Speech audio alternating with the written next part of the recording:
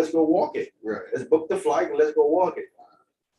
You can see for yourself, you know what I'm saying? You can't say I'm over here making stuff up. I'm reading what the white man wrote or something, and we can go actually walk it. Right. Sign that. There's a white man that wrote none of that. Yeah, let's sign that. Let's see. Yeah, he don't know he behind. I wonder the only way he's gonna say now once he see that it's a tour now, he can actually go walk. He gonna say, "Oh man, they make it up." Yeah, okay. How much you think that tour costs? Huh? How much you think that tour costs? I gonna pay like 2,500 or something like that. Depends. You know what I'm saying? You're gonna pay that. Oh, that's something to see right there. This is historic. This is historic right here. You know what I'm saying? Oh, that's something to see. People actually, they said that the people that do the tour, like the regular people, they actually finding artifacts themselves when they're walking. They find actually artifacts of ground. Still there. Preserved. They done, bro. They're gonna have. They done that. So that's just that, just in the passageway, not to the like actual. You know, All of it. Red Sea too. All of it. Oh, they're doing the whole thing, all of it. You can go walk all of it. They want to go over there now. There's even a website. There's a website where this guy, he takes pictures of everything and he goes into the Bible and he breaks the whole thing down from the scriptures, breaks it all down with the location.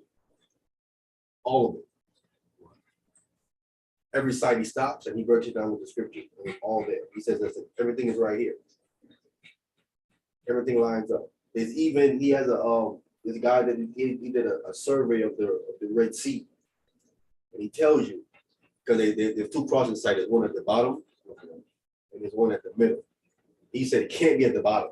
It has to be talking about people that has all that PhDs and they all that master's degree and all that. Right. They surveyed the sea. They tell the site is here. It has to be right here. And he found that, and they found the underwater land bridge that the Israelites crossed. That's there. That's still there. They even found a place on the beach where the cloud shut the fire down. It's up from his environment. Right there in front of the sea, it's burnt. The sand is hard like glass. Yeah. It's still there. Wow. He said, what would cause the sand here to crystallize? They say it crystallize it into glass. And what would they say you need extreme heat to turn that into that. Right. This is next to the beach. Right. Next to water. They said there's no way the water would quench that heat. Right. There's got to be extreme temperatures for that to happen right next to an ocean or body like that. So they have this rock. They say that like a meteor. They call it wormwood. Have you heard of something like that? So they say like a meteor had to do something like that. Now a meteor wouldn't do nothing like that. It wouldn't do like it would cause a crater. You would do it. A meteor would cause a crater in the ground. There's no crater there. It's just the front of the beach is all crystallized. Man. Dark. Man. You see, this is where that fire came out of that cloud. The evidence is still there. What? Yeah, Lot's wife still there too. They found Lot's wife. They documented into the it's on the Bible dictionary. They said they found her and they examined that thing and they found that there's a woman. So that's documented. Of course, they're going to deny it and say it isn't, but they have documented it. They found Sodom and Gomorrah. The first Sodom and Gomorrah actually is not 2 cities, 5 cities. 5 cities, right? It's 5 cities, and they found all 5 of them. Yeah, because they did document that. Though. I mean, they did because they said they was finding sulfur everywhere. All that stuff, all that fire came down. That everywhere you went, you can still it's black. Everywhere you go up in there, it's all black, burnt up, and to ashes. Ashes. The ashes. They can explain the Dead Sea why the polarity is reversed. Why you go to the sea and you float? You don't sink. Yeah. They can't explain that. Explain that. The salt content is so high that you just float when you go in the water. Sodom and Gomorrah proved there's a God. Once you go and you see that this destruction, you should no longer be an atheist. You said, well, that's God. What else can do that? That's before man had nuclear power. That's been there before man had any kind of nuclear weapon or anything like that. So once you see that there, and they did it all the way back to that time. It's like they back to the they want to take it back to the Bronze Age, but before the Bronze Age. It's more like it's going back to like the Stone Age. That's how Esau dates stuff. He dates stuff from the Stone Age. Then he goes to Bronze Age. Then he goes to Iron Age. He dates his stuff. He's a stone. He's a No. body. Good carving thing. That's how he dates stuff. That's a stone. Like a stone. Yeah, that's where they get the stoners from. Yeah, dude, oh, dude, look at that, dude. Yeah. Fall out, dude. All that stuff. So with that, man, anybody else, you ready to go to the bar? Yeah. We live. Yeah, we live.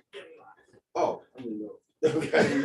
No, that's all good, man. I mean, they heard some good information about that, so Oh, okay. that was all good.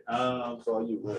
All right, so we are live. We are live on Clubhouse as well as YouTube, as well as anybody else on Zoom. Just want to say Shabbat Shalom. Wait, can they? Actually, Gabar, you actually are kind of low. Did it switch? Yeah. Hold on. Can you hear me? Yeah, it's better like that. Yeah, you're better like that. Yeah. Okay. It might be because it's probably the screen is probably blocking my voice. Right, screen. Yeah, better. All right, is that better? Gone.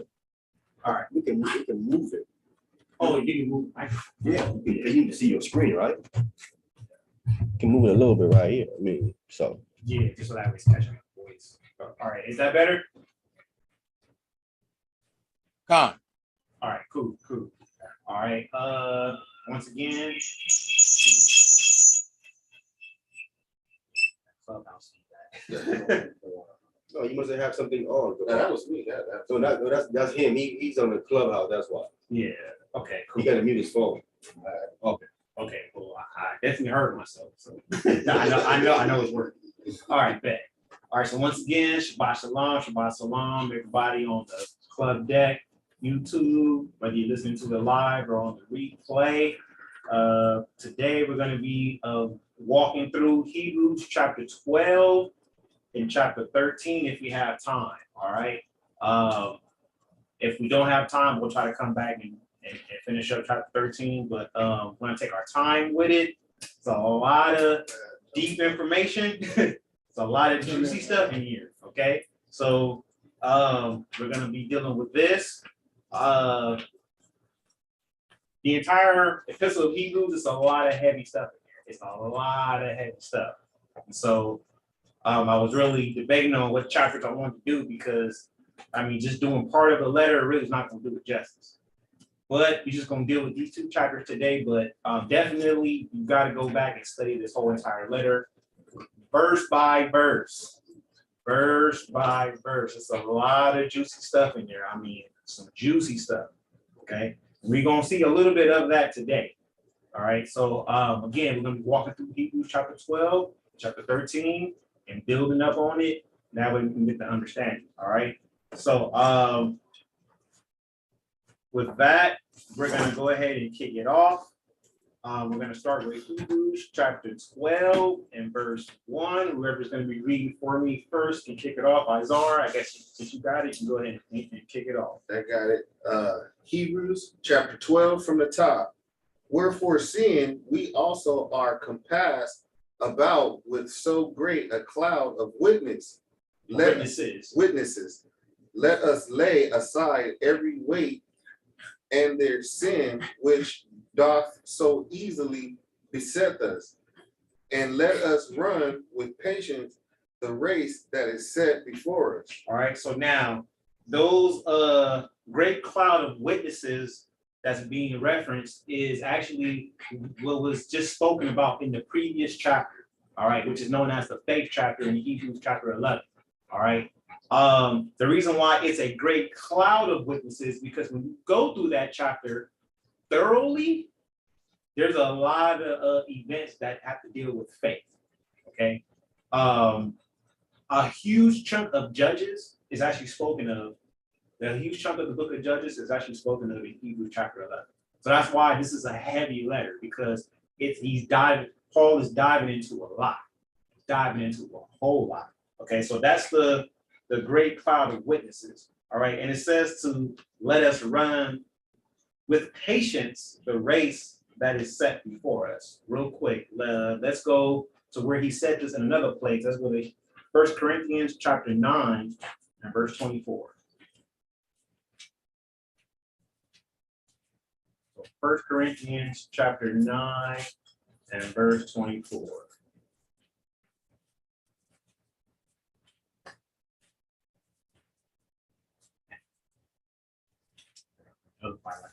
Pages faster. This one, pages thin.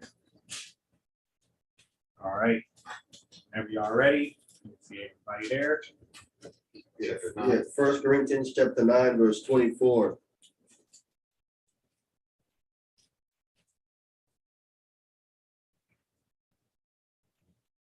All right. First, I get it. 1 Corinthians chapter 9, verse 24. Know ye not that they which run in a race run all, but one receiveth the prize. So run that ye may obtain. All right. So now we got to run this race in order to receive the prize. Okay. So this race that we got to run with patience, we got to run so that way we can receive that prize. All right. Receive that prize, getting that crown in that day. All right. Getting that crown in that day. So when you read from Hebrews chapter 11, that faith chapter, and you come into chapter 12, you're supposed to be having an understanding of, okay, all these men, they ran the race. They were faithful. They were found faithful. That's why they're being spoken about. So you have the scriptures that was written for our learning, so that way we can have hope. And that's the hope that we got to look to. We got to look back to what was written before time. Okay, so don't ever let anybody tell you to not do the Old Testament, because that's where you find the faith at. That's where you find it at. And that's how you learn how to run this race. Okay, by seeing the forefathers and foremothers who were faithful, who were found faithful. You want to say something? Yeah, go ahead. Yeah, I mean, the Christians say that the Old Testament is not of faith. The law is not of faith, is what they say. The law's done away with. It's totally false. It's totally false. The Old Testament is of faith, because that's how you learn what faith is. All right. It's according to the accounts that we have written. Okay. Let's continue on. Let's go to verse 2. Hebrews chapter 12, verse 2.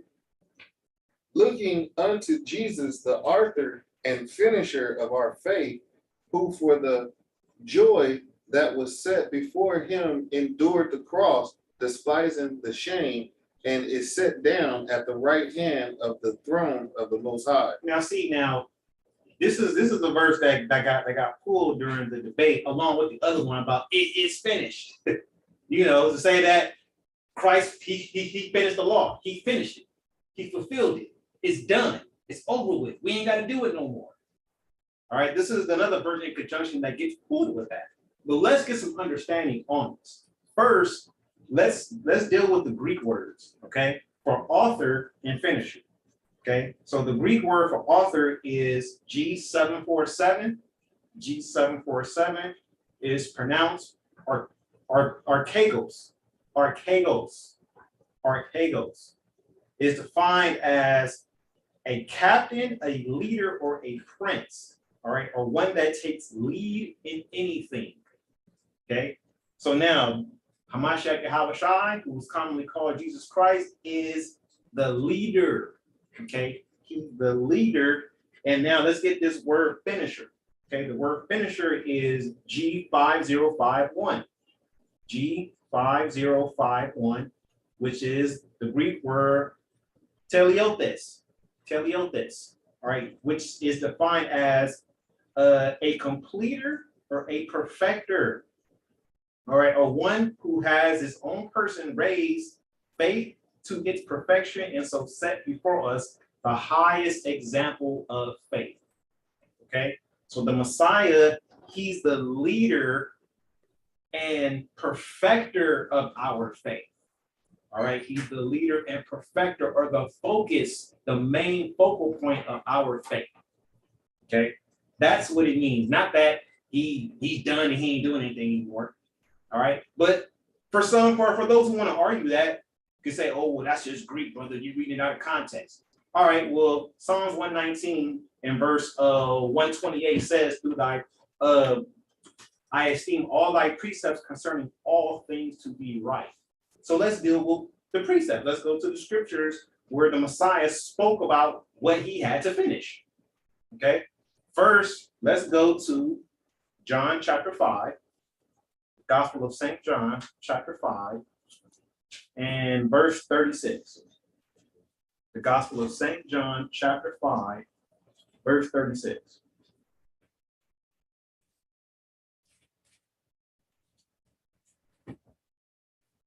You said chapter 5, verse 36? Come.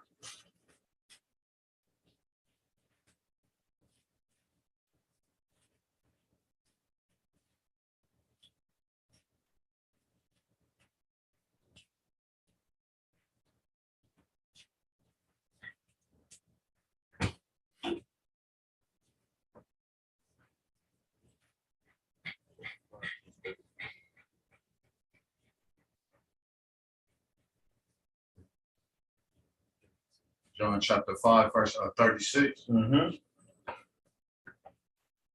But I have greater witness than that of John for the works which the Father have given me to finish, the same works that I do bear witness of me that the Father has sent me. Okay. So the Father gave him work to finish. What did he finish? What was that work that he finished? What was it? Okay. Let's go further down. Let's go to John 17 and verse 4. So John 17, verse 4. Now check this out. John chapter 17, verse 4.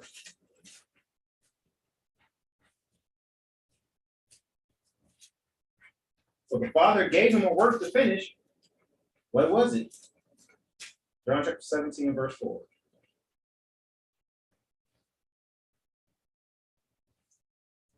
John chapter 17, verse 4. I have glorified thee on the earth. I have finished the works which thou givest me to do. All right, wait a minute. Hold on. But he ain't died yet. He ain't died yet. He said he was done, but he ain't even died yet. He was not put on the cross yet. Yet he said he was done. So the work that he was given was to glorify the Most High. That was the work he was given, to glorify the Most High. He did his job. Now he has to proceed to the next thing that he must do.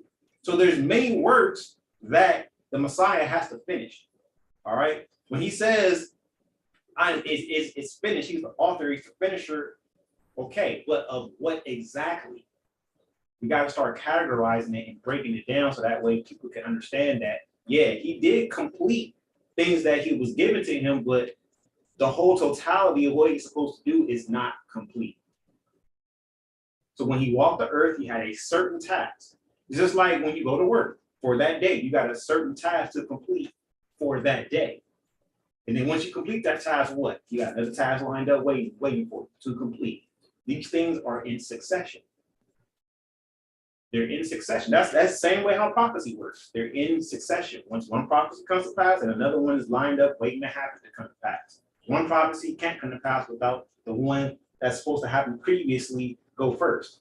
Okay? The things get lined up. All right. Now we're gonna stay in John. He said, because it's said again. 3 times this is said. John 19 and 30. John 19, verse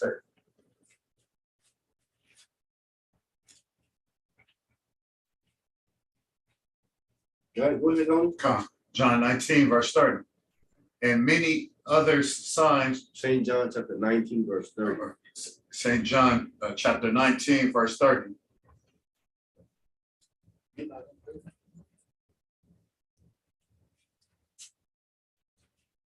St. John chapter 19. Verse 30. Go ahead. And it reads, When Jesus therefore had received the vinegar, he said, "It is finished." And he bowed his head and gave up the ghost. All right, so now he's finished again. He just said he was finished in chapter 17. He's finished again. So this is how we know the things that he has to complete, they're in succession. He completes one task, then he completes the next task, then he completes the next task. He's still not done completing the tasks that were given to him. All right, this is how we know this. Let's go to Revelation 10:7, and then we'll go back to Hebrews. This is how we know. So he said, I got work that the Father gave me to finish.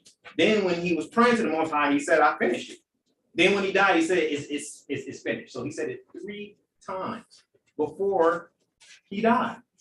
3 times he stated. Okay. Now let's go to Revelation 10:7.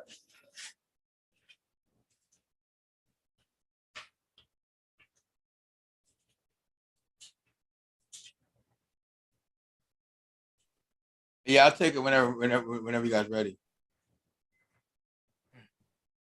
All right, you go ahead.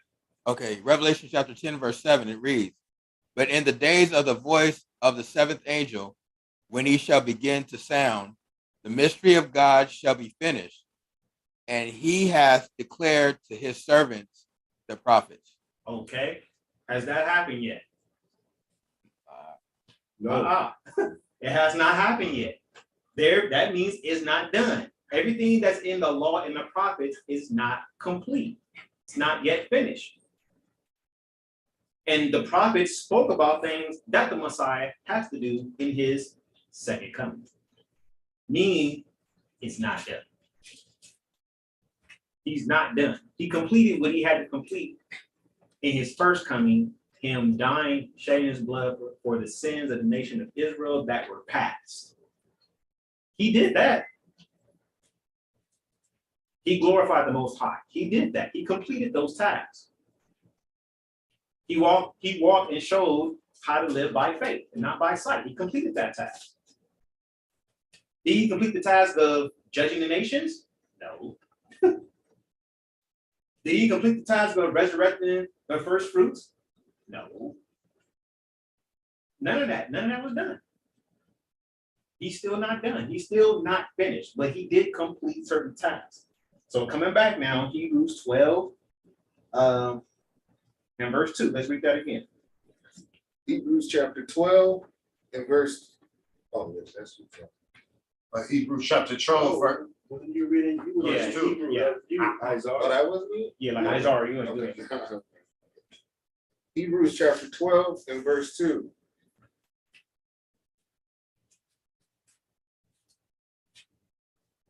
Hebrews chapter 12, verse 2. For if the word spoken. Verse 2. Oh, chapter 12. My bad. Hebrews chapter 12, verse 2. Looking unto Jesus, the author and finisher of our faith. So the leader and the perfecter of our faith, that which we believe in, okay? And we believe in what? The law and the prophets, the gospel. That's what we believe in. We believe in the law and the prophets, okay? That hasn't come into its full completion yet. So he still has to finish it. All right, go ahead. Joy that was set before him endured the cross. So we know it's coming to a completion because, yeah, he did that part. That part's been completed. So now we wind it down. Go ahead. Despising the shame, and is set down at the right hand of the throne of the Most High. Waiting to complete the judgment of the Most High God. He's ready to finish, but he's got to get the order to finish it out completely. All right. He is the finisher. He's not finished yet. Okay. Not with everything concerning the law and the prophets. All right. Any questions, comments?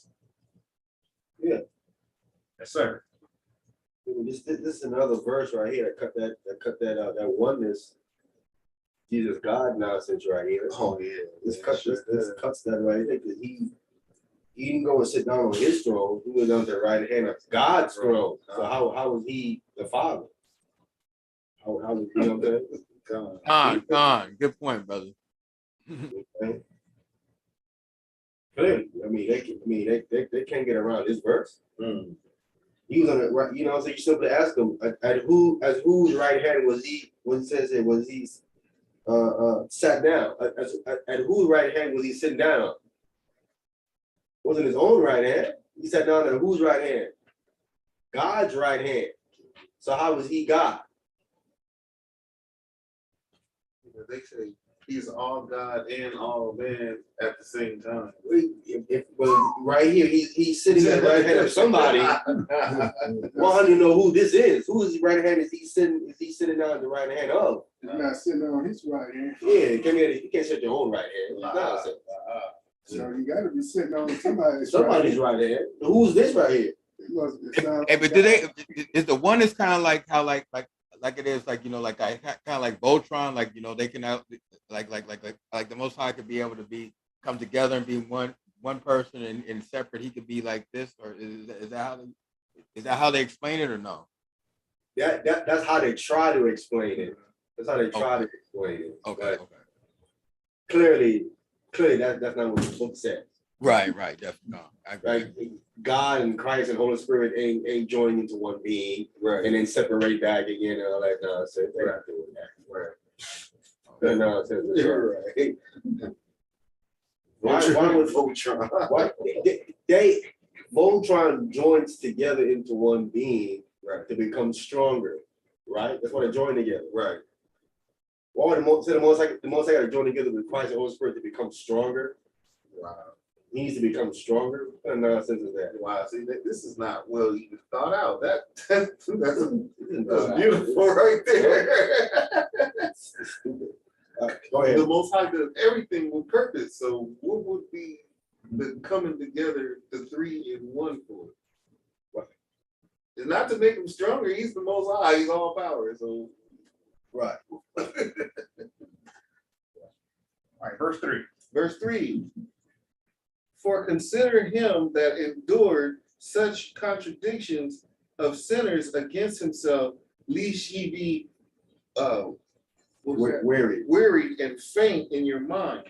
All right, so it's still coming off of what we read in chapter 11 about faith. Okay, it's still coming off of that. So now we know that out of all those people that have faith, we come to the one who perfected the faith. And how did he do that? He was what? Obedient and believed in the command that the Father gave him. Okay, so we need to consider that. And even and he went through it all, yet he still was obedient and finished the work that was given to him to complete while he walked the earth. Okay, so we got to look to that and see that even though he endured the contradiction of sinners against himself, all right, anytime we get weary, look to the Messiah, like, man, look what he went through. Yet he endured, and now look, he's on the right hand of the Most High God. So we need to have that same endurance. All right. Verse 4. Verse 4. Ye have not yet resisted unto blood, striving against sin. All right. So that's going into actually getting physically harmed. Physically harmed to the point where you're bleeding. So Paul's telling them, like, look, you ain't went down that level yet. You ain't went down that rabbit hole where you get beat up and blood is getting shed. All right. Ye have not resisted unto blood, striving against sin. Go ahead. Verse 5. And ye have forgotten the exhortation which speaketh unto you as unto children.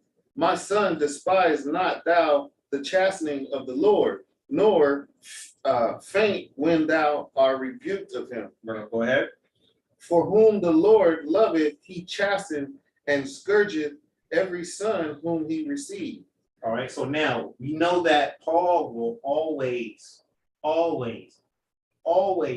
from the Tanakh. Always draw from that. We're going to see that a lot again. All right, anytime we do a build-up of Paul's letters, we got to always go back to the Tanakh, because that's where he gets his inspiration from. All right, so let's go there. So that way we can prove and put on record, since this is on YouTube, that these are not Paul's words. He's pulling from the Old Testament. All right, so that way we can once again show that When you're dealing with Paul, you got to deal with the Old Testament. Okay, it's gonna sound redundant, but we gotta do it. Yes, sir.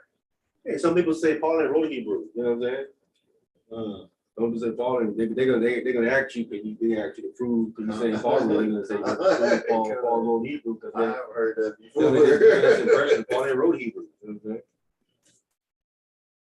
Well, that's up for debate. It's always been up for debate. But according to information that I've studied, even the scholars, I mean, it's debated somewhat among the scholars, but a lot of them do lean toward Paul being the one writing because of the writing style, the things that he's saying, how deep he's going. Like it's on point with the rest of his letters that he writes. It's in the same style. Okay. That being said, Proverbs chapter 3, verse 11 and 12. Let's go there. To show that in verse 5 and 6, it's still coming from the Tanakh. So Proverbs chapter 3, verse 11 and 12.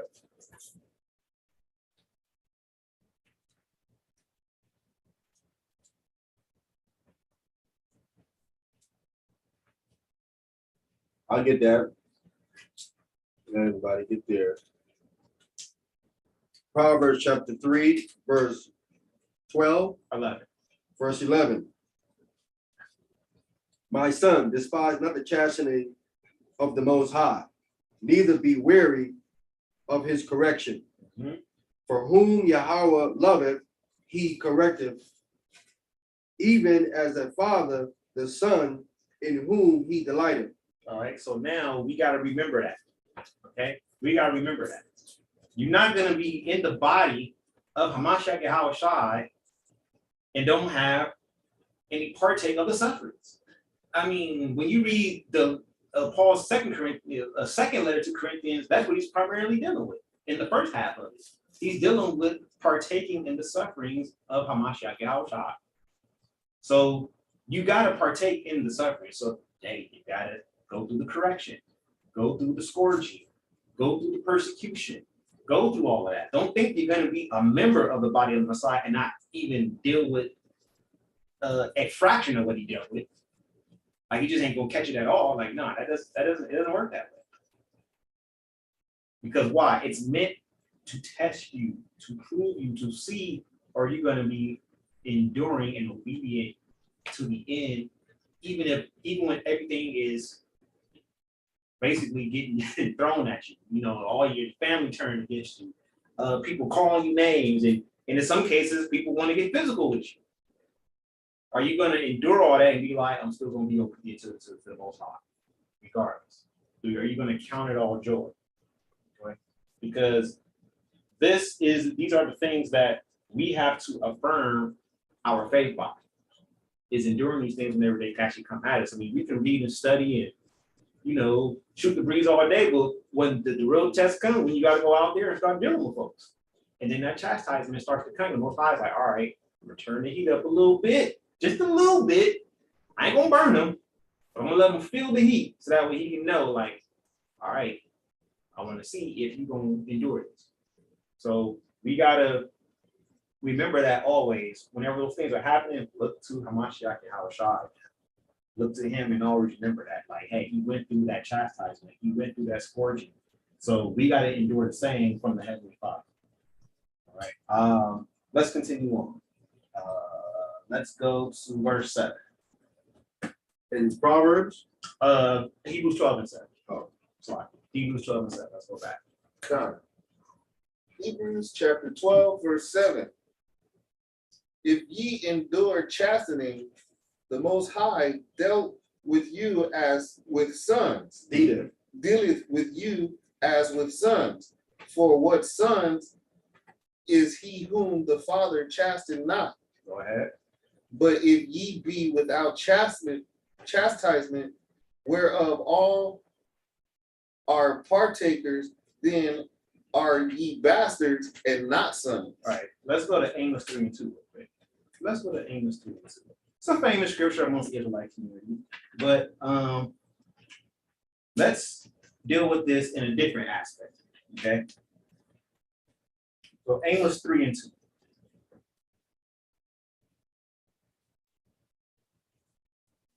I'll take this one. Just let me know when everybody's there. We're ready to go.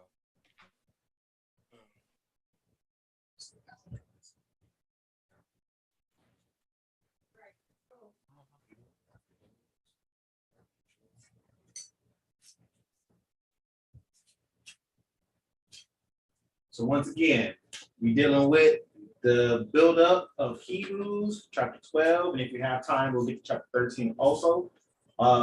Just gonna get some understanding on these two chapters here. All right. Appreciate everybody that's tuning in, and if you're listening to it on the replay. All right. Are we there? All right. Go ahead.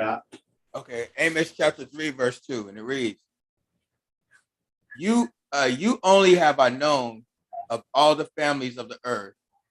Therefore, I will punish you for all your iniquity." Okay, so you see that? So now, in the Israelite community, we often go to this verse to show that the Most High only deals with Israel. Okay, but now we can show in greater detail how the Most High is only dealing with Israel. All right, how he's only dealing with Israel. He's dealing with Israel like a father does to a son. He doesn't have that same relationship with the other nations. Okay, so the other nations, yeah, they know about the Most High. They know about our God. Most High knows about the other nations, yeah, of course. I mean, all nations come out of Adam. So it's not like the Most High don't know anything about them, but he doesn't know them like a father does to a son. He doesn't deal with them in that manner. Okay, so when you're dealing with your children, I mean, you get personal, you get attached, you got feelings, you like, man, you messed up, I don't want to do it, but I got it's a different relationship. All right. When you're dealing with someone else, you like, man, You ain't man, mine. come pick your child up, like, you don't have that same connection. You don't have that same connection, like, man, you'll care somewhat, you'll be like, I don't want someone getting harm, but at the same time, it's like, if they not your family, you're not gonna have that same connection like that. It's just not gonna be there. You're gonna do your job and you're gonna go home. I work with children. I know. When I work with the kids, they be crying, so I just sit there. I'll be no emotion. I go home, my daughter cry, get on my nerve. Like it has a different effect on me because it's my own. But someone else's child crying, I'm trained to ignore it. So. But with my own, I can't do that. No matter how hard I try, I gotta go get up because my mind just clicks. So that's how the Most High is with us. It's so much more personal. So he only knows us according to that relationship. He doesn't have that same relationship with the other nations. Oh, we get burned up, man. Yeah, I'm sweating, my arms getting wet. Man, what I do, I stand up, man, and get that. That's why you see that you be at home. I'll be standing up. You stand up. I'll stand up and catch the That's why I'll be up. Yeah, I'm standing up. Wait, Wave your arm. I was like, when you do this, I'm like, man. Yeah, just stand up. I'll stand up and catch that, bro. Okay, yeah, I'll do that. I mean, if you need we got two fans over here too. We need a fan because we got two big fans right here. Shut off. Huh? I know last time this mentioned the circuit breaker. No. Okay. Yeah, I'll stand up in a second. All right. Any comments on that? Not. Let's go back. All right. Hebrews 12. Let's pick up at verse 9.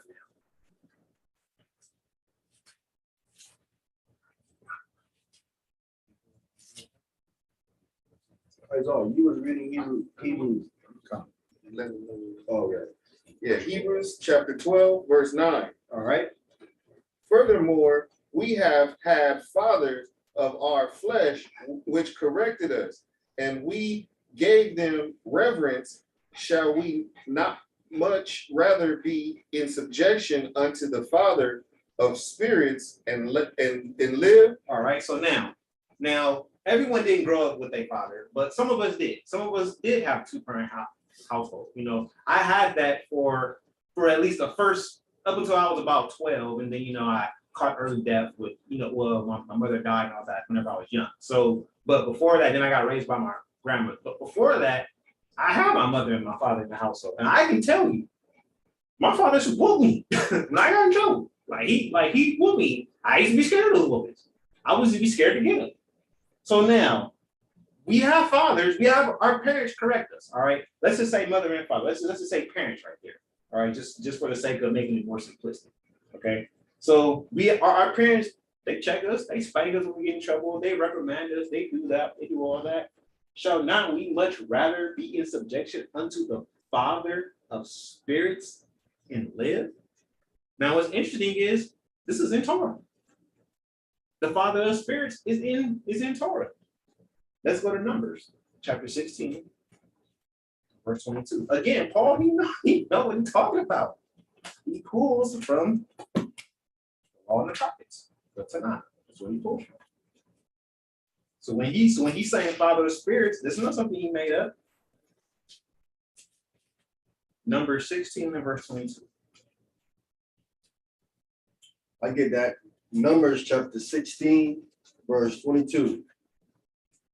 And they fell upon their faces and said, O God, the God of the spirits of all flesh, shall one man sin, and will thou be wroth with all the congregation? All right, so we see there that the people said, "Oh God, the God of the spirits of all flesh." Is what the people will say. All right, whenever Moses and Aaron was telling them to separate for themselves from among this congregation. All right, here, Sarah Smith. All right, so wait till we come in. So yeah. Hey, Shabbat Shalom, Service Smith. Shabbat shalom, brother. Shabbat shalom, family. Hey, Shabbat shalom. Shabbat shalom. Shabbat Shalom. Hey, so we in Hebrews chapter 12. We dealing with verse 9 right now. And we going right now. We're going to a precept number 16 and verse 22. Let's read that again.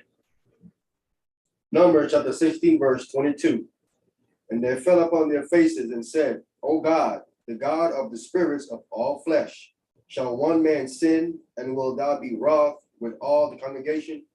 All right, so the people knew that the Most High was the Spirit, was the Father of spirits. All right, he's the Father of spirits. Okay, the people knew that. The people knew that. All right, let's go to another place where he said it. Numbers 27:16, and then we'll come on back. So once again, it's gonna sound redundant, but we got to do this because apparently people think Paul don't be using the Old Testament or something. Like, nah, he uses it quite often, so you can't throw it away. All right, Numbers chapter 27, verse 16. Let Yahweh, the God of the spirits of all flesh, set a mind over the congregation. All right, so now the spirits of all flesh, the Father of spirits, is what he is. Moses knew this too, but this is Moses speaking here. All right, so anybody that's got any objection to that, they got to deal with the Most High. Paul pulls from the Old Testament. All right, you want to deal with Paul again? Deal with the Old Testament. Let's go back now. Hebrews 12. Now let's get verse 10. Hebrews chapter 12 and verse 10. For they verily for a few days chasten us after their own pleasure, but he for our profit, and we might be partakers of his holiness.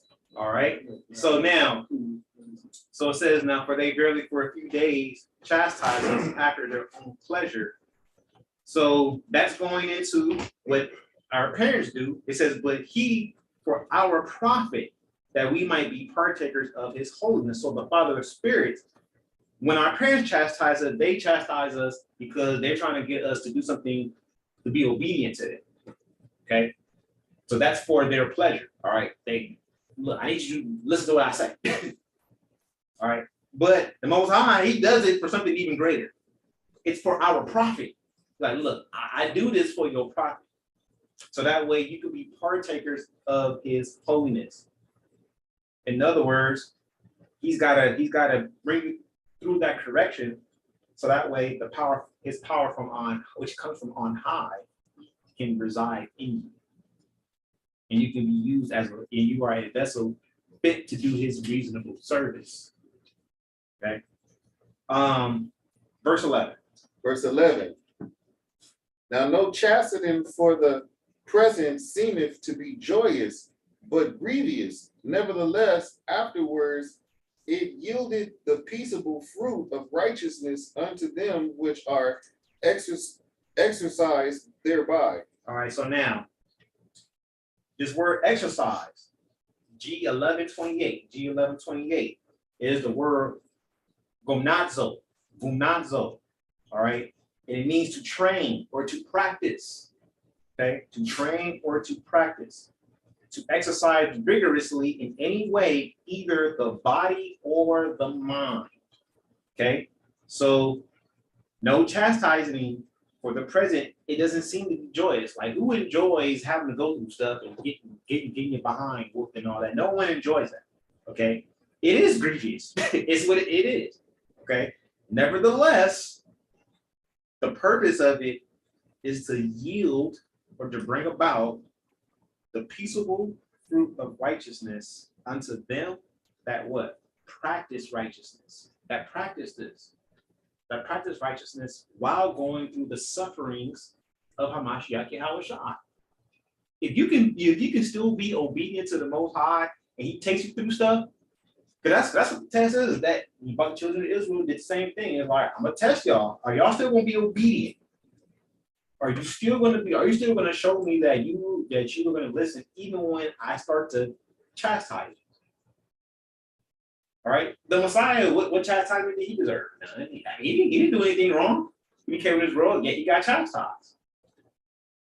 All right. It was for a prophet, so that way, why? He can be resurrected, that first fruit, and then sit on the right hand of the Most High, thus making him the author and the perfecter of how we can get things done now in the same way.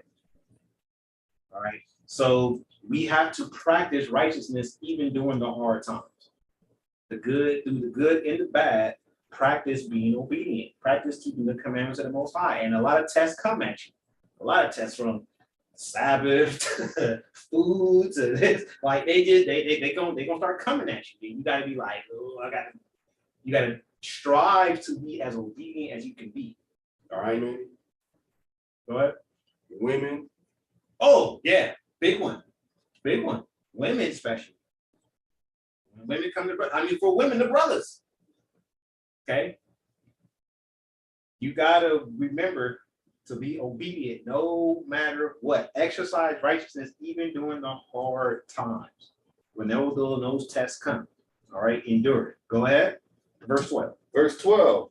Wherefore lift up the hands which hang down and the feeble knees. Go ahead. Verse 14. And 13. Sorry. And make straight paths for your feet, lest that which is lame be turned out of the way, but let it rather be healed. All right. So now, once again, he's getting this from the prophets. Let's go to Isaiah 35. We're going to start at verse 3. Isaiah 35, starting at verse 3.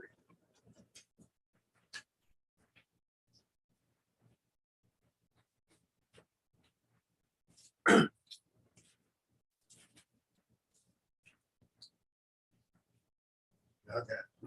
Your brother's there. Come. Isaiah chapter 35 and verse 3. Strengthen he the weak hands and confirm the feeble knees. Go ahead. Say to them that are of a fearful heart, be strong. Fear not, behold, your God will come with vengeance. Even God with a recompense, he will come and save you. So see, when he goes, this is why the Christians, they don't like us going back. Oh, wait a minute. He pulled that from, let's go see what he said. And when you go see what the prophets say, you're like, wait a minute. We got to endure with the mind that the Most High is going to avenge us. That's the part that's missing in Christianity is look, endure so that way, because with the mindset that you're gonna be avenged. Everything that the devils throw at you, it's gonna be avenged. Don't seek the vengeance for yourself, because the vengeance belongs to the Most High. But have the mindset that I'm gonna go through this and the Most High gonna get y'all. Go ahead. Well, I mean, they're gonna retort what you're saying. They're gonna say, "Well, brother, for God so loved the world." You know what I'm saying? That was then. God is not. God ain't like that no more. You know what I'm saying? Since Jesus Christ died, God so loved the world. He not gonna do that. That's for non-believers. That's non-believers. That's not for like anybody outside of Israel. You know what I'm saying? That's what they're gonna come back and say. And they saying that you're limiting God's bloodshed when Yahweh Shai died on the cross. They saying when you don't extend it to all people, like Paul's letters open the covenants to all men. So they're gonna keep trying to sell this story that Yahweh Shai's blood covers all men, like it says, all flesh. Well, there's the danger in that. In doing that and going with that understanding, now you got to cancel stuff out that's written here. Oh, yeah, You got to now cancel it out. You did a good job proving. So now you adding and taking away. Scripture say don't do that. So they in danger of doing that because now you're putting a partition on what's written. Oh, I don't want. Yeah, brother, but nah, man, you gonna deal with this. Quit running. You're gonna deal with this. Okay. So we gotta have, that's the mindset that we gotta have, is the vengeance that's gonna come from the Most High in that day, even though we catching hell. All right, keep going, you're bound to verse 5. Verse 5. Then the eyes of the blind be open, shall be open, and the ears of the deaf shall be unstopped. Go ahead. Last one. Verse 6. Then shall the lame man leap as in part, and the tongue of the dumb sing. For in the wilderness shall waters break out and streams in the desert. Okay, and we know that day is coming because that's when the New Jerusalem is established. After the Most High wipes all that out from over there, you're going to see rivers of waters coming from the throne that the Lamb sits on, and the Most High. You know, when the kingdom of heaven is established on earth. Okay, we know that day is coming. Okay, so again, is the Most High is Yahweh Shai finished? No, it's not done. It's not done. Yes, sir. You remember that movie, the last one, the Mummy, with the Scorpion King in it? Did it have some type like a paradise coming up out of the some like what you're saying with waters coming down? Are you talking about the Mummy that they did with Tom Cruise, or the one with no, the one Johnson? that went to Rock Johnson. It was called I think the Scorpion King was trying to bring back his own paradise or something like that. I think I remember that. Yeah, I think I remember that. Then like they had water coming out of it, stuff like that. Yeah. Yeah, that's how it's going to be in that day. But we know we're not there yet, so it's not finished. So this is why, again, let's go back over to Hebrews 12 now, and this is why it's said to lift up the hands which hang down and the feet release. Know that that day is coming. All right. Now let's get verse 14. Hebrews 12, verse 14. Hebrews chapter 12 and verse 14. Follow peace with all men and holiness, without which no man shall see the Lord. All right, so now we got to be peacemakers. All right, we're not going to go there, but Matthew 5 and 8, blessed. Let's go there. Words of the how to shop. Let's go there. Matthew 5 and 8. Matthew 5 and 8. Let's not quench the how to shop first.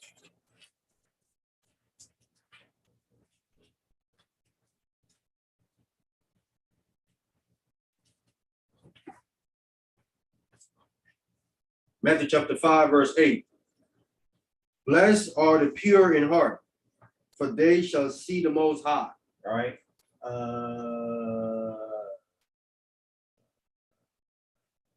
Verse 9.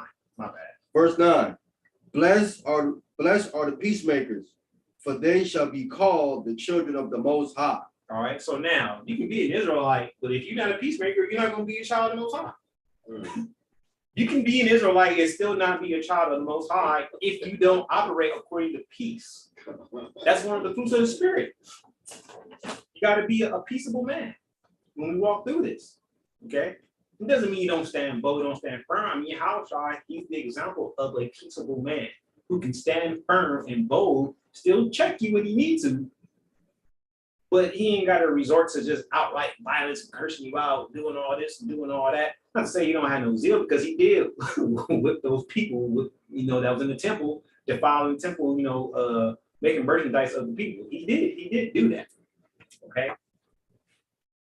But his main objective was to be peaceable. To be peaceable. To go among the people, to be peaceable, to bring forth healing, to bring forth the gospel, to give people hope if they do what? Be obedient to the Most High's commands. Don't even follow their own way. But follow every little thing that the Most High says to do.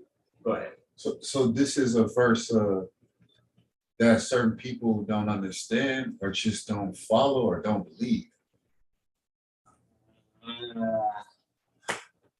I think that honestly, I think they're blinded to it.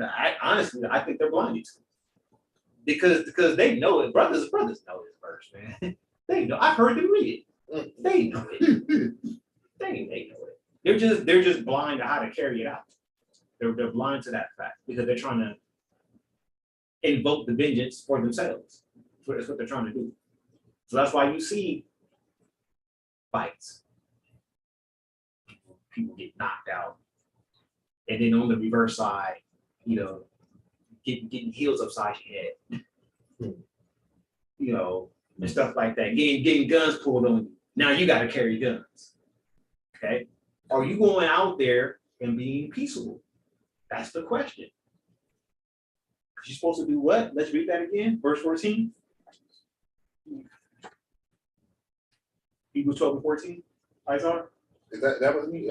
Yeah, go ahead. Follow peace with all men and holiness with which no man shall see the Lord. All right, so we ain't gonna, brothers need to check themselves. Fruits of the Spirit. It's important. Peace, love, joy, peace. So like the third one. You cannot see the Most High. You cannot see his son sitting on the throne in that day unless you are walking in peace. Because the Messiah, in order to be a part of his body, you got to exemplify that attribute. You got to be peaceful. But let's not be peaceful. Let's be ready to fight. Question. Yes, sir. Oh, yeah. Yeah, it says, and holiness. So it's two things. You have the peace, and you got to be holy, set apart. You got to separate yourself from such people as well. Can't be with them. You have brothers who they have groups and they have believers in Christ, and they got to knock on in there. Non-believers in Christ. Like, how you have that? Wow. You know what I'm saying? They thinking they're gonna try to convert these guys over to Christ, and they never do. They never do. Never can. Right, because they have a negative mindset against Hamashiach Yahushua from the door. Mm-hmm. Does not be holy. When Jesus, that's why he said, be ye holy like I'm holy. Separate yourself from them. They push this integration melting pot thing. You gotta separate, from people who don't believe. So, you said he was the father of all flesh, so he's the father of all flesh. He's the father of spirits. We're spirits and we're flesh. Why we don't count in that? Yeah. It's just like when HOD used to go down to Israel, and they went to Dimona, Israel, to check out Ben Armin's people. They didn't even, they talking about Yahushua. They're like, who is he? Right.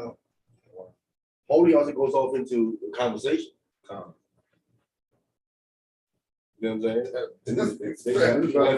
F-bombs and all kind of disrespectful comments. None of that is of the spirit, man. None of that is of the spirit.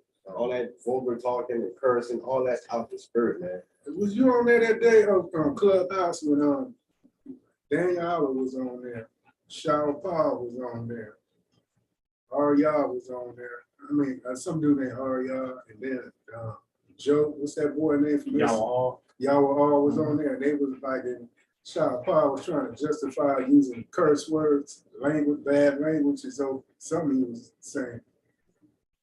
Yeah, though I be rude in speech, they all. Yeah. Yeah, they all do that. But the verse don't even mean that. That's the problem. Whoa.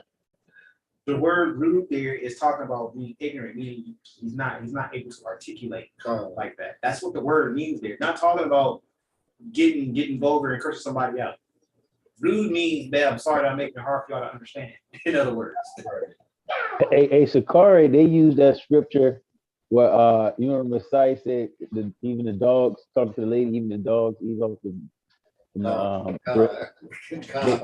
they say that you can say the B word to the woman. They say, see, they called her a dog. So it's okay to say, you know what I mean? And it's so crazy because they ain't the same thing. You know how a female dog is called, you know, she ain't eat or whatever. So they justify that scripture, the reason why you can say the B word. I heard them say that. That's what the Bible talks about, men of corrupt mind. That's crazy. Yeah, only those of corrupt mind we're trying to use that verse in that kind of understanding that he's calling her that. Right? So you gotta use that kind of language, man. They go to the viper too, like the snake was a bad word back then, calling her a snake. But none of those are not bad words. Like we call bad words today. Those are not bad words. Right. Right. I mean, plenty of, if you understand Christ's language, he usually call people all kind of animals.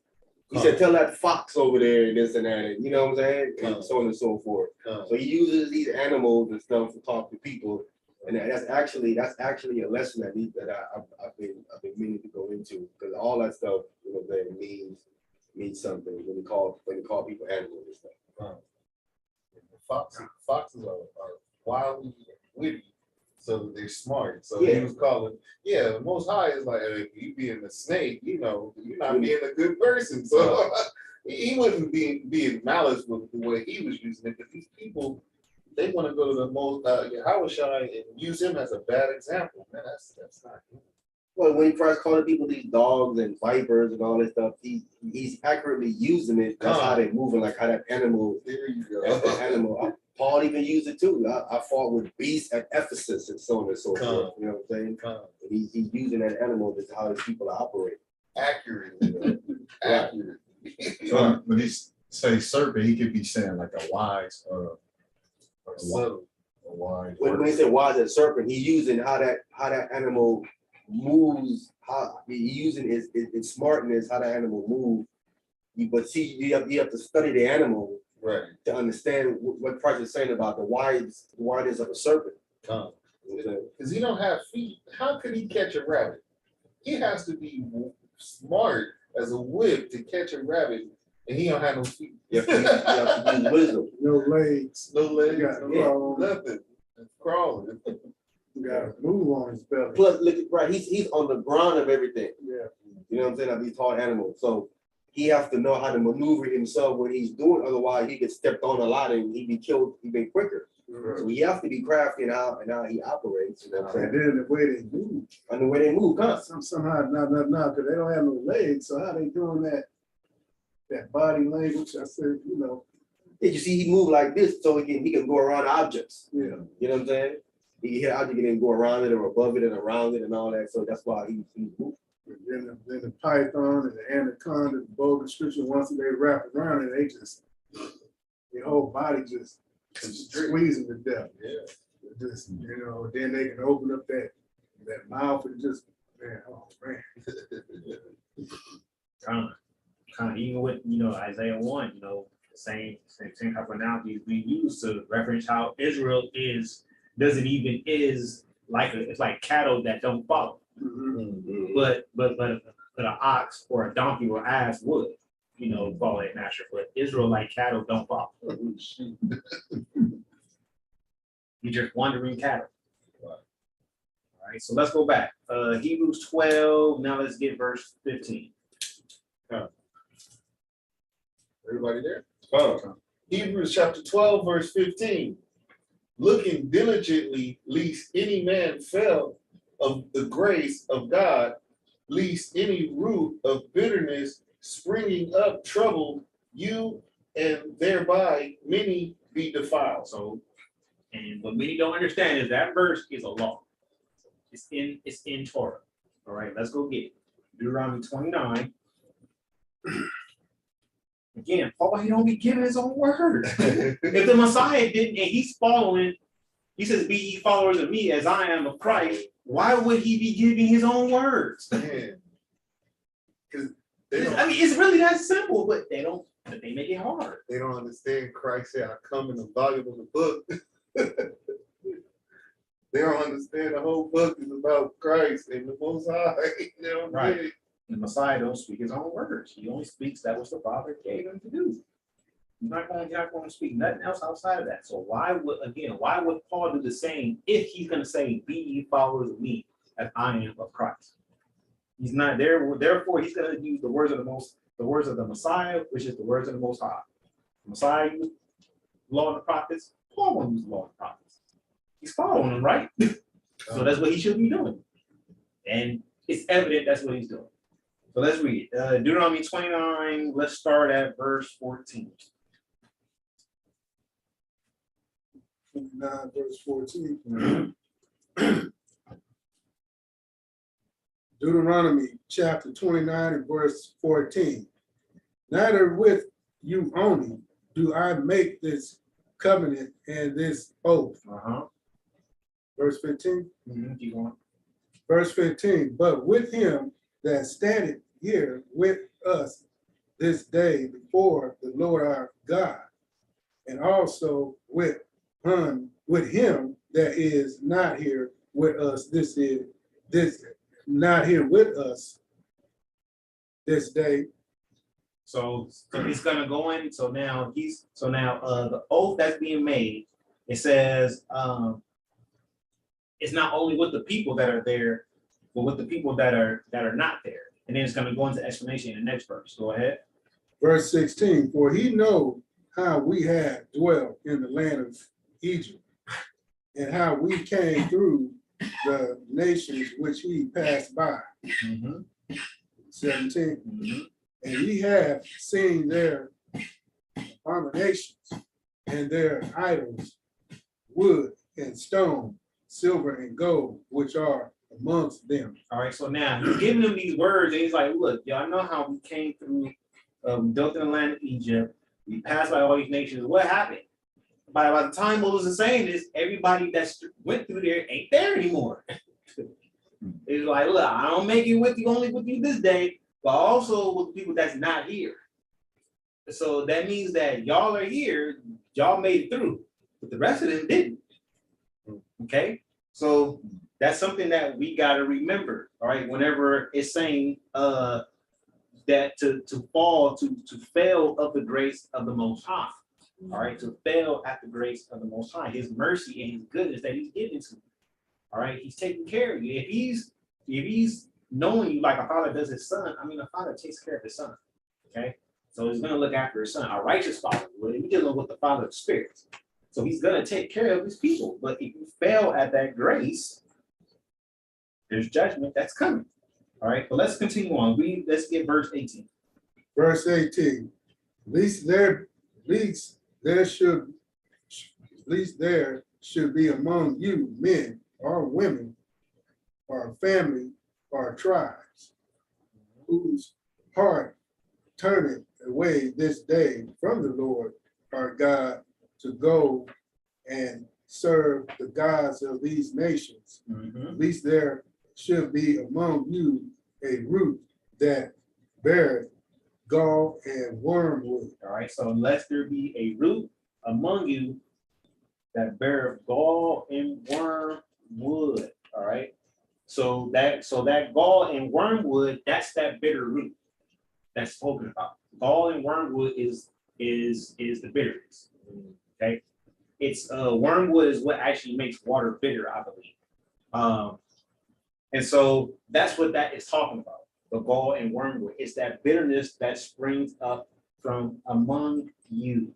Okay. Just like it sprung up among them in the wilderness. They had bitterness in their hearts, in their minds. Oh, I can't deal with that. Oh, you gotta go. So this is a command in Deuteronomy, the second law that Moses left with us before he passed, to say, hey, do not let that bitterness be among you. Don't let that gall and wormwood spring up among you. Because what happens? Verse 19. Verse 19, and it came to pass when he heard the words of this curse, that he blessed himself in his heart, saying, I shall have peace, though I walk in the imagination of my heart, to add drunkenness to thirst. All right, so you get so bitter that it's not you. Let me go see what the Bible's about. You just take a deep dive into it, where you're drunk. Just drunk off of the idolatry. You're just taking a deep dive into it. You get so bitter to where you just turn away from the Most High, and you're like, "I'll follow peace, but I shall have peace, though you're walking according to the imagination of your own mind. You lean to your own understanding."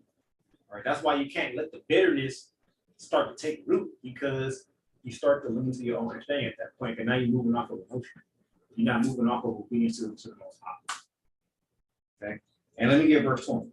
Verse 20, the Lord will not spare him, but then the anger of the Lord and his jealousy shall smoke against that man, and all the curses that are written in this book shall lie upon him, and the Lord shall blot out his name from under heaven. Now remember that part there.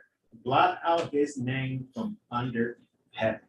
Because he says this because he's getting ready to deal with that. About the names being blotted out under heaven, and the names that are written in heaven, and so on and so forth. So again, Paul, he knows what he's doing. He knows what he's doing. He's like, all right, I'm getting ready to explain this. So I'm gonna state this part, and then I'm gonna start breaking it down. Okay? He's giving you so much that you got to go in and unpack it.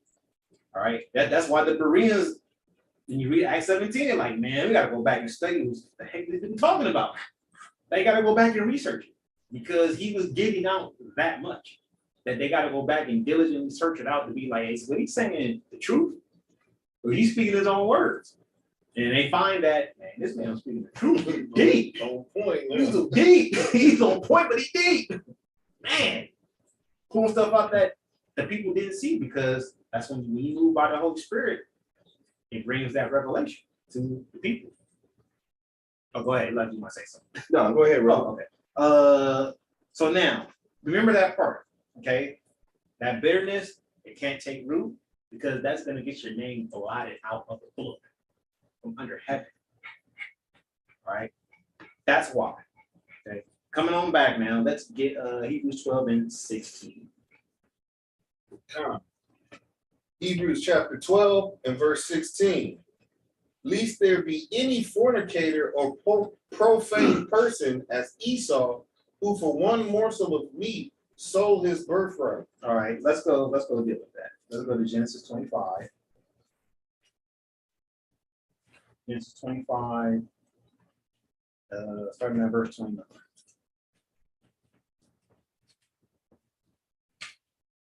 Why is Esau known as someone that's profane? Why is he called this here? What we doing? Genesis 25. Verse 25. Verse 29.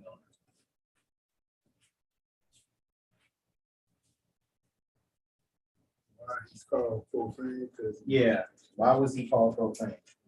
It's going to tell you right here in Genesis. Why? Genesis 25, Starting at 29. verse 29.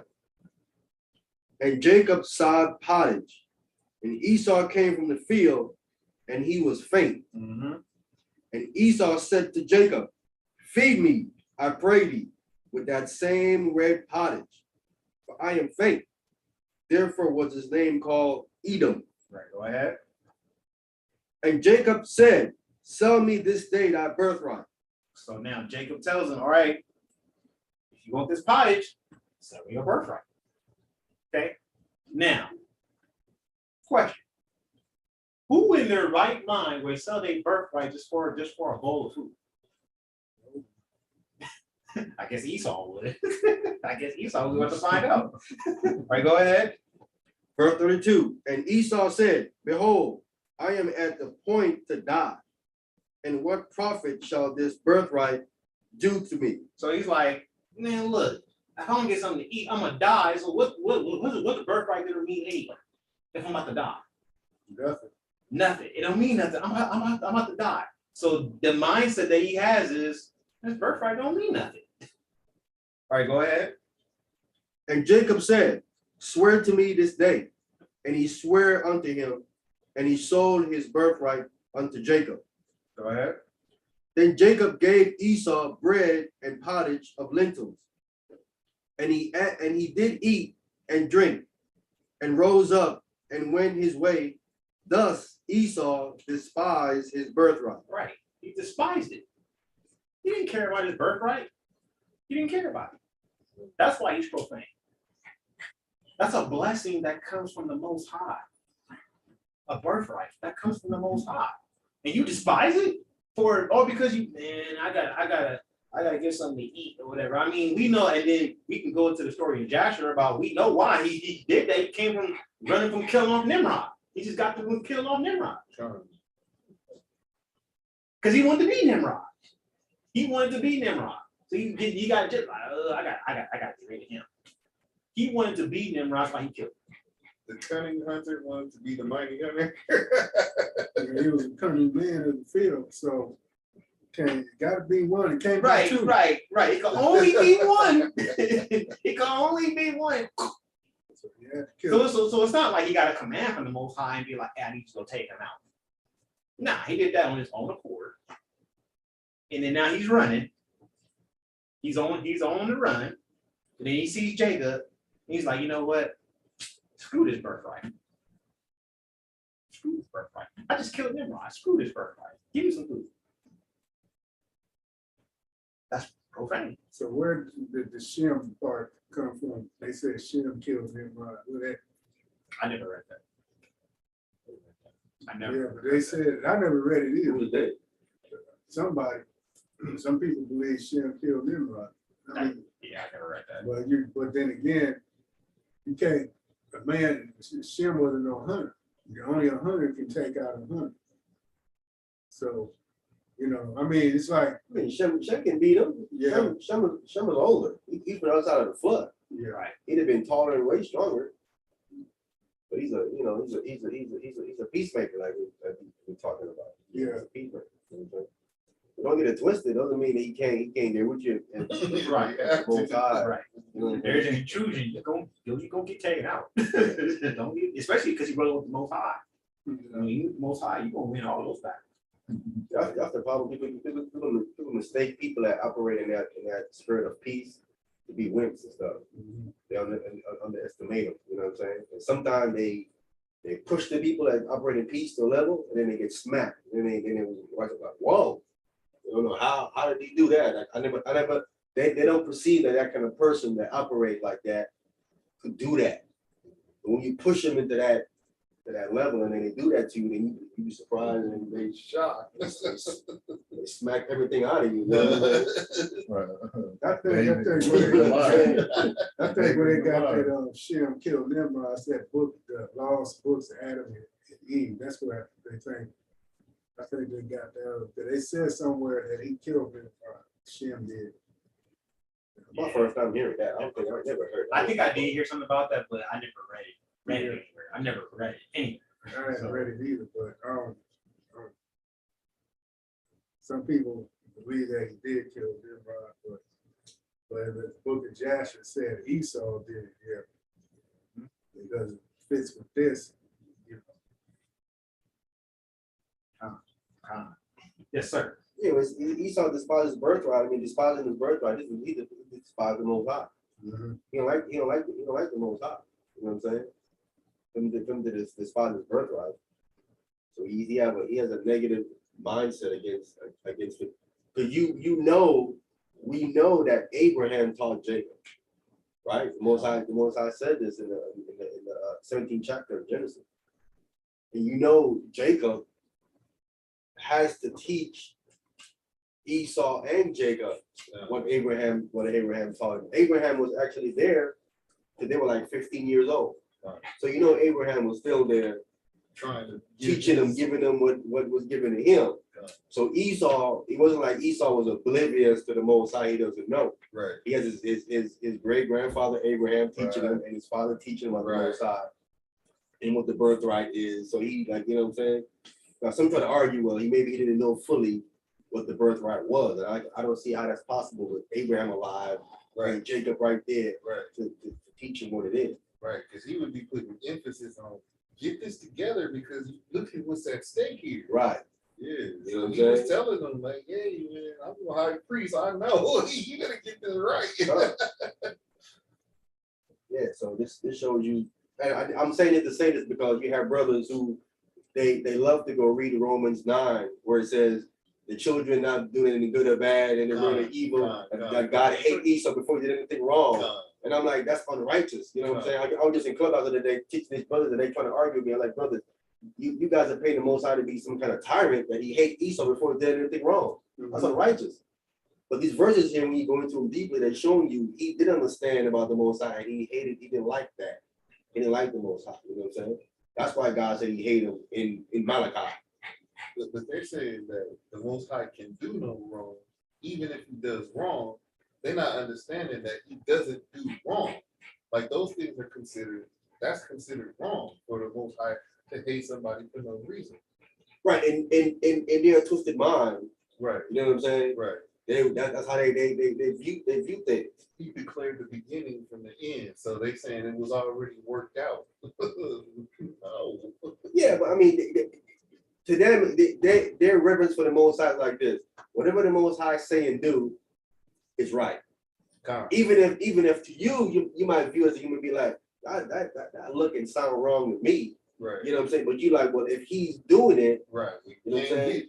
It can't be wrong because he don't do that. Right. He don't do wrong, right? So when it says the children are doing good or bad, and the purpose of God, so God hate them before he did anything wrong.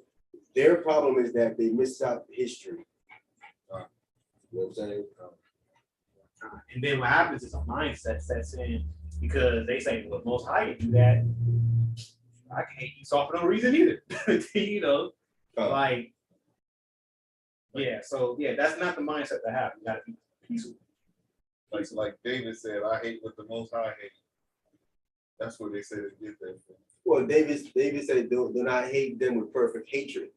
But he's speaking of a certain people. He's speaking of certain people of doing things. Okay. I mean, we are told in Deuteronomy not to hate Esau, right? You know, we told, right? That's your brother. We're told that. That's a commandment. It is. But they turned twisted and talking about the harbor of Syria. You heard that? I even heard that one. The what? Where they take that verse in Deuteronomy and said it doesn't mean the Syrian. When it says don't hate the Edomite. The harbor of the Edomite, it doesn't mean that. It says it says the Syrian there, not the Edomite. Yeah, something about there's like a translator note where they put a Syrian there. Yeah, yeah, I've heard that before. Okay. Something I do that translator note or something. Well, it's not literally in the text though. I don't know. I would have to let me see because let me look at it real quick before we go back to this. It might be here.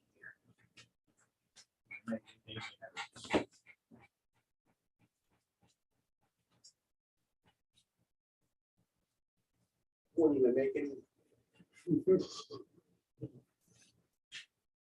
How would it make any sense? Because I think the verse says because he's your brother.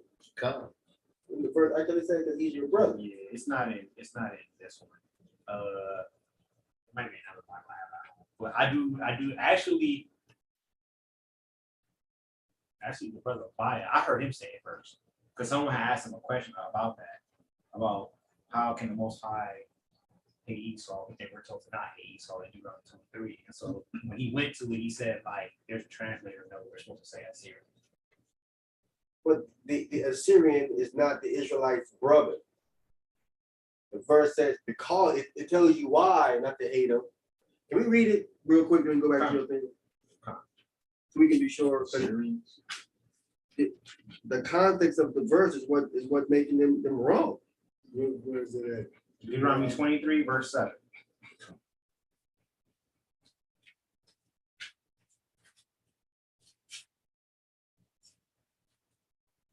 I'll go ahead and read it. Right there. You said 23 verse 7. Time.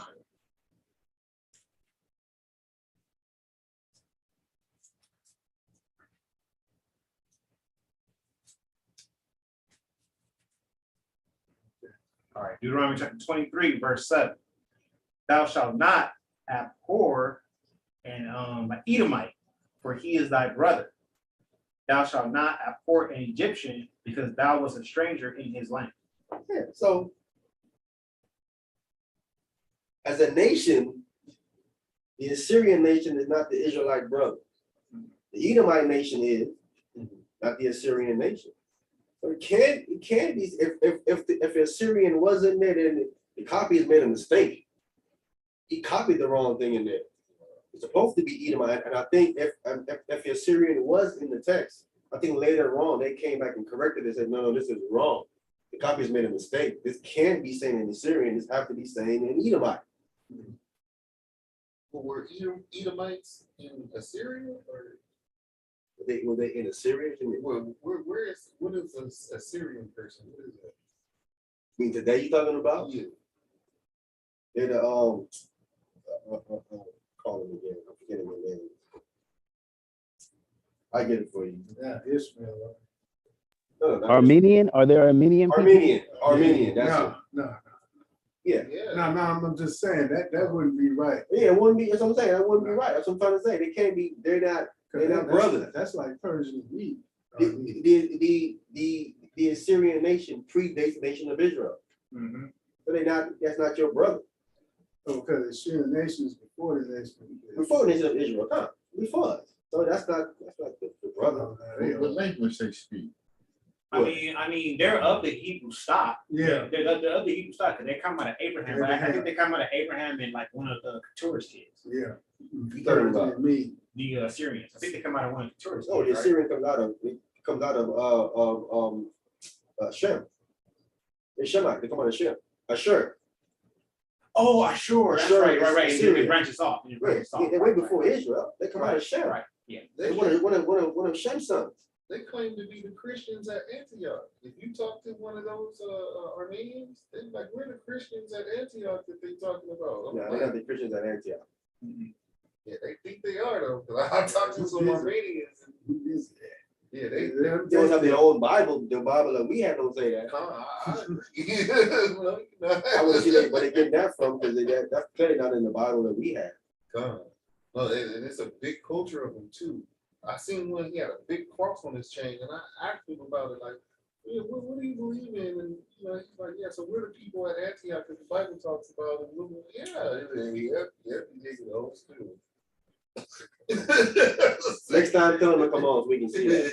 We hear that information. Give I want to hear that information. Yeah, you know what, man? Listen, bro. That's like would you come on to the brothers that I congregate with and show us how you the people in Acts. I want to hear that. Maybe we missing something. You know what I'm saying? Next time you see anybody that want to talk, tell them, give them the information and come on, we want to hear it. Okay. Where they getting all this from? All right, let's go back. Let's get verse 17. Hebrews 12 and 17. Hebrews chapter 12, verse 17.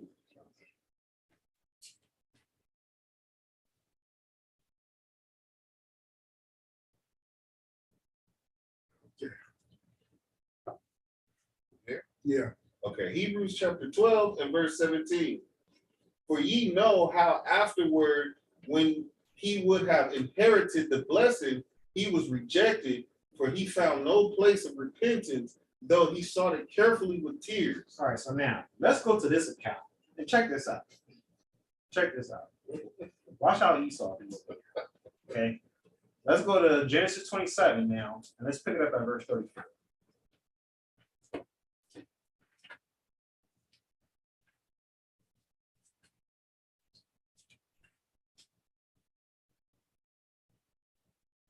You said when it started at verse 24? 34. 34. Genesis chapter 27, verse 34. And when Esau heard the words of his father, he cried with a great and exceeding bitter cry, and said unto his father, bless me, even me also, O my father. Go ahead. And he said, thy brother came with subtlety, and have taken away thy blessing. All right, so that's Jacob telling Esau that. Go ahead. And he said, is not he rightly named Jacob? For he have supplanted me these 2 times. He took away my birthright, and behold, now he have taken away my blessing. And he said, hast thou not reserved a blessing for me? You see how he lying? You see how he lying? Esau over here lying. So dirty. Oh, he took these 2 times. No, let's get it right, Esau. You sold it the first time. Okay. Talk about these 2 times. You lied. He lied. He lied. Oh, he's supplanting me these 2 times. No, the first time you despised the birthright. So that's what you get. That's what you get. You sold away your birthright. How do you think the Most High was going to allow things to move from that point on? The Most High could have easily intervened and be like, no, Jacob. That's not the right one. That ain't the right one. Most High let it go. Could have easily intervened. And then when he come back and say, oh, no, you despised me these 2 times, and then you're gonna go back to your father and then lie to try to swindle a blessing out of him. Yeah. It's profane. He's profane. Like, dude, you're gonna sell the birthright and then come back and be like, oh, he took it from me. If that ain't profane, I don't know what is. Sold it so for a jelly roll, then lied to his father. Right. Lied on his brother to his father after despising his birthright. He lied. All right. And he's going there, he's carefully seeking it out with tears. And like, it ain't work. Go ahead. This is also why it's imperative we know we need to learn Hebrew.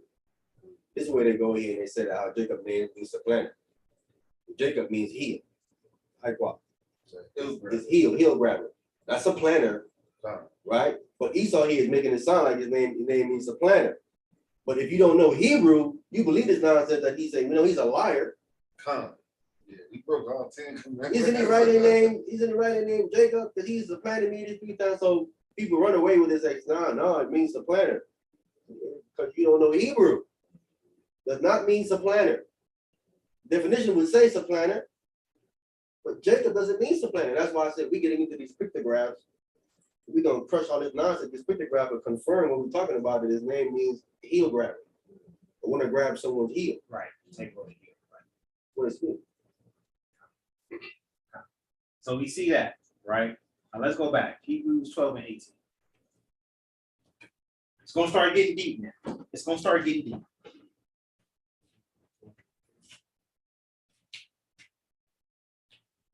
Hebrews chapter 12 and verse 18. Everybody there? Go ahead. All right. For ye are not come unto the mount that might be touched and that burn with fire, nor unto blackness and darkness and tempest. Go ahead. Verse 19. And the sound of a trumpet and the voice of a word of words, which voice they had heard, entreated that the word should not be spoken to them anymore. Go ahead. Verse 20. For they could not endure that which was commanded, and if so, much as a beast touch the mount, it shall be stoned or thrust through with a dart. Go ahead. Verse 21. Also, And so, and so terrible was the sight that Moses said, I exceedingly feared and quaked. All right, so now we're gonna paint this picture. It's gonna start getting deep. All right, it's gonna start getting deep. So now remember we read in Deuteronomy 29, right, about the name being blotted out of heaven. Okay, so now that was whenever they were in the wilderness. Okay, and Moses spoke that to them. Now he's telling them. Now he's like, look, this time around, you ain't coming to the same mountain. This time around, you're not. Look. That was then, and they were scared then. All right, but let's get those accounts real quick. Let's go to Exodus 18. Salakia, Exodus 19.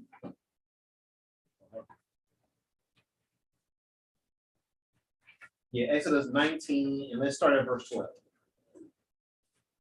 Exodus 19 and start at verse 12.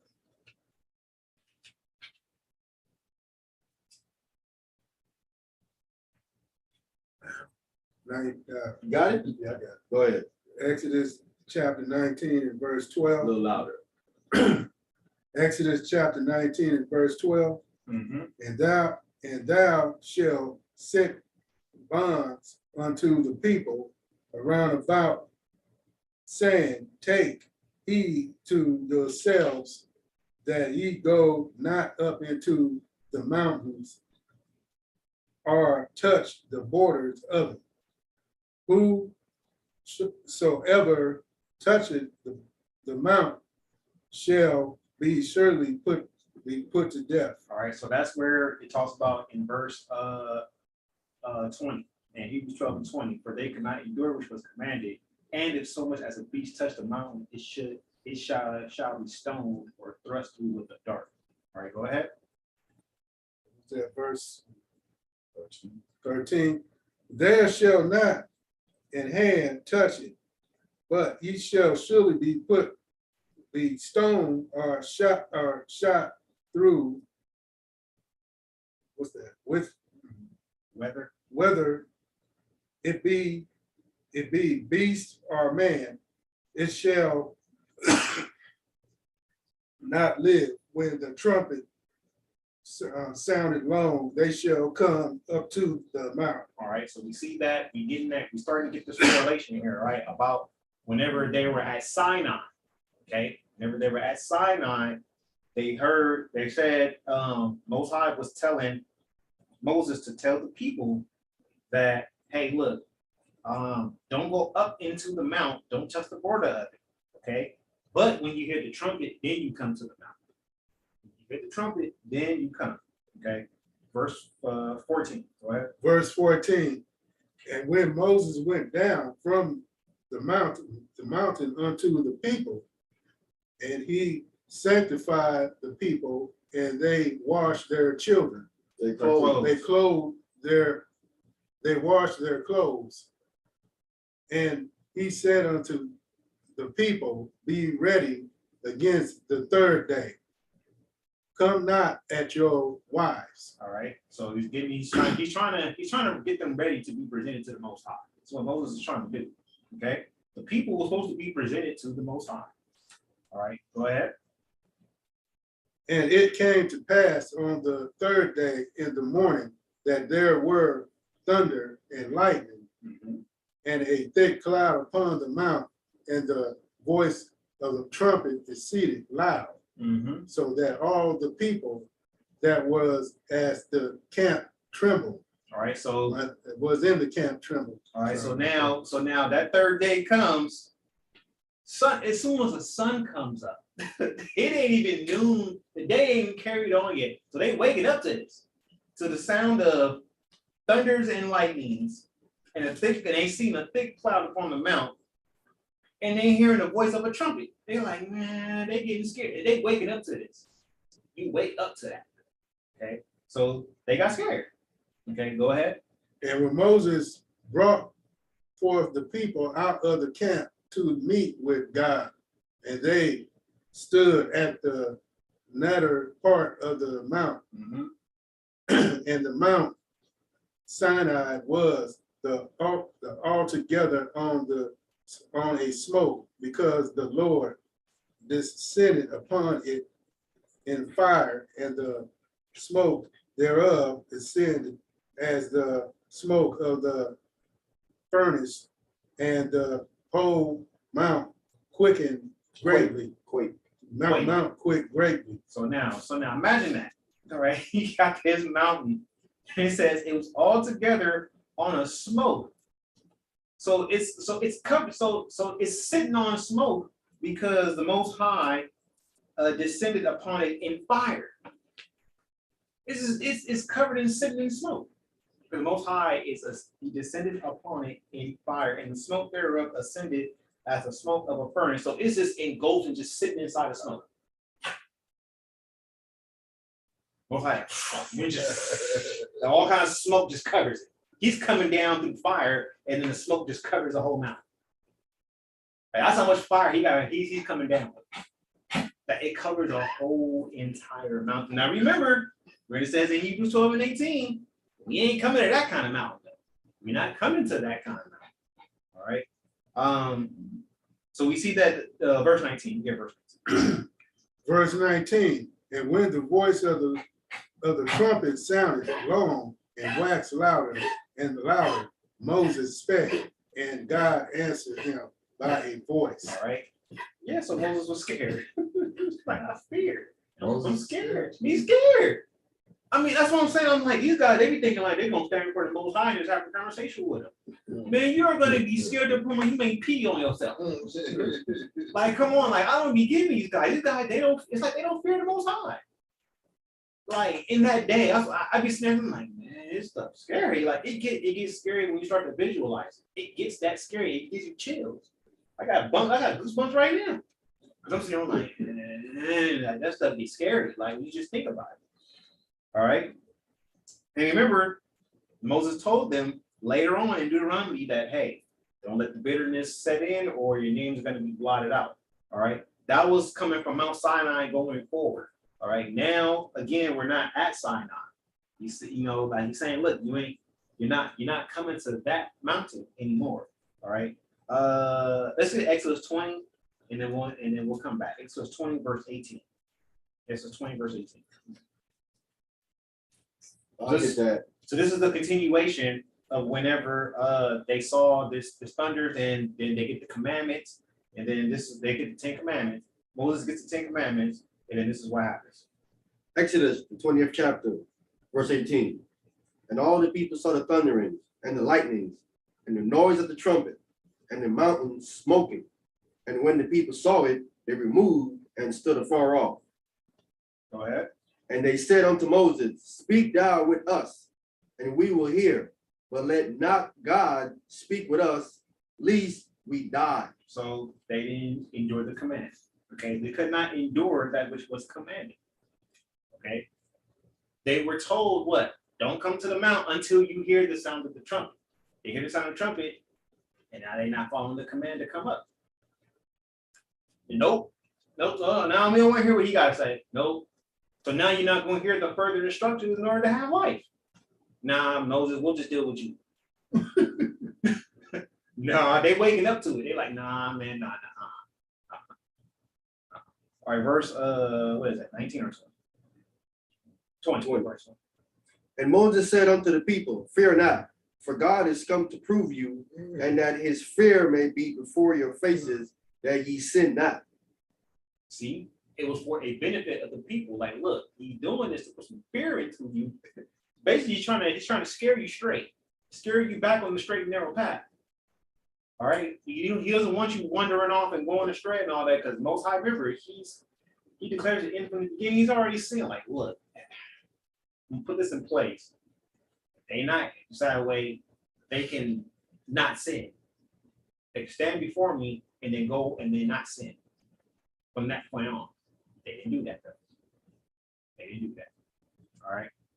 So now coming back. Hebrews 12 and 22. Hebrews 12 and 22.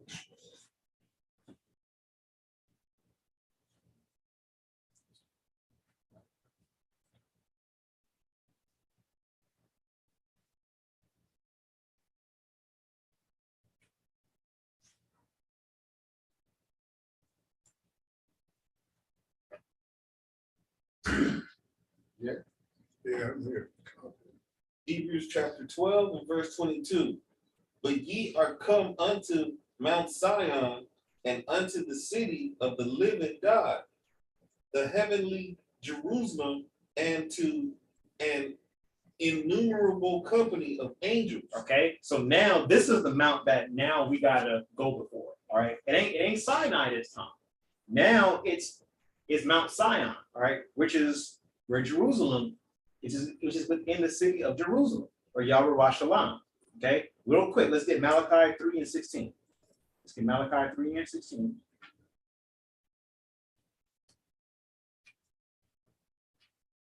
Salakia, before we go there, finish, let me get verse 23. Verse 23. To the general assembly and church of the firstborn, which are written in heaven, and to the God, the judge of all, and to the spirit of just men made perfect. Okay, so now this mountain, it's not the Most High coming down, smoking fire and all of that and everything, right? It's not that this time. This time it's so this is not Sinai, this is Mount Zion, all right?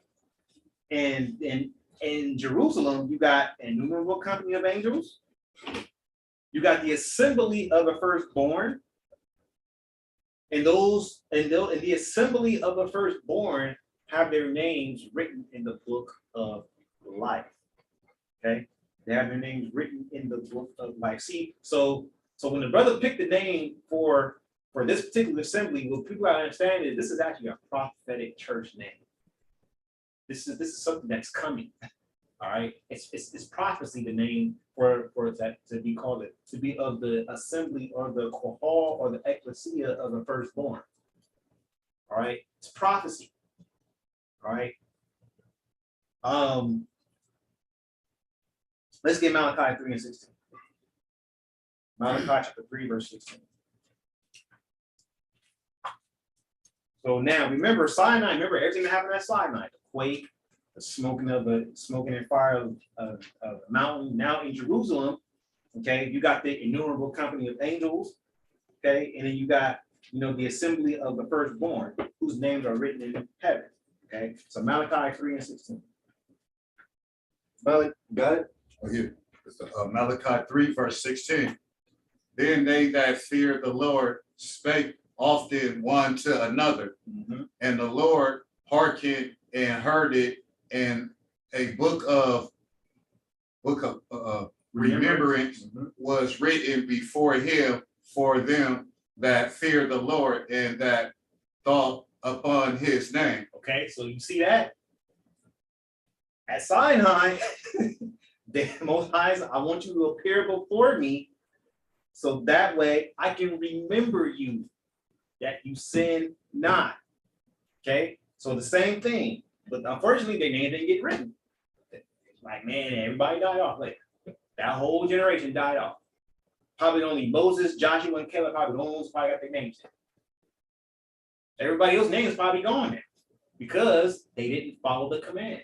Now we're coming to Mount Zion, where your name's got to be written in the book of life, contingent upon what? Fearing the Most High. The same thing they were supposed to do in the wilderness. Fear the Most High, but still come before Him, though.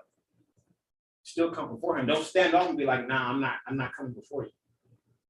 No, Most High, He wants you to be, fear Him, but still come before Him. Still come before Him. Keep your name written in that book, so that way it can be remembered in that day. Keep it written in the book of life. Let me get verse 17. We got to get verse 17. Jerry across. Verse 17. Go ahead. Malachi chapter 3, verse 17. You read, and they shall be mine, saith the Lord of hosts, in the days when I make up my jewels, and I will spare them as a man spareth his own son that serveth him. God, so you see that? We were just talking about that in Hebrews 12, right? Earlier, about how the Most High deals with Israel like how the Father deals with his son. Okay, same thing here in prophecy. I will make, in that day when I make up my precious jewels, that Angola, all right? The Angola, his precious jewels. Okay, we are his precious jewels, vessels of silver and gold. That's what? Brought through the fire, tried by fire, a fiery trial of affliction, partaking in the sufferings of Hamashiach Yahushua. So we see how this all starts to culminate when we go back and reread it. Okay, so let's come on back now. We read verse 18. Go ahead. Okay. So, Malachi chapter 3, verse 18. Uh-huh. Then shall ye return and discern between the righteous and the wicked, between him that serveth God and him that serveth him not. So we see that there. That's where Most High is going to start making a distinction. All right, who's going to be obedient to me in that day? Okay, it's going to be a separation, sheep and the goats. Start separating them out. Go ahead. Yeah, you're gonna return and you're gonna go back and look because you're gonna see people names are written in that book. Them the one that actually is righteous and they serve God, and the one of them that are not written in there, them people are not. They give a bunch of lip service. You know what I'm saying? You're gonna go back and discern and say, oh, you were talking all that nonsense. How come your name ain't in it? Unless Ba'ashem, Mashiach, Yahweh Shai, but how come your name ain't in this book? You wasn't serving the Most High. Oh, you was up here lying all this time? Those are the people he gonna tell, flee from me for I do not know you. So we see coming from Mount Sinai, they got the command. Coming before Mount Zion now, that's judgment. That's judgment. It's like, oh, so you thought you were scared of smoking fire? All right. Down judgment is coming. All right. So those who are names are written in there, hey, you get a pass. You win. You kept your name there. You kept your name there. You didn't get it blotted out. You ain't got blotted out, man. What you do? Man, you don't even remember you. Yeah, I'm saying these men, the text said they taught on God's name, right? So when you out here moving and when you're moving in these streets and you thinking, whatever you say and do, you thinking like, wait a minute, would God like that? Mm-hmm. You know what I'm saying? Your mind doesn't go back, would God condone that? So we talk about cursing people out, like, wait a minute, God wouldn't condone that. He called a woman out of her name, God wouldn't condone that. If we even go and try to use Christ's word and try to say, well, you know what that means, a female dog, you weren't thinking about God, because you would say, wait a minute, God wouldn't condone that. No, where's the peace? Right, that's not correct. Dude, the peace. You know what I'm saying? So these people in this book, they run their life, everything they do and say, like, wait a minute, would God condone that? That's how they do it. And God like, you know what? Yeah, put their name down. Put them brother's name, sister's name down. Keep their name there. Right. Don't take their name out. They fear me. They have a perfect fear. They have a complete fear of me. Okay. So that's like Mount Sinai. I'm like, that ain't nothing. Mount Sinai is nothing. That's nothing compared to Mount Sinai, where you're gonna get judged. Okay? Because you're either in the church of the firstborn or you're not. Y'all should use that. You're the first church of the firstborn or you're not. Okay? Because this is prophecy. This is prophecy. Now check this out. Verse 24. Let's go to Hebrews 12 and 24. Who was reading? Everybody there? Come. Hebrews chapter 12 and verse 24. And to Jesus, the mediator of the new covenant, and to the blood of sprinkling that speaketh better things than that of Abel. All right. So now I spoke with y'all briefly about this, right? So now, this one verse deserves a lesson all in its own. It really does. I'm not going to do it justice for time's sake, but I'm just going to deal with a couple precepts real quick, and you're just going to walk it. All right. So now it says, into Jesus, Mashiach Yahweh Shai, the mediator of the new covenant, into the blood of sprinkling. That same blood that was sprinkled, it speaks better things than that of Abel. So now, if it speaks better things than that of Abel, what did Abel's blood speak whenever it was sprinkled or shed or whatever?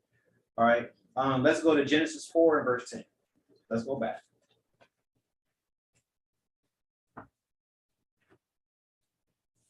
Genesis 4 and verse 10.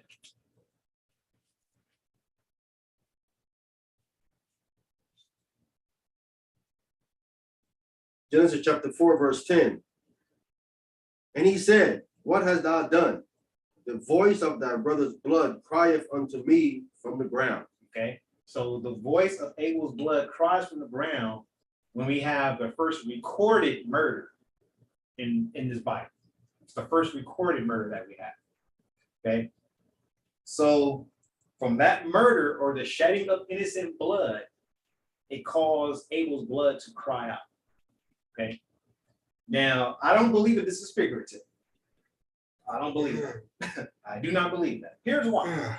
Let's go to Leviticus 17, verse 11. Leviticus chapter 17 and verse 11.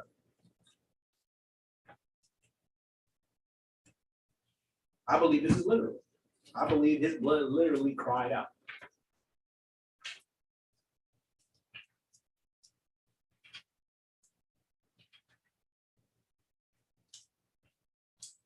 Leviticus chapter 17, verse 11. Mm-hmm.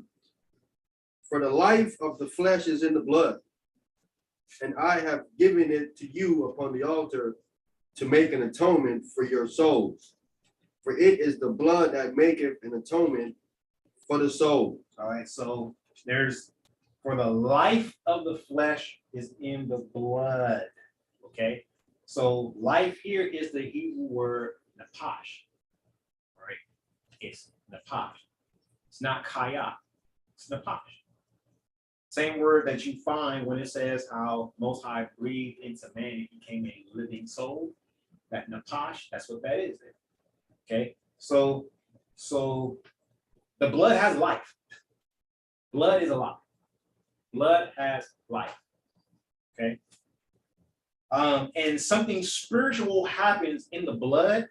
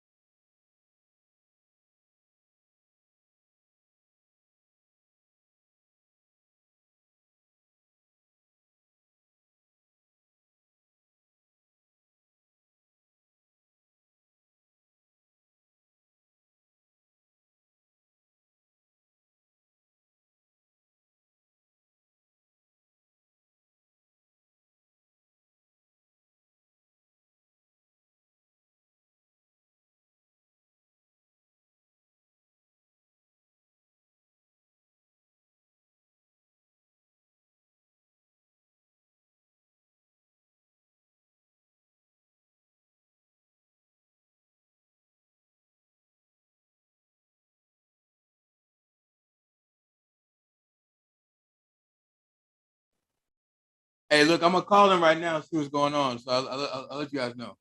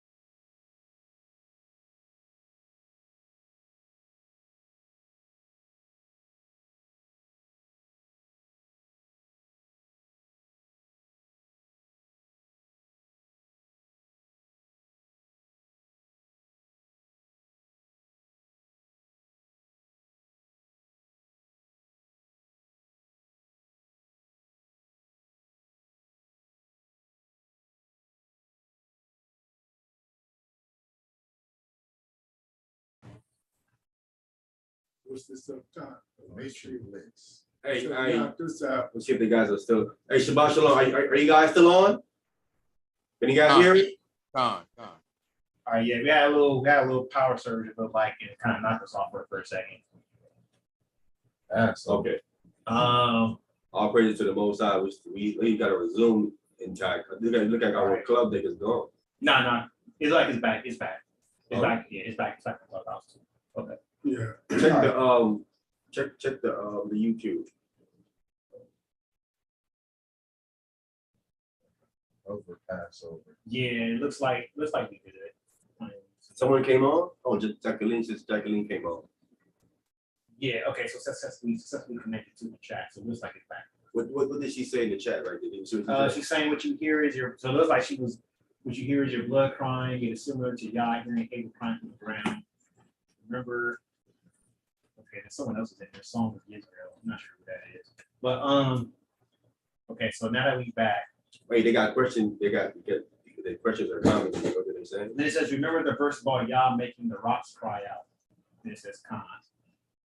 Then it says YouTube is okay. All right, cool. All right, okay. All right. So thank you. All right, so now let's go back. Wait, you said it. You said it. You say you think it's literal, that his literal blood out of his body was speaking to them, speaking Khan, out. I do. I don't think it was literal blood. I think it was just the life. Yeah, or the life that's contained in it. The life that's The contained life in the of the blood. blood. Yeah. Well, the look, life- there's micro organisms all in the blood. Nanobots. Yeah, there's microorganisms in the blood. You know what I'm saying? So, but I think when speaking of the blood, it's speaking of the soul, Mhm. the soul, right? Because the blood represents the life, right? And the life is speaking about the soul, right? Because the soul without the body is dead, right? So I think when it says the blood, his blood was speaking out. I think he's speaking of his soul, right? Because when you die, it says your soul descends down, right? It goes down. So why when he killed him and struck him, and his soul was leaving his body, going downwards, right? His soul was crying out to God of the murder, how he was murdered, right, unjustly. So I think the soul he's speaking of. I think it's his soul that's speaking of, and not the literal liquid blood that was speaking. Right. Yeah. Definitely something within the blood is crying out, literally. You know, not that the blood, the substance itself, but yeah, something in the blood is literally crying out. So now, that being said, let's go back to Hebrews 12. Let's get 25. Hey, can I say something briefly on the previous verse? Because this happened today, actually. And I'm not going to be long in Hebrews 12. The reason why I just talking about it, I was looking at listening to a club deck room. So Hebrews chapter 12, verse 24, he just got to read, it says, and to Jesus, aka Yahushua, the mediator of the new covenant, and to the blood sprinkling that speaketh better things than that of Abel. They're still an argument. See, there's an argument going around in the Israelite community. Are we in the New Testament? You know what I'm saying? I think this verse right here is telling us we are. It says, Christ is the mediator of the what? New covenant. If you have a new covenant, how can he be a mediator of something that you're not in, that you're not under? Wouldn't make any sense, right? Moses was a mediator of the old covenant because they were under an old covenant. He wasn't the mediator of a covenant until they made it. Right. Because he made it. Who made the covenant with Israel? Moses made the covenant with Israel and God, right? He killed the bulls and sprinkled the book and the people with it and made the covenant. So Christ's death and his blood sprinkled made the new covenant. You know what I'm saying? So we're under a new covenant. I know this is a conversation. They still arguing this and about it. I'm not gonna go do a class, go in depth into it, because I don't know why brothers are saying we are not under the new covenant. This is just crazy stuff right here. Right? Oh, because of that law is supposed to be written on your heart, and we won't have to teach no more. Stuff like that. You know what I'm saying? Yeah. Go ahead, brother. All right, let's get verse 25. Hebrews chapter 12, verse 25. See that ye refuse not him that speaketh, for if they escape not who refuse him that spake on earth, much more shall not we escape if we turn away from him that speak from heaven. Yeah, you go. Yeah, so now we see here that it's saying that see that you refuse not him that speaketh. Okay. Who is that we are not supposed to refuse? We're not supposed to be refusing the Most High in Hamashiach Yahushua. Okay. For if they escaped not him that refuseth that spake on earth, remember, Most High spoke, that the sign of a trumpet blew from Sinai. They heard it. They couldn't, and they still couldn't escape that. It says, much more shall not we escape if we turn away from him that speaketh from heaven. Go ahead. 26. Whose voice then shook the earth, but now he hath promised, saying, yet once more I shake not the earth only, but also heaven. So now check this out. Let's go to Matthew 27. Matthew 27, verse 50 to 53. We're going to see the blood of Hamashiach Yahushua and how it, when it spoke, what it actually caused. Matthew 27, verse 50.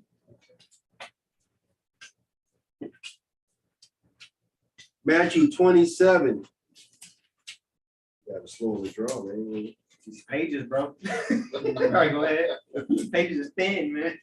Matthew 27, verse 50. Yahushua, when he had cried again with a loud voice, yielded up the ghost. Go ahead. And behold, the veil of the temple was rent in twain from the top to the bottom, and the earth did quake, and the rocks rent. So we see that Messiah's blood was shed, and then he cried out, and then gave up the ghost. What happens? Something similar to what we see at Sinai. Something similar. Quakes. It quaked on earth, just like it did at Sinai. But this time, what? It's quaking where?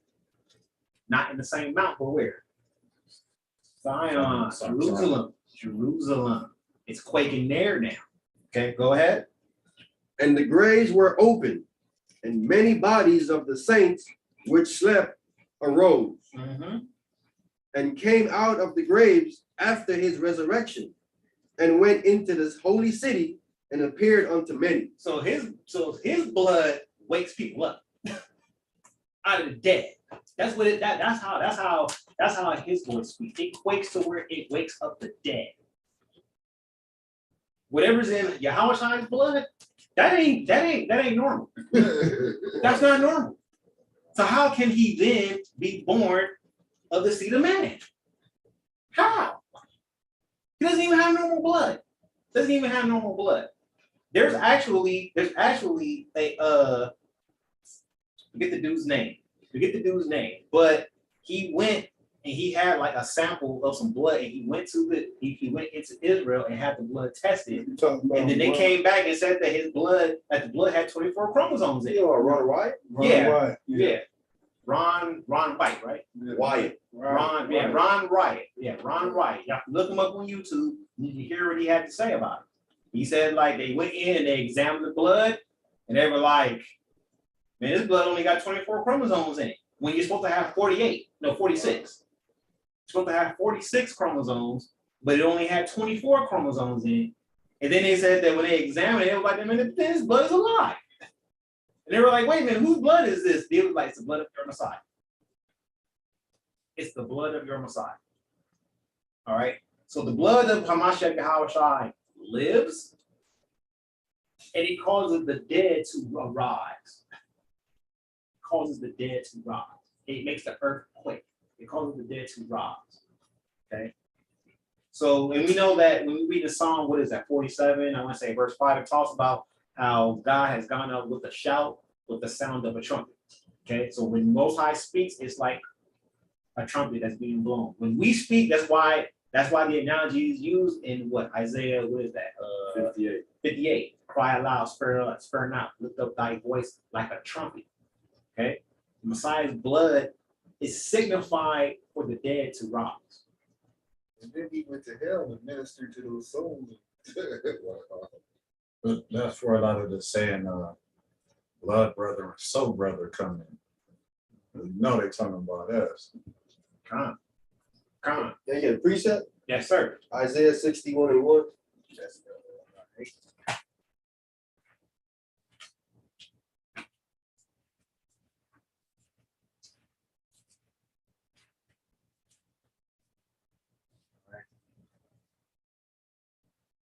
all right, there you guys there.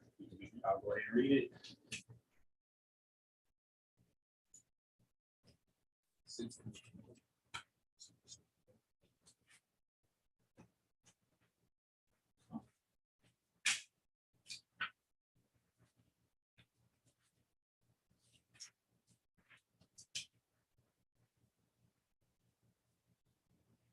All right, Isaiah 61 verse 1. It says, yeah. Come All right, Isaiah 61 verse 1. The Spirit of the Lord God is upon me, because Yahweh hath anointed me to preach good tidings unto the meek. He hath sent me to bind up the brokenhearted, to proclaim liberty to the captives, and the opening of the prison to them that are bound. Yeah. The opening of the prison to them that are bound. So we see that there, that most his blood, when it's shed, it opens up those graves. All right. His blood spoke like that. Go ahead. What would you like to say? Get one more. Mm-hmm. Same book, Isaiah 26:19.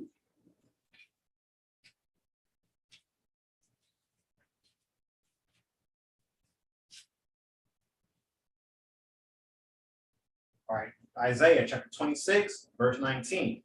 Thy dead men shall live, together with my dead body shall they arise. Awake and sing, ye that dwell in the dust, for thy dew is as the dew of herbs, and the earth shall cast out the dead. Come. You see that right there? We see resurrection, and the prophet spoke about the resurrection. Okay.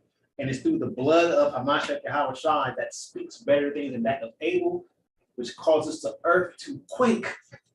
All right. So he ain't got Joseph's blood. Okay. Joseph's blood ain't gonna do that. His blood is resembling that of his father, which does the exact same thing. All right. So the blood of the Messiah comes from the Most High. Most High put that blood directly into it. A different kind of blood. It's a different kind of blood. It's not the same blood. It don't come out of sperm. It's more like It does not come through sperm. It's through the word of the Most High that this blood is formed and fashioned. It's directly from the seed, which is the word of God. That's where this blood is coming from, that runs through his fleshy body while he walked the earth. And then when it's shed, it cried out to where it woke up the dead.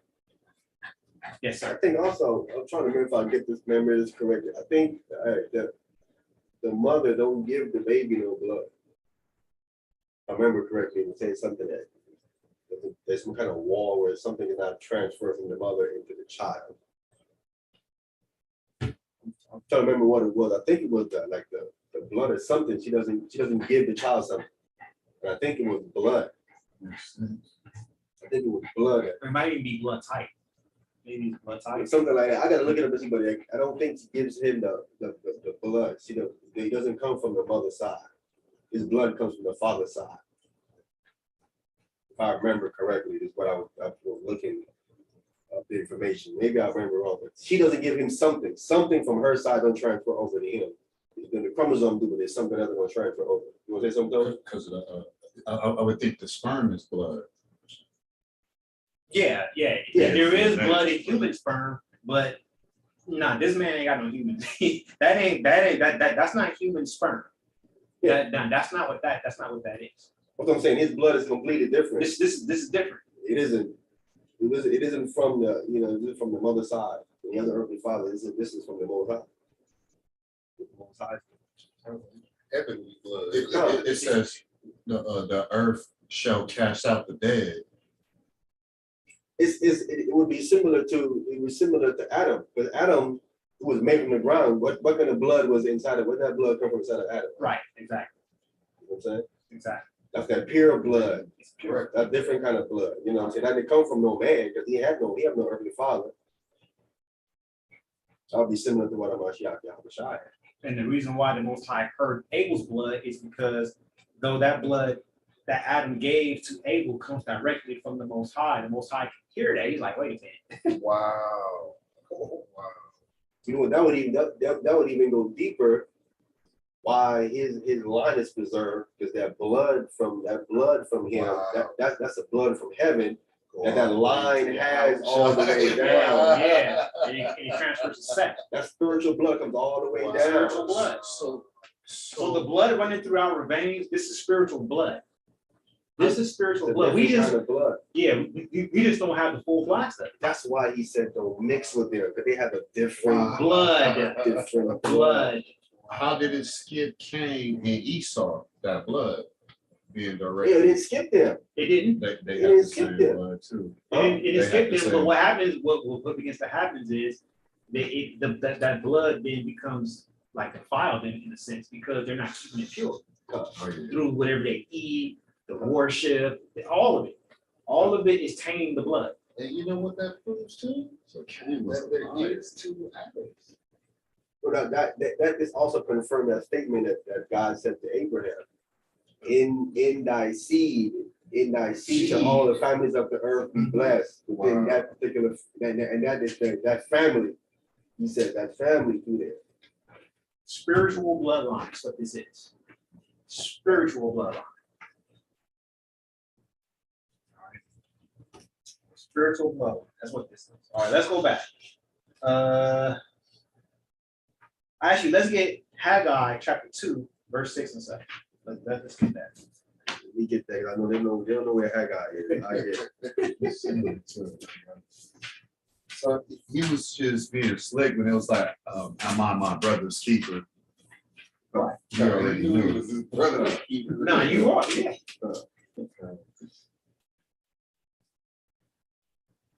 Be more disrespectful than anything else. Smart pants.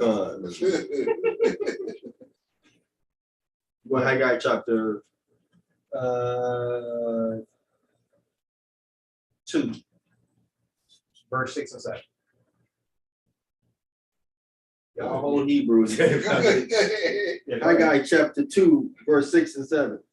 For thus saith Yahweh of hosts, Mhm.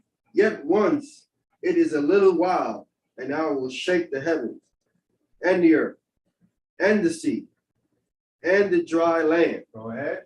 and I will shake all nations, and the desire of all nations shall come, and I will fill this house with glory, saith Yahweh of hosts. Okay, so we see that in that day, we're waiting for the heavens to shake. The earth shook at Mount Sinai, the earth shook at Jerusalem. Now we're waiting for the heavens and the earth to shake. That's what's remaining. Wow. That's what's remaining. And that happens when the Messiah cracks the sky. So is he done? Wow. Not done. You gonna shake everything. He's still he's a finisher. Con. So he's not going. So he still needs to finish. He's not going to stop. It's not going to stop until it's finished. So this thing is still going until that trembling from the sky happens, as well as the earth And the sea. and the sea, Oh yeah. Sea's gonna get down too. and it's spelled across the earth. It's spelled across the earth, and not just in one place. Wow, that what you just said sounds like Revelation or Apocalypse. It sounds like the end. Right. That's when it's going to happen. That's when we know. All right. All right. Verse 27. Hebrews 12 and 27. Hebrews chapter 12 and verse 27. And this word yet once more signified the removing of those things that are shaken and of things that are made, that those things which cannot be shaken may remain. Okay. So we see that yet once more, it signified the removing of those things that are shaken. What was shook? The earth, Okay. And the heavens are going to shake. It says that those things which cannot be shaken may remain. That's why there's got to be a renewed heaven and a renewed earth, because they're going to shake. They are going to quake. So that those things got to quake is signifying that stuff's it's got to be renewed. The Most High is hellfire and brimstone all through the earth and sky. Okay, Most High is not playing when that judgment comes. So all the stuff that's here now is gonna be completely tore up and redone? Like the what? Yeah, but there's also, it says, and that those things which cannot be shaken may remain. There's things that cannot be shaken. Right. Okay. Whatever's going to remain is that which doesn't get shaken and damaged. Okay. Yeah, now what are those things? Children of Israel. We just read it up in the previous verses. The church of the firstborn. That assembly have their names written in heaven. Right. Most High Torah. The Torah ain't going nowhere. Torah not going nowhere. It endures forever. Right, and shaken. It's not moving. All right, 28. Verse 28. Hebrews chapter 12, verse 28. Wherefore we receive a kingdom which cannot be moved. Let us have grace whereby we may serve God acceptably with reverence and godly fear. Go ahead. For our God is a consuming fire. All right, the kingdom of heaven can't be shaken. The kingdom of heaven cannot be shaken. It's not going to be moved. Okay, so we need to have that grace so that way we can serve the Most High acceptably with reverence and godly fear. For the Most High is a consuming fire, and we know His judgment is coming by fire. Okay, His judgment is coming by fire. So Mount Sinai signify what's going to happen to the earth. That's what it signifies. What's going to happen to the earth. So when the Most High speaks, when He comes down, it's going to be fire. It's going to be fire. Okay. Hence, when we get into chapter 13, we're told this. The very first thing. Go ahead. Let me get it. Okay. Hebrews chapter 13, verse 1. Let brotherly love continue. Say it again. Let brotherly love continue. One more time. Let brotherly love continue. Let the brotherly love continue. Do not let that subside. Let it continue. Let it persevere. All right. Through any ups and downs, let the brotherly love continue. Let's get 1 Peter chapter 3, verse 8.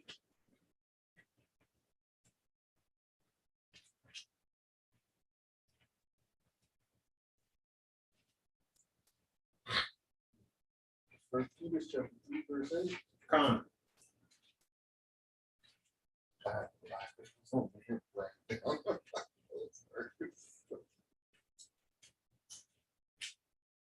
Go ahead. Got it. Who got it? Wrong way, Tony. This is how we let the brotherly love continue. First Peter.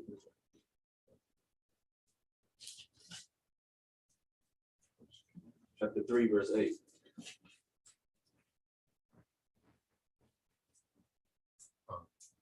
First Peter chapter 3, verse 8, and it reads, but beloved, be not ignorant of the, Wait, 3 and 8. Yeah, First Peter chapter 3, verse 8. Doing 2 Peter. 3 and 8. First Peter chapter 3, verse 8, and it reads, finally, be ye all of one mind, having compassion one of another, love as brethren, be pitiful, be courteous. All right, so now that's what we do. To let the brotherly love continue, be like-minded, be compassionate, love as brothers. Okay, be pitiful and be courteous. Okay, don't do the latter that you read in the next verse about the rendering evil for evil and railing for railing. Okay, do blessing for blessing. Okay, the brother bless you, bless him back. Okay, be compassionate. All right, that's how you let the brotherly love continue. All right, Hebrews 13, verse 2. Hebrews chapter 13, verse 2. Be not forgetful to entertain strangers, for thereby some have entertained angels unawares. All right, you gotta be mindful of that. Gotta be mindful of that. You never know when you're talking to what angel. You just never know. Okay. Let's go to Genesis 18 real quick. Real quick. Genesis 18 from the top.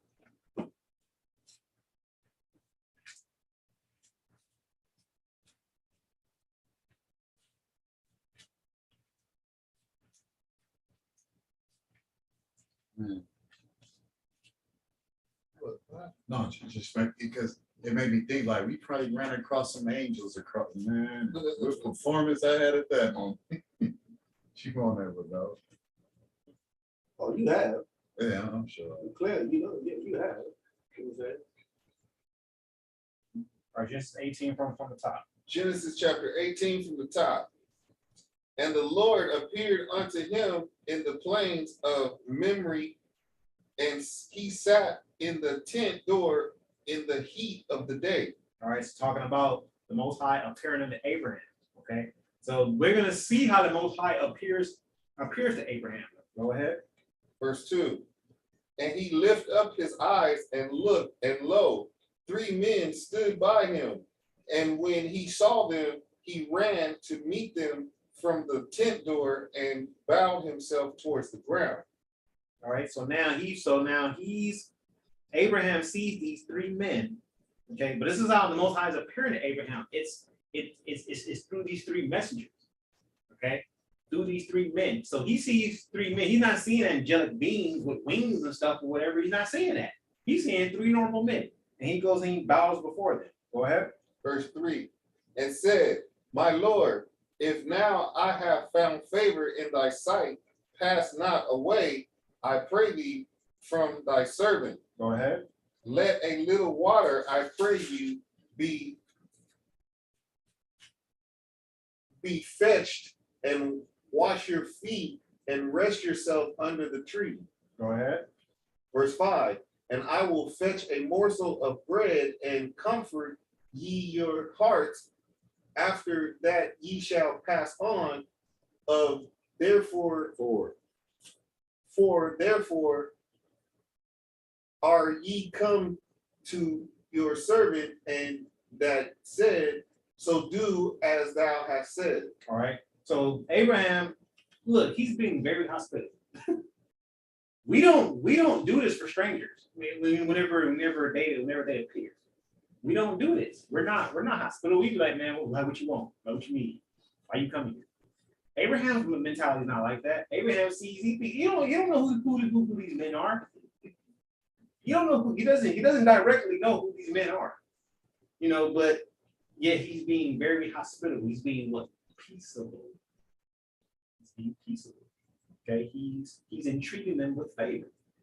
Okay. And so he's getting all this stuff for him. He's like, I'm gonna give you some water and bread, and comfort your hearts. It says, for therefore you come to your servant. So the men say, all right, so do as thou hast said. Go ahead. Go do it. All right, go ahead. Verse 6. And Abraham hastened into the tents unto Sarah, and said, make ready quickly 3 measures of fine meal, knitted, and make cakes upon the hearth. Right. Go ahead. Verse 7. And Abraham ran unto the herd, and fetched a calf tender and good, and gave it unto the man, and he hasted to dress it. Go ahead. And he took butter and milk, and the calf which he had dressed, and set it before them, and he stood by them under a tree, and they did eat. All right, so now this is how this could really throw you off. You'd be like, wait a minute, angels can eat regular human food? Like, it'll throw you off. You'll be like, man, wait, this ain't no angels. Like, a person reading that, you'll be like, how do they eat human food? Wait a minute, these are supposed to be the angels of the Most High. How do they eat human food? Like, how? All right, go ahead. Let me say that. Yeah, go ahead. in Judaism, they can explain this verse right here. This verse kills them. They can't. They said we don't understand that. They can't understand how angels are eating human fruit. You know what I'm saying? So when it comes to this verse right here, they tell you we don't know what that means. Right? Because they can't fathom that these angels are in human bodies. You know what I'm saying? Eating food. Most I said if he did, he wouldn't tell us. Huh? Most I said if he did, he wouldn't tell us. I wouldn't either. We're not hospitable at all. Like brothers bring it out. We have no hospitality at all. Israel, brother, you usually against the Most High. Oh, you eat? Yeah, okay, we're gonna starve you. We're gonna get nothing to eat. Crazy. All right, let me get verse 9. Verse 9. And they said unto him, where is Sarah thy wife? And he said, behold, in the tent. Verse 10. And he said, I will certainly return unto thee according to the time of life. And lo, Sarah thy wife shall have a son. And Sarah heard it in the tent door, which was behind him. All right, so now Sarah hears this. Now here's where the part where Sarah is actually the one that doesn't realize that these are angels. Okay, Sarah's actually the one. She's like, so like she's standing behind him as these men and these angels are talking to Abraham and telling him, like, look, hey, Sarah, she's gonna have a son. She's gonna have a son. All right. Remember, Ishmael's already born by this time. Ishmael's already born. Okay, but he's like, look, Sarah's gonna have a son. Now watch what Sarah says. Go ahead. Verse 11. Now Abraham and Sarah were old and well stricken in age, and it ceased to be with Sarah after the manner of women. Go ahead. Therefore Sarah laughed within herself, saying, after I am waxed old, shall I have pleasure, my Lord being also old also. So Sarah's laughing like, what these dudes talking about? Like, because she's not realizing that these are angels that sent from the Most High. She don't realize it.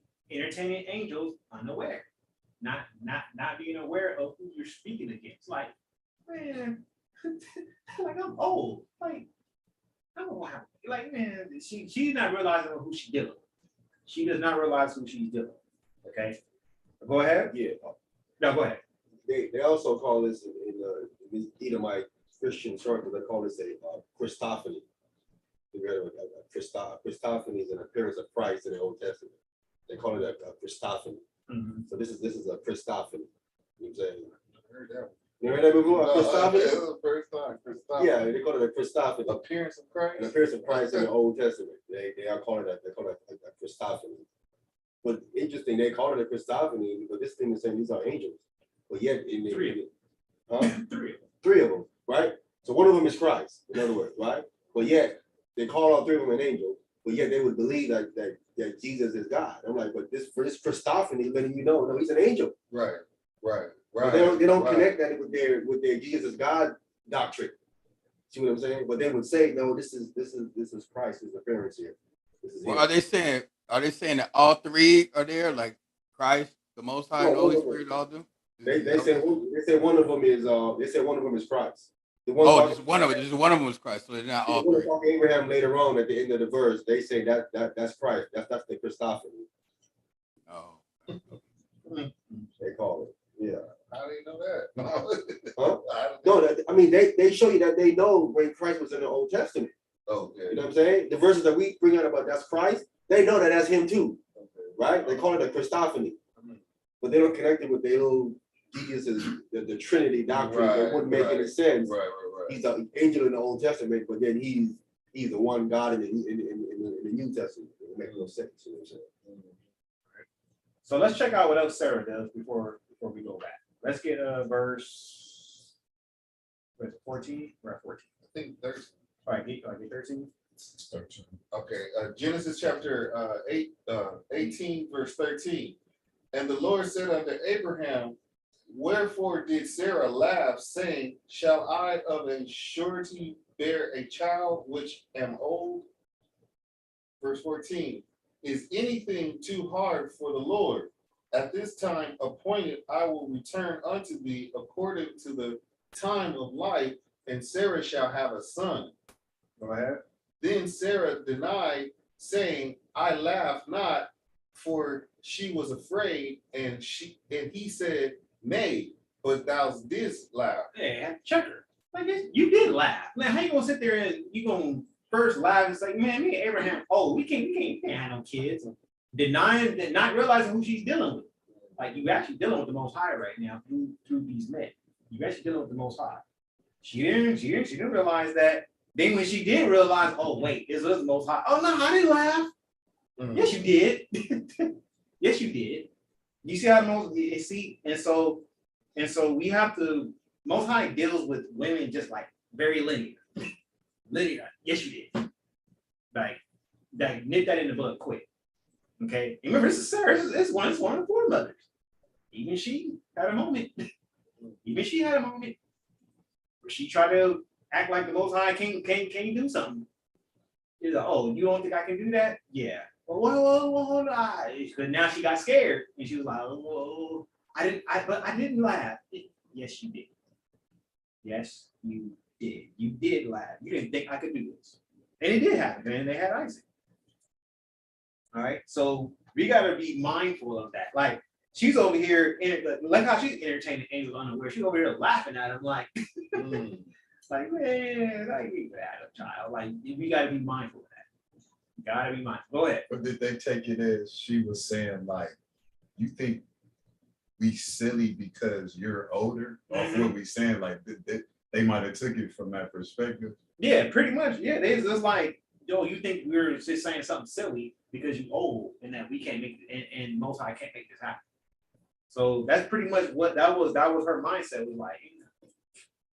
Me and my husband, we some old, like, because Abraham was what, 100? She was what, like 90? 90. Yeah. Abraham was 99, yeah. Something it's like a 10-year gap, like a 9-10 year gap between those two. But yeah, they were old.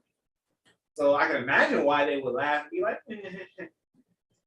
but that was Sarah was like, Abraham didn't laugh. Oh, Sarah said this, Abraham didn't believe me at first. He didn't believe me at first.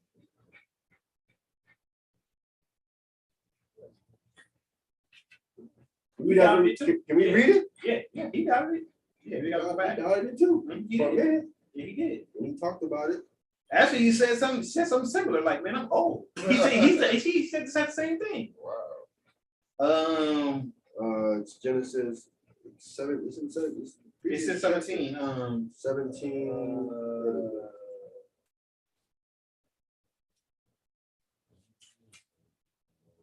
Genesis 17, verse 17. Actually, you can start back in 15. Genesis 17, verse 15. I'll go ahead. It says, and God said unto Abraham, as for Sarai thy wife, thou shalt not call her name Sarai, but Sarah shall her name be. And I will bless her and give thee a son also of her. Yea, I will bless her, and she shall be a mother of nations. Kings of people shall be of her. Then Abraham fell upon his face and laughed, and said in his heart, shall a child be born unto him that is 100 years old? And shall Sarah that is 90 years old bear? Yeah. And Abraham said unto God, oh, that Ishmael might live before thee. So, and then he goes on and he says how he's going to have a son named Isaac. So, yeah, Abraham did. It was like, what? I'm old. He laughed too, like he did. Yeah. So, you got to be mindful of that because, just be careful about when something is getting brought to you and it's coming from the Most High, it may come through an individual, and that might be an anger. I'm saying that the people don't have the entire story that Abraham is called the father of faith. Mm-hmm. You know what I'm saying? But I'm saying when you go to the detail of the story, there was an incident in here when he himself collapsed. You know what I'm saying? So when you lapse yourself, don't kill yourself because you lapse. You know what I'm saying? Even a man of faith lapsed one time, but when that lapse happened, he got back on top of it, and from that point got consistent. You know what I'm saying? So that's how. Because some people, when they make a mistake, they slip up, they beat themselves too much. You know what I'm saying? Like, no, I can't do it no more. I made a mistake. No. Don't beat yourself up like you slip one time. You know what I'm saying? Get back on it again and go forward. Indeed. All right, let's go back to Hebrews 13:3. You might not finish this whole thing, but we'll probably cut it at one of the verses. What time is it? It's 5:51. Oh man, it's up to you, bro. You be going until like 8 o'clock. You know? I know I ain't trying to do that this time. Okay. I'm trying to give it a little bit more of a read. Hey, did you check in the YouTube any questions in the club deck? If anybody has anything or some comments or something? There's no question or comment addressed? Okay. no question. Hebrews chapter 13, verse 3. Remember them that are in bonds, as bond with them, and them which suffer adversity, as being yourself also in the body. Okay. So let's get Colossians 4:18. Let's go there first.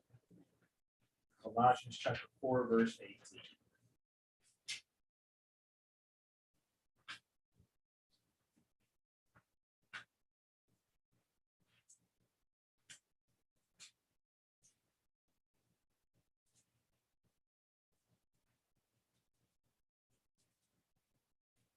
Everybody there?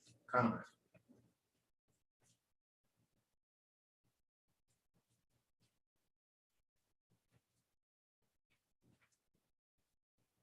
All right. We'll get you right. We're gonna get you straightened out. Hey man, pages keep thin, man. They're making these Bibles with some real thin pages now, man. Colossians chapter 4, verse 13, 18. verse 18. The salutation by the hand of me, Paul, remember my bonds. Grace be with you, Amen. So Paul is telling them to remember his bonds. So remember the times that he was bound. Okay, so those times that he got bound, we read in the book of Acts. You can read that all through in the book of Acts, the latter half of it, rather. Okay, when he was in bonds, he was getting stoned, and he got back up, went back into the city. Then he was in prison, and then they shipped him off to Rome. You know, the shipwreck happened. I mean, we got to remember all of that. Remember them that are in bonds as bound with them. So we got to remember them like as if we're there with them. It's a car. All right. Remember, it's an exact con. It's a con. It's a car. Let's get 1 Corinthians 12:26.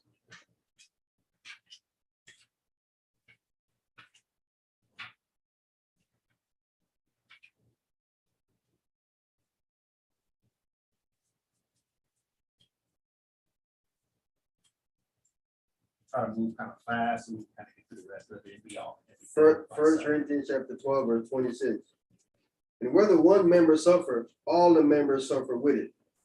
Or one member be honored, all the members rejoice with it. All right. So that's how the body of Hamashiach Yahushua works. When one of the members go down, man, we all suffer. Okay, that's the mindset we gotta have. So when one brother is going through something, man, we all going through.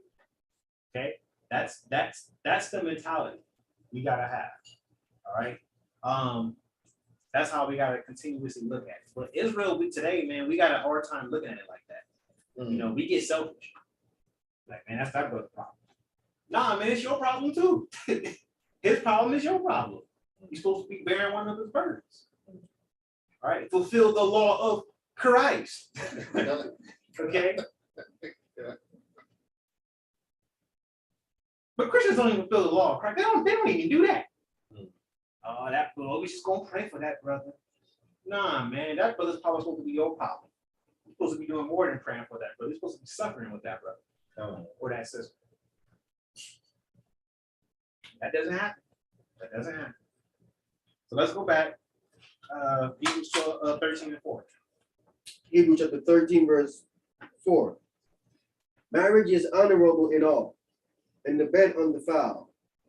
But whoremongers and adulterers, God will judge. Okay. So this verse is twisted a lot. to say that you can just have any old kind of sex you want. If as long as you're married, you can get it in. Oral sex, anal sex, I mean everything. That's how this verse gets twisted. To say that. Oh, the marriage is honorable and all, and the bed undefiled. Bed undefiled.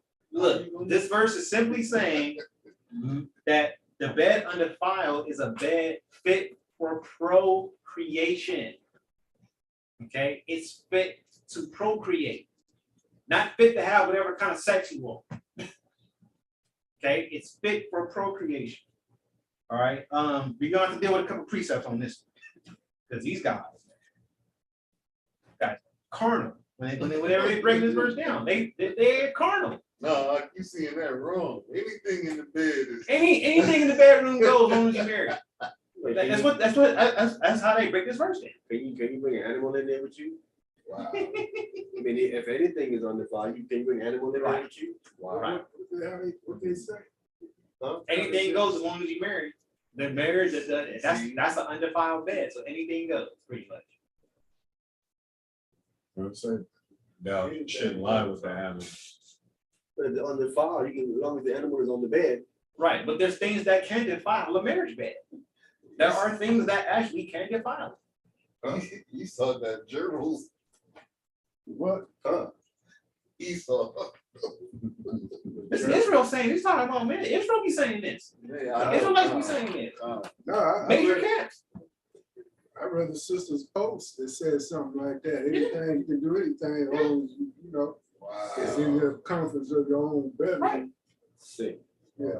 Right. And she's from True Nation. That's how this is getting taught. This is a very bad interpretation, bad exegesis of the scripture. It's horrible. It's horrible. All right, let's get Matthew 19. Let's go there. Start there. Horrible.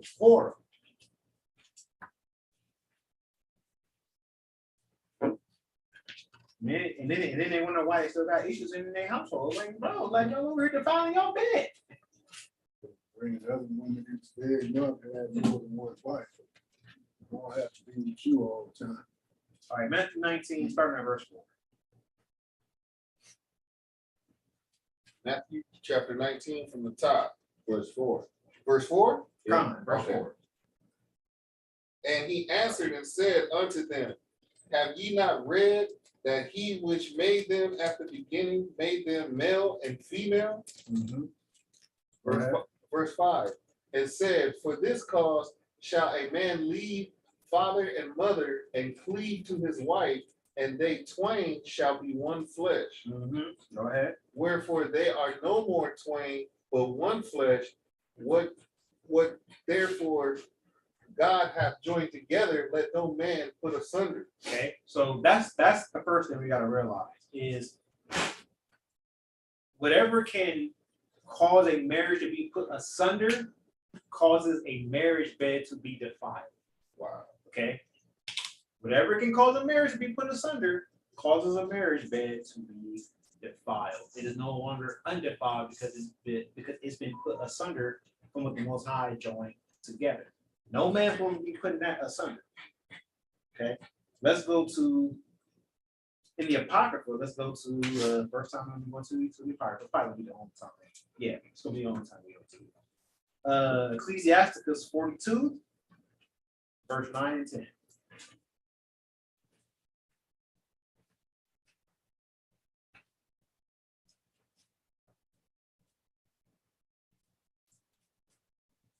And just a side note, me and the other brothers, we in our study session, we've been going over a lot of these different apocryphal books, and we have the extant Hebrew manuscript of Ecclesiasticus. Hebrew manuscript. We have it. Okay. It is available. I can get y'all the link later for those of y'all that's tuning in online on Zoom or YouTube. If you guys want that, we can send the link out for that as well. It's easily accessible. The Hebrew manuscript for Ecclesiastes. You mean the Hebrew? Huh? The Hebrew manuscript, the Hebrew you talking about? I mean, it's in that Dead Sea Scroll font, but that's kind of the script that's being used. If you're calling that sheet. Yeah, if the Assyrian script, that's Hebrew. Yeah, it's in the Assyrian. Okay, that's Hebrew. Okay. All right. Ecclesiastes 42, verse 9. You got it? Yeah. Ecclesiastes chapter 42 and verse 9. Mm-hmm. The father waketh for the daughter when no man knoweth, and the care for her taketh away sleep. Mm-hmm. When she is young, lest she pass away the flower of her age, Mm-hmm. and being married, lest she should be hated. Okay, go ahead. In her virginity, lest she should be defiled and gotten with child in her father's house, Mm-hmm. and having a husband, lest she should misbehave herself, and when she is married, lest she should be barren. All right. So now a father loses sleep behind the daughter in fear of her getting defiled. No man actually wanting to marry her. Okay. If she is married and the man starts hating her, that's happening in the nation. You got men literally hate their wives, man. If you don't put your hand on your wife. Okay, that's hatred. Abusing your wife is hatred. Okay. And fathers who have those daughters, we don't want our daughters going through anything like that. Okay. We'll kill a dude over stuff like that. Okay. So we don't, so a father does lose sleep, I believe. I know. I be thinking about that all the time. Like, and look, I'm gonna let y'all know. I know we don't lie. I'm gonna let y'all know. So far, ain't none of you niggas marrying my daughter. I'm just saying it like that. Ain't none of you niggas marrying my daughter. It's not happening. Not with what I see right now. It's gonna have to be a needle in the haystack at this point. So now I gotta worry about she may not even have a husband. Like, calm of that, big calm of that, boy. None of them running my daughter. None of them. I'm like, dang, it's a tough battle. So in her virginity, lest she should be defiled and gotten with child in her father's house. Look, I know some brothers that got daughters, and this is that. They go out there in that world. They don't heed to this because for whatever reason, and they go out there and they get pregnant, and they still living at home. It's happening even in the truth. It's still happening. Okay. And it's happening in the church. I didn't know these scriptures even existed. You see all those girls coming into church pregnant and they ain't married. Right. I thought that was This is not an honorable thing. This is not an honorable thing. This is not an honorable thing right here. It's defilement. That's what this is. This is straight up defilement. So we gotta realize that, hey, look, an undefiled bed means a woman is in order, got married with a righteous man, and then they have a child together. That's an undefiled bed. Okay, that's an undefiled bed. Let's go to Wisdom of Solomon. This will be the last one. Wisdom of Solomon, chapter 14. We're gonna read verse 20. Start at verse 23.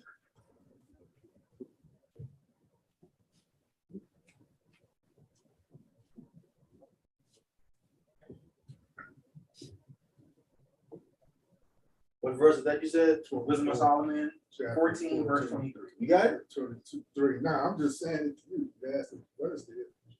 All right, start at verse 23. Wisdom of Solomon, chapter 14, verse 23. For whilst they slew their children in sacrifices or used secret ceremonies or made revelings of strange rites. Go ahead. They kept neither lives nor marriages any longer undefiled. Mm-hmm. But either one slew another.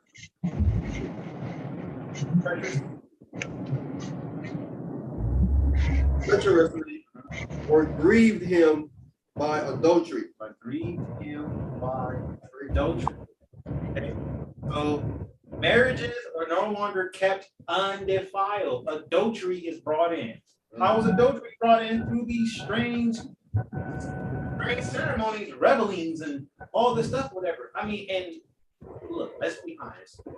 Men today, they're doing this by way of polygamy. Okay, it's a bunch of revelings, and probably having threesomes and stuff with these women. And I've heard the stories. That ain't what we're doing. All right. So the threesome will be a defiled bed, or no? That's a defiled bed, yes. Right. Even if it's so-called multiple wives, you know what I mean? They defiling the bed. It's defiling the bed, exactly. It's defiling the bed.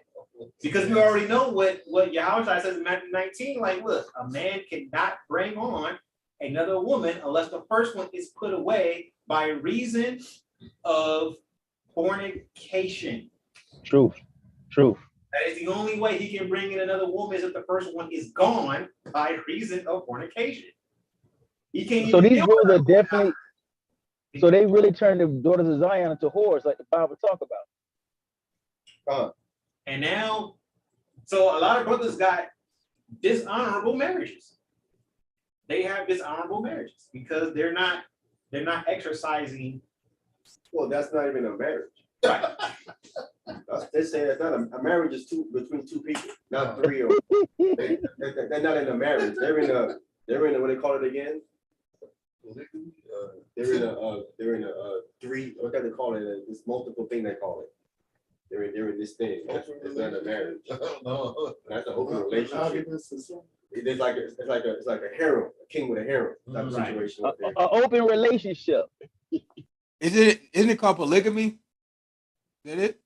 Nah, No. So I mean, well, it's still poly. It's still poly because it's multiple.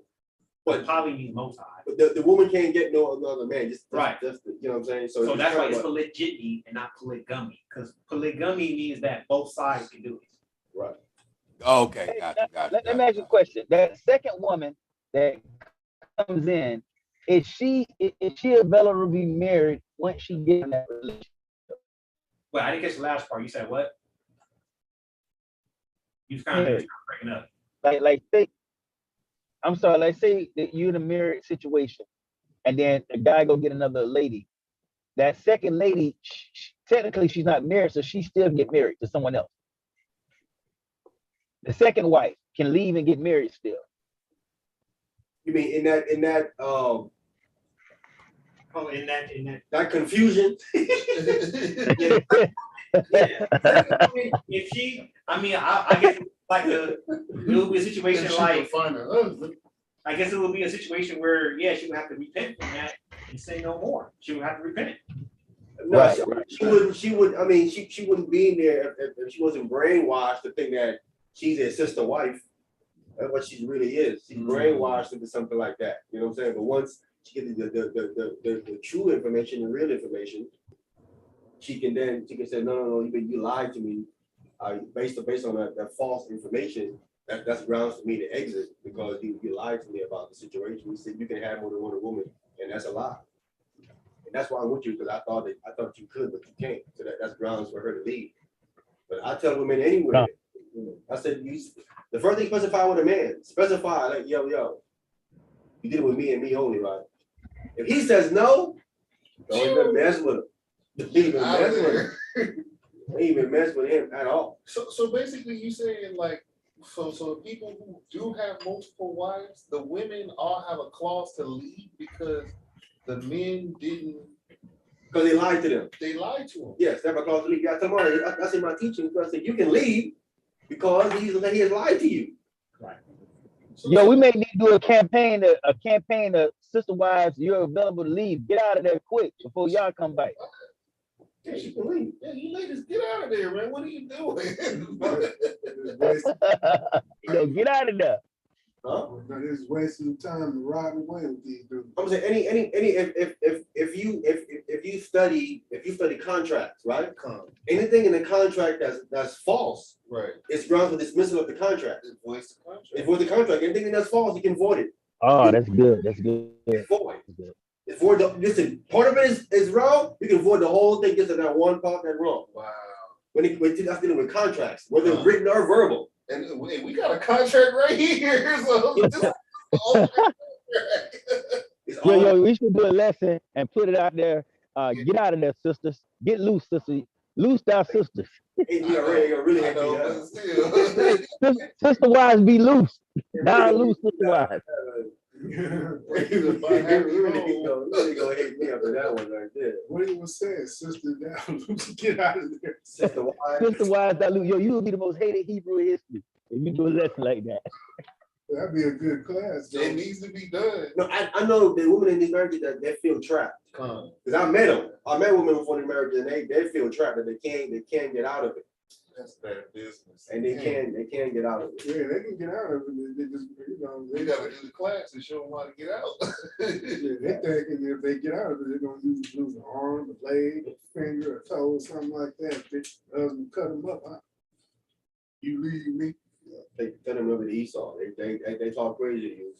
Now you bring Esau in now. You don't want to bring him in. You're trying to deal with it cordially. But if he's trying to physically hurt you, bring Esau in. That's good. A lot of ladies bring Esau in. They kind of hear that. And then, so you're gonna bring your big boyfriend in Esau in on me now? Tell them, yeah. Right. Just like that, yeah. You already messed the contract up. Right. Like you will bring somebody in and help fix it. All right, let me get verse 25. Same. Wisdom of Solomon, chapter 14, verse 25. So that there reign in all men without exception blood, manslaughter, theft, and dissimulation, corruption, unfaithfulness, tumult, and tyranny, perjury. Go ahead, keep going. Verse 26. Disquieting of good men, forgetfulness of good turns, defiling of souls, changing of kind, disorder in marriages, adultery, and shameless uncleanness. All right. So these are the things, as you see here, so that there reign in all men without exception. There was no exception to this. It reigned in all men. One of those things being what? Defiling of souls, changing of kind, disorder in marriages, adultery, shameless uncleanness. Souls get defiled. Changing of kind is just start messing with any old body. Homosexuality, that's the changing of kind. Transgenderism, yes. Disorder in marriages. Whoa. So a lot of disorder in marriages, women ruling over the man, men going out being whoremongers, women being whores, polygyny, all these different things. I mean, he probably even had women trying to bring in multiple men. Okay. Yo, goodbye. I got a question, bro. I'm just thinking about something y'all talking. The kids, does this make the kids defiled? Oh, we can get that.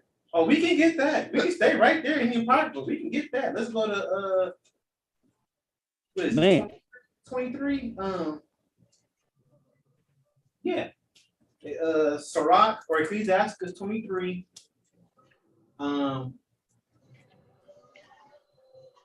Let's start at, we're going to jump around a little bit. Let's start at verse 16. Ecclesiastes 23. So Mark. Verse 16. Two sorts of men multiply sin, and the third will bring wrath. A hot mind is a burning. Why can't I see this thing, bro? Fire. It's a burning fire. Want me to give you another? You want to go some more? His book is all marked Too marked up, bro. It is color coded. Yeah, so through. He went, Yeah, this thing was too marked up, bro. I was marked over the words.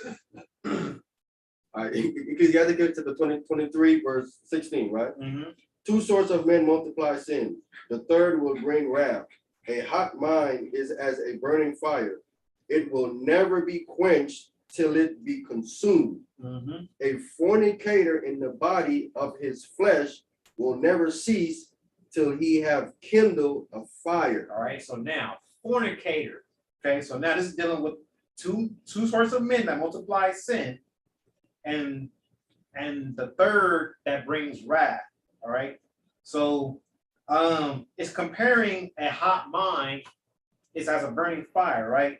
Then that same analogy is being used for a fornicator in the body of his flesh. All right, so a person who fornicates, they gotta fulfill it. A fornicator, they gotta fulfill that lust. We know we used to be those. We used to be those in the world. How were we, man? We were in the world like, man, I gotta get this, you know what, off. Like you want to get one off real quick. Okay, that's the mind of a fornicator, man. They want to get one off real quick, and they have no self-control. Verse 17. All bread is sweet to a whoremonger. He will not leave off till he die. Ooh, so a man, that's because whoremonger is attributed to man, whore is attributed to women. Okay, so a whoremonger, all bread is sweet to a whoremonger. They just, man, hey, they take it all. They are an equal opportunity lover. They don't care. They do not discriminate. They will mess with anything. All right, verse 18. A man that breaketh wedlock, saying thus in his heart, who saith me? I am compassed about with darkness. The walls cover me, and nobody seeth me. What needeth I to fear? The Most High will not remember my sins. Yeah, right. Yeah, right. Whoa, who is this person right here? Yeah. The whoremonger. This is the whoremonger. The whoremonger, look, it's just like the player that's in the world. Man, you ain't gonna, I ain't gonna get caught. I ain't gonna get caught. Most High, man, Most High ain't gonna remember this. Man, we'll handle this real quick. Man, Most High gonna forget about this. No, he's not. All right, go ahead. No, actually, Got a question before. yeah, go ahead. This go back to the verse you pulled out in Malachi about those that thought upon the Most High. Mm-hmm. They don't think about the Most High. He's thinking opposite. He's thinking, oh, the guy's gonna remember my sin. He won't do that, man. Right. Wow. Let's jump to verse 21. Verse 21. This man shall be punished in the streets of the city, and where he suspecteth not, he shall be taken. Right, when you butt naked, committing that sin, what's not gonna get it? Or worse, Most High, Most High funny, man. you don't want to play with the Most High. He's got many different ways of getting you. He's like, all right, I put you to death. You gonna catch you gonna catch chlamydia or something. Like something's gonna happen to you. Most High is like, he's like, I'm gonna bring my judgment. It may not come speedily, but it's gonna come. Sometimes it's a slow creep. Sometimes it is immediate, but you don't know when it's coming. All right. Verse 22. Thus shall it go also with the wife that leaveth her husband, and bringeth in an heir by another. Mm-hmm. Go ahead. For first she have disobeyed the law of the Most High. Uh-huh. And secondly, she have trespassed against her own husband. And thirdly, she have plagued the whore in adultery and brought children by another man. Mm-hmm. What's going to happen to her? She shall be brought out into the congregation, and inquisition shall be made of her children. Go ahead. Her children shall not take root, and her branches shall bring forth no fruit. So those children, look, the judgment Most High will cut the generation off. We see an example of this happening with who? with David and Bathsheba? Most High killed that child, then brought Solomon, then said you'll have another son. But that first child had to go. First one had to go, because that was brought in through adultery. Plus, David had a man, went out and got a man. Right, murdered. right, had a man murdered. Like, nah, this child gonna die. This child gotta go. Okay. Verse 26.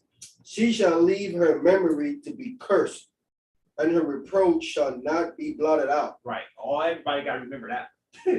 So it's gonna be written down in the records. Like, hey, this woman right here is what she did. Don't do that. Don't do that. It's gonna be for a record, for a memory. Go ahead. And they that remain shall know that there is nothing better than to fear than the fear of the Lord, and that there is nothing sweeter than to take heed unto the commandments of the Most High. Man, so this get you one wife. Just get you one wife. Come on, be a good husband. And just be a good husband. You know what I'm saying? Have some kids, teach them how to be loyal and all that, how to be one. Like, do that. And be thankful and appreciative. Right. Especially this time, I don't be getting these dudes. It's like, and honestly, like these guys, they be taking on women who already got kids and stuff, and you know, it's like you got like so now you got more than one. So now you got 2-3 wives, and they got kids from whenever they was in the world, and now you got to take them on, and you got to deal with their baby daddy. You know, it's like what? That's disorderly, man. That's not even. That's just so disorderly. It's like it's just like it's even worse. It's like they're not even if they wanted to do the polygynous thing, they're not even doing it how they did it in the scripture. They're not even doing it that way. They over here just getting with women. These women already got kids, and now it's like I said, they gotta deal with all that, and then they make the woman feel bad, have low self-esteem, like, oh well, woman, nobody else wants you because you got all these kids, so who else gonna want you? You need to stay with me. The brother, and I'm speaking with the brother while he was in New York, he kind of explained that to me. He was like, I see why these brothers is getting more than one wife, because the women, you know, like they got low self-esteem. So they feel like if I don't get with this man, I'm not gonna be able to get another husband. So I might as well be a second or third wife to him. Go ahead. And you notice most of them sisters are overweight. Yeah. I've been looking at them sisters, I'm like, why they so big? Man, them dudes just, you know, well, maybe because they eat, maybe because they have low self-esteem, so they make them eat a lot or something like that after having children. They don't think there's nothing wrong with that. Yeah, but I mean, they some big women. They don't think there's nothing wrong with that, bro. I was out with 4 women, man. You know what I'm saying? Out there? Yeah, my sister, she brought two of her other girls that she grew up with. I was real younger, and then she brought another girl in, and they went up to the Sammy's, you know, the pier where, you know, all seafood, all seafood. You know what I'm saying? You know what they got. Of course, you know what they got. Shrimp They got the lobster and the crab. All the abominations.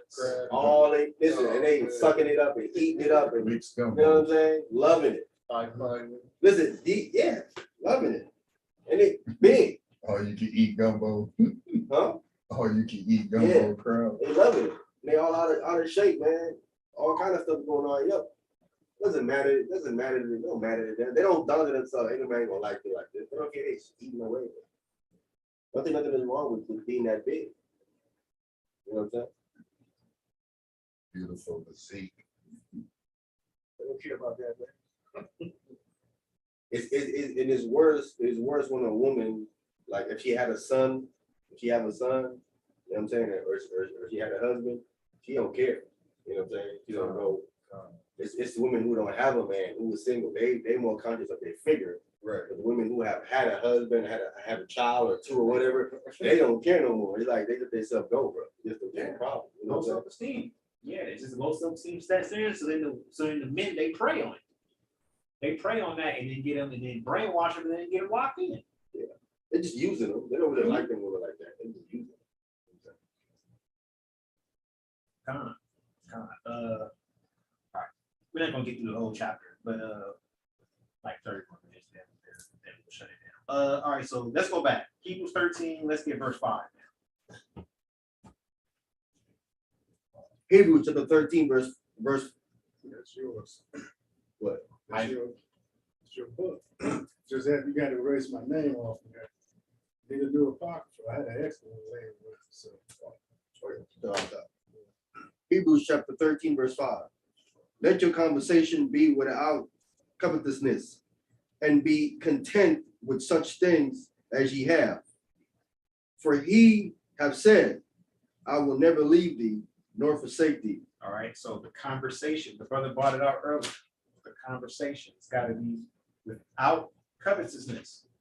Okay, so without envy, because covetousness leads to is synonymous with envy in scripture. Okay, so without envy. Okay, and you got to be content with what you got.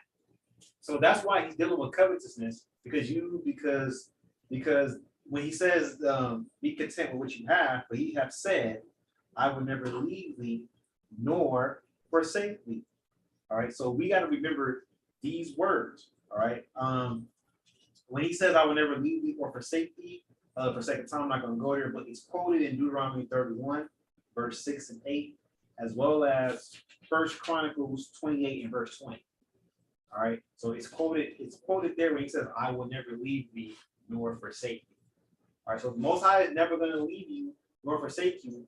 It's just like what Yahushua said in Matthew 6 about how,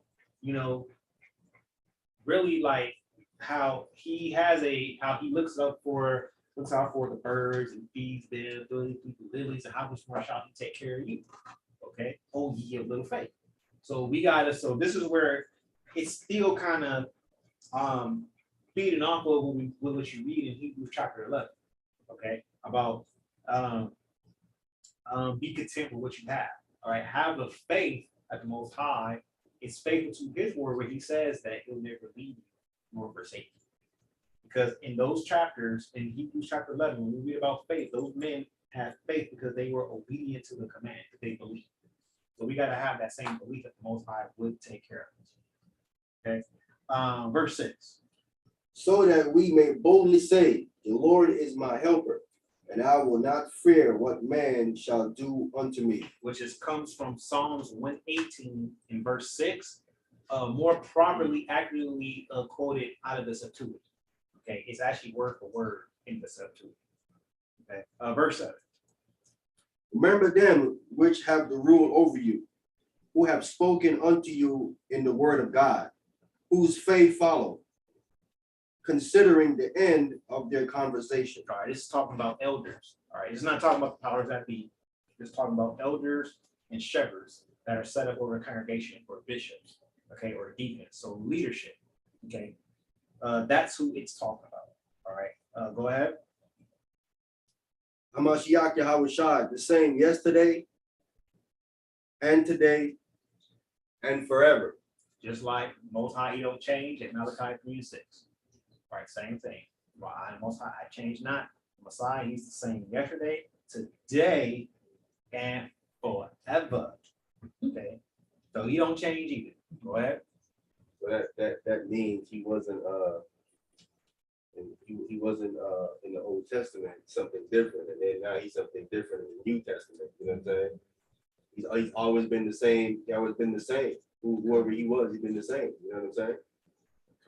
They trying to make Him to be something different from the Old Testament. In the Old Testament, He's a what? He's an angel. God. In the New Testament, He's God Almighty. God. He's God Almighty in the New Testament.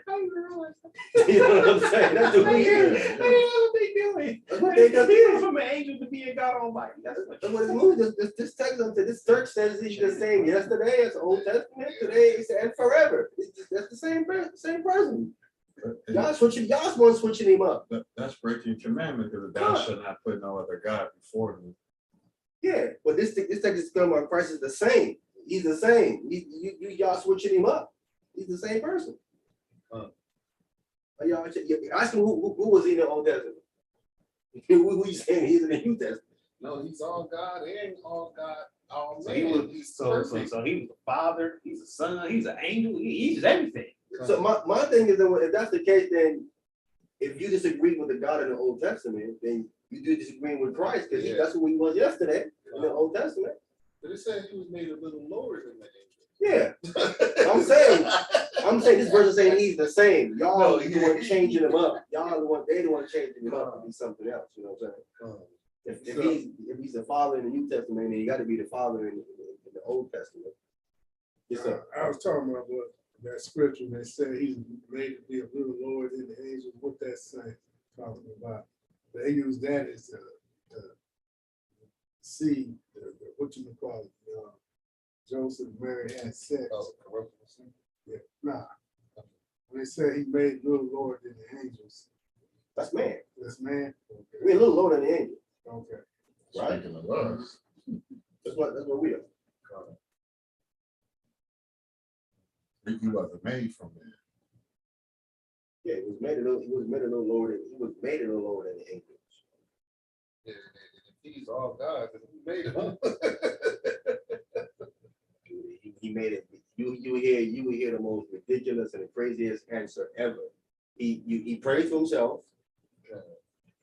I even heard back in the day before he said the guy was arguing about how God made himself. I said, what do you mean God made himself? How did he make himself? The text says he made himself. How you can't make yourself. Some of the foolishness, bro. You can't make yourself. Can you make yourself? No. Brother said God made himself. How? How did he do that? Go ahead, bro. Verse 9.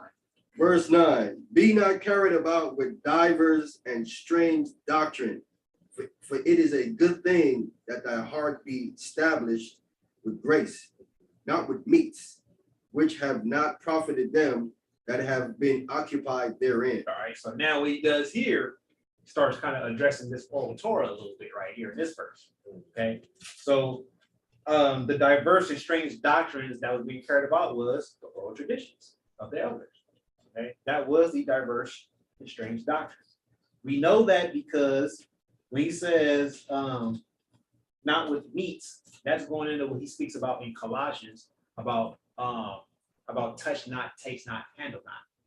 Okay, it's going into the same exact thing about not tasting the meat, touching the meat, handling the meat unless your hand wash, and it's going through all this ritual stuff that was according to the tradition of the elders. All right, which have not profited them that have been occupied therein, occupied in the ordinance of those things. It doesn't bring them any profit from the Most High to do those things. Okay, verse 10. We have an altar whereof they have no right to eat, which serve the tabernacle. Go ahead. For the bodies of those beasts whose blood are brought into the sanctuary by the high priest for sin are burnt without the camp. And let me get verse 12.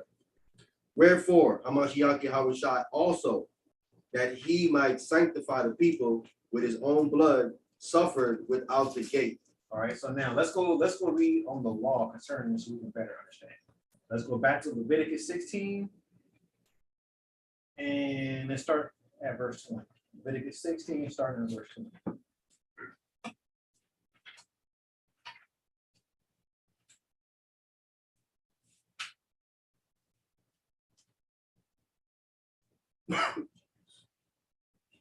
Leviticus chapter 16, verse 20.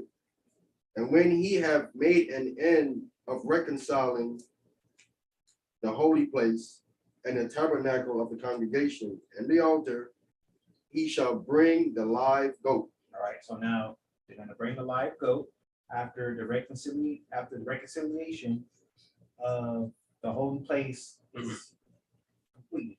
Okay, go ahead. And Aaron shall lay both his hands upon the head of the live goat and confess over him all iniquities of the children of Israel and all their transgressions and all their sins, putting them upon the head of the goat, and shall send him away by the hand of a fit man into the wilderness. Okay, so that's the live goat. All the sins get transferred over to this live goat, and then this live goat actually is sent out of the camp.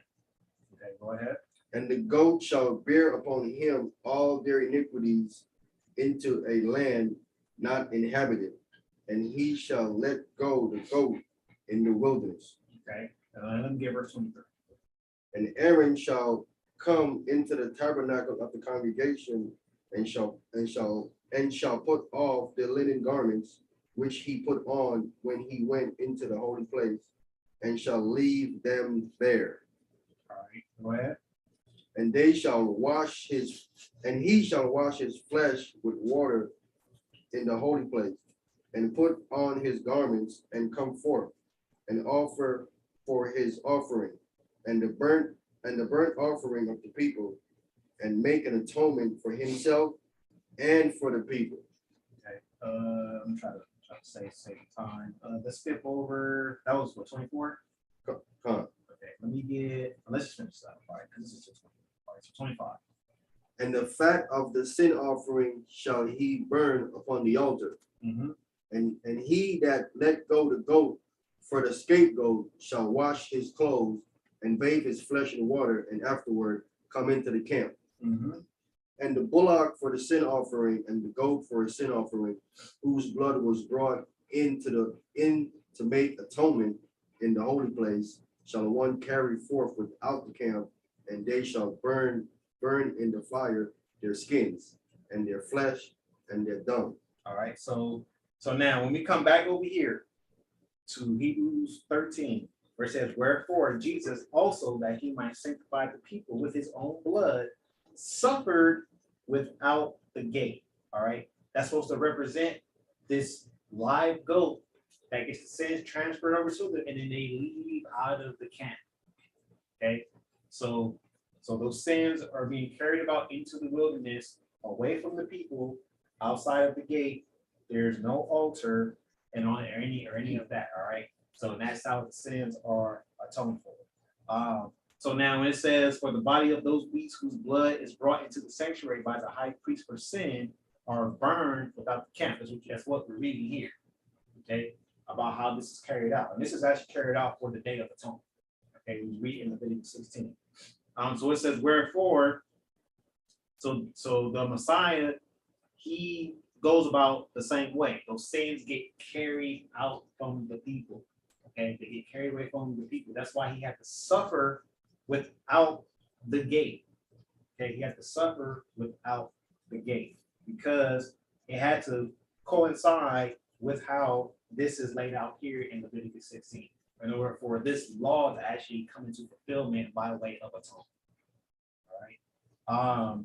Any questions or comments? Anybody want to add anything? Yeah, Jesus Christ was sacrificed on a he got to be sacrificed.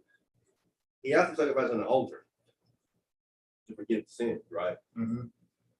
So if he died outside the gate, he had to sacrifice that. There has to be an altar that's outside the gate, right? And he sacrificed all. I don't know the situation. You said he's that goat. You saying that they sent in the wilderness? It would be like it would. I'm not saying that he's the exact goat, but this right here, his death would signify an atonement. So, and this atonement goes with how it says here in the verse 12. It says that he might sanctify the people with his own blood, suffered without the gate, just like this live goat gets sent out of the congregation. Out of the camp. You send it to the wilderness. Come. Is the goat that's sent into the wilderness? Is the goat put to death? Or the goat just going into the wilderness? He's not killed. No, that goat's not killed. It's a live goat. It just gets sent out into the wilderness to make and then where's the scapegoat. I believe that's that gets killed, right? Because the blood. The goat that escapes. What's that again? That's the one that escapes. Because there's two goats that they deal with, right? You have the live goat and you have the scapegoat. Scapegoat. So the blood, but there's a shade of blood that Aaron brings back in. So where does that blood come from?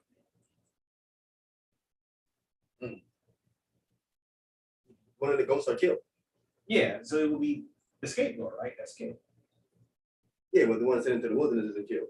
Yeah, but right. that's the one that the sin goes upon. Right. And then the scapegoat, that blood is brought in.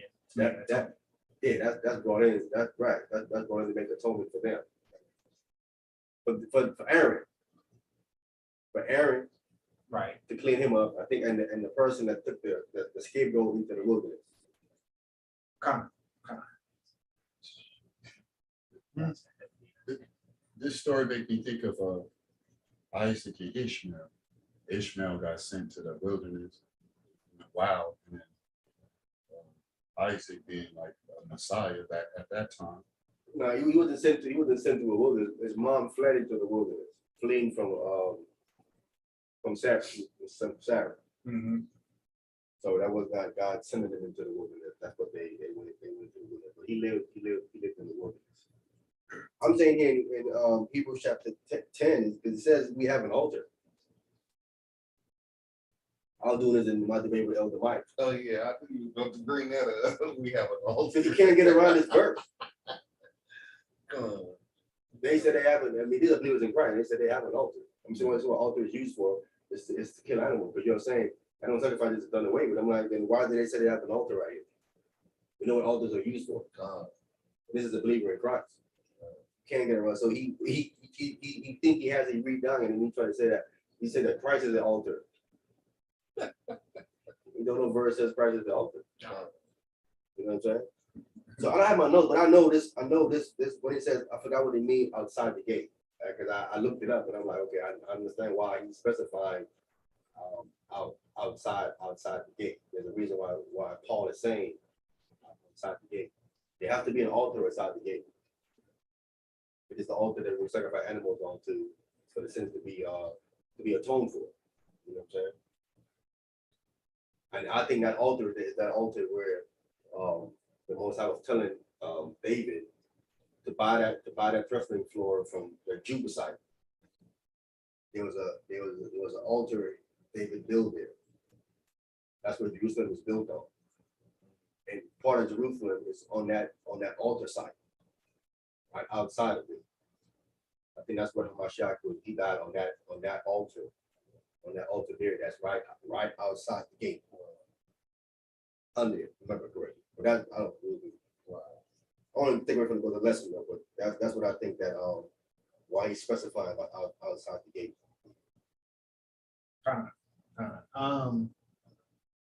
This is the closest piece I could find, honestly. I was searching it out. I was like, it's like the closest one. There might be something else there, but this was the closest one that I could find as far in terms of this altar and the high priest and the sacrifice of the blood. It was like the closest one. There's no other law or like ordinance for sacrifice that's laid out similar where it's talking about Hebrew. So this would be the closest one, but there may be something else that's there that maybe I'm missing. But this was the closest one that I could find. Yeah, I need to look at my notes. But yeah, you run into an issue that people are going to say, well, you saying Christ is a goat. You would have to be saying that, or he symbolizes the goat in aspect, versus where he's called a Lamb of God. You know what I'm saying? Because people have even called him the red heifer. Because he takes away sins too in the temple service. You know what I'm saying? And there's a big argument in the Messianic community because some of them are saying he's also a red heifer. Someone said, "How you president a red heifer?" He says he's a lamb, and they're arguing over it. You know what I'm saying? That's why I say you have to understand that the temple service and these different sacrifices and stuff. Right. You know, because you have different animals that are used to take away sins. Right. In the Old Testament, but we know that Christ is the Lamb. Right. You know what I'm saying? Right. And then specifically because he's the Lamb. You know what I'm saying? Yeah.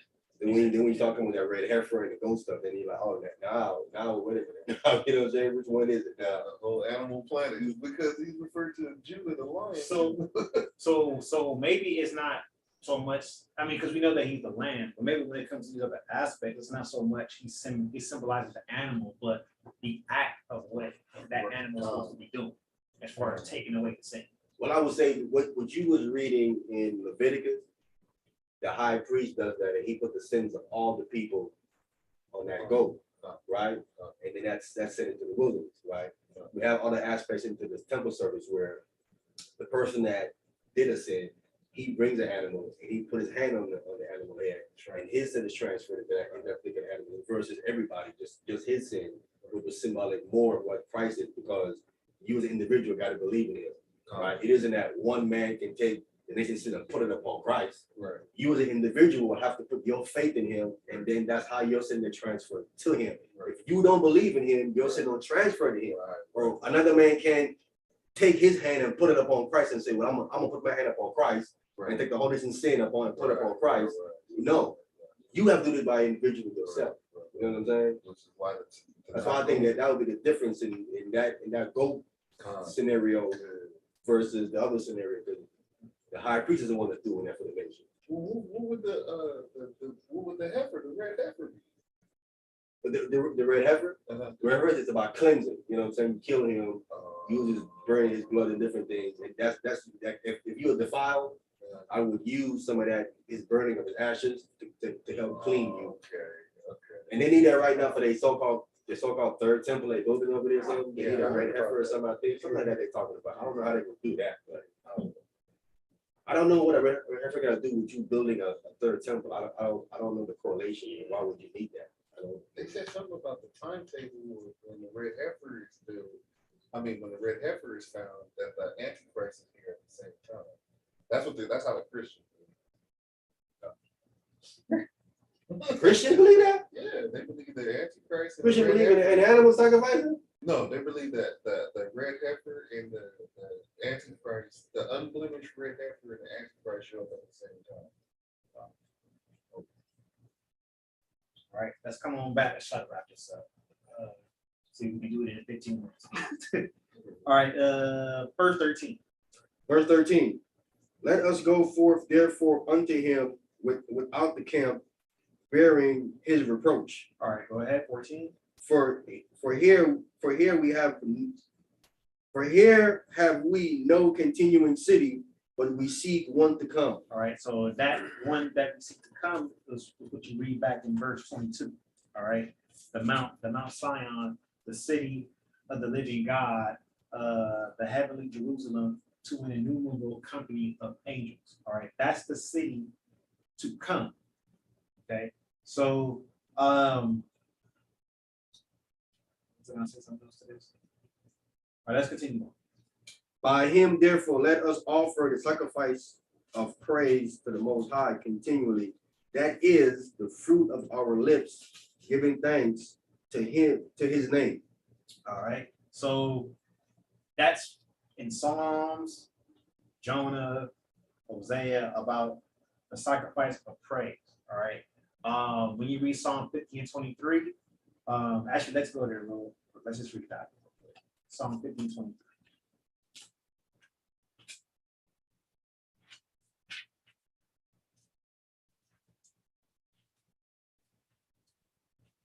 That's slow in the draw, man. You said 15 to what, 23? Get them scriptures quick. We was coming out when that teacher called that scripture, man. He said one more word and they was there. That scripture already. Like, we ready to go. We ready to read it. All right, 50 and 23. Whenever you're ready. Psalm chapter 50 and verse 23. Whosoever offended, whoso offered songs and glorified me, and to him that ordered his conversation aright, will I show truly salvation of God. All right, so now, whoso offereth praise glorifieth me. Okay, so when you offer up the praises of the Most High, that's a sacrifice of praise. When you offer up praise to him, you give him praise and thanks. Okay, that is the fruit of our lips, giving thanks to his name. Okay, let's go to Jonah chapter 2, verse 9. I believe it's John. I want to say that's John.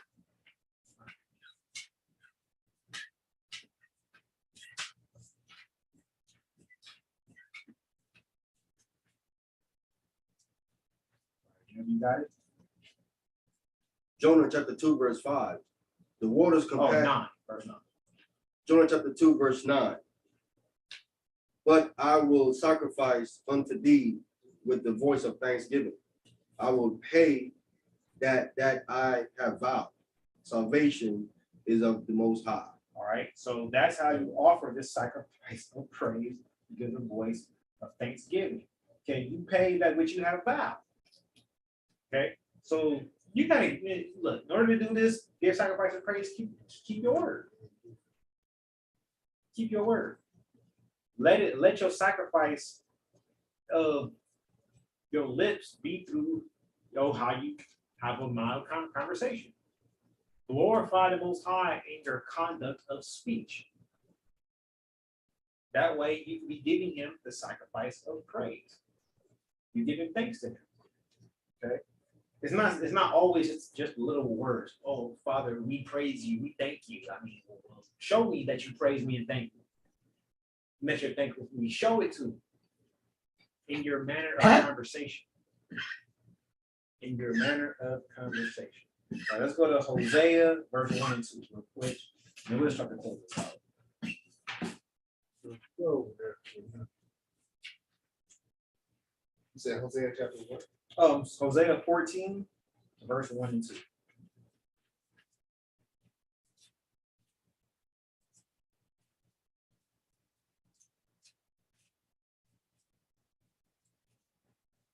Hosea chapter 13, 14. 14, verse 1 and 2. Mm-hmm. O Israel, return unto the Lord thy God, for thou hast fallen by thine iniquity. Take with you words and turn to the Lord. Say unto him, take away all iniquity and receive us graciously, so will we render the calves of your lips. All right, so now when you read this in the Septuagint verse 2, it doesn't say calves of our lips. It actually says fruit of our lips. Wow.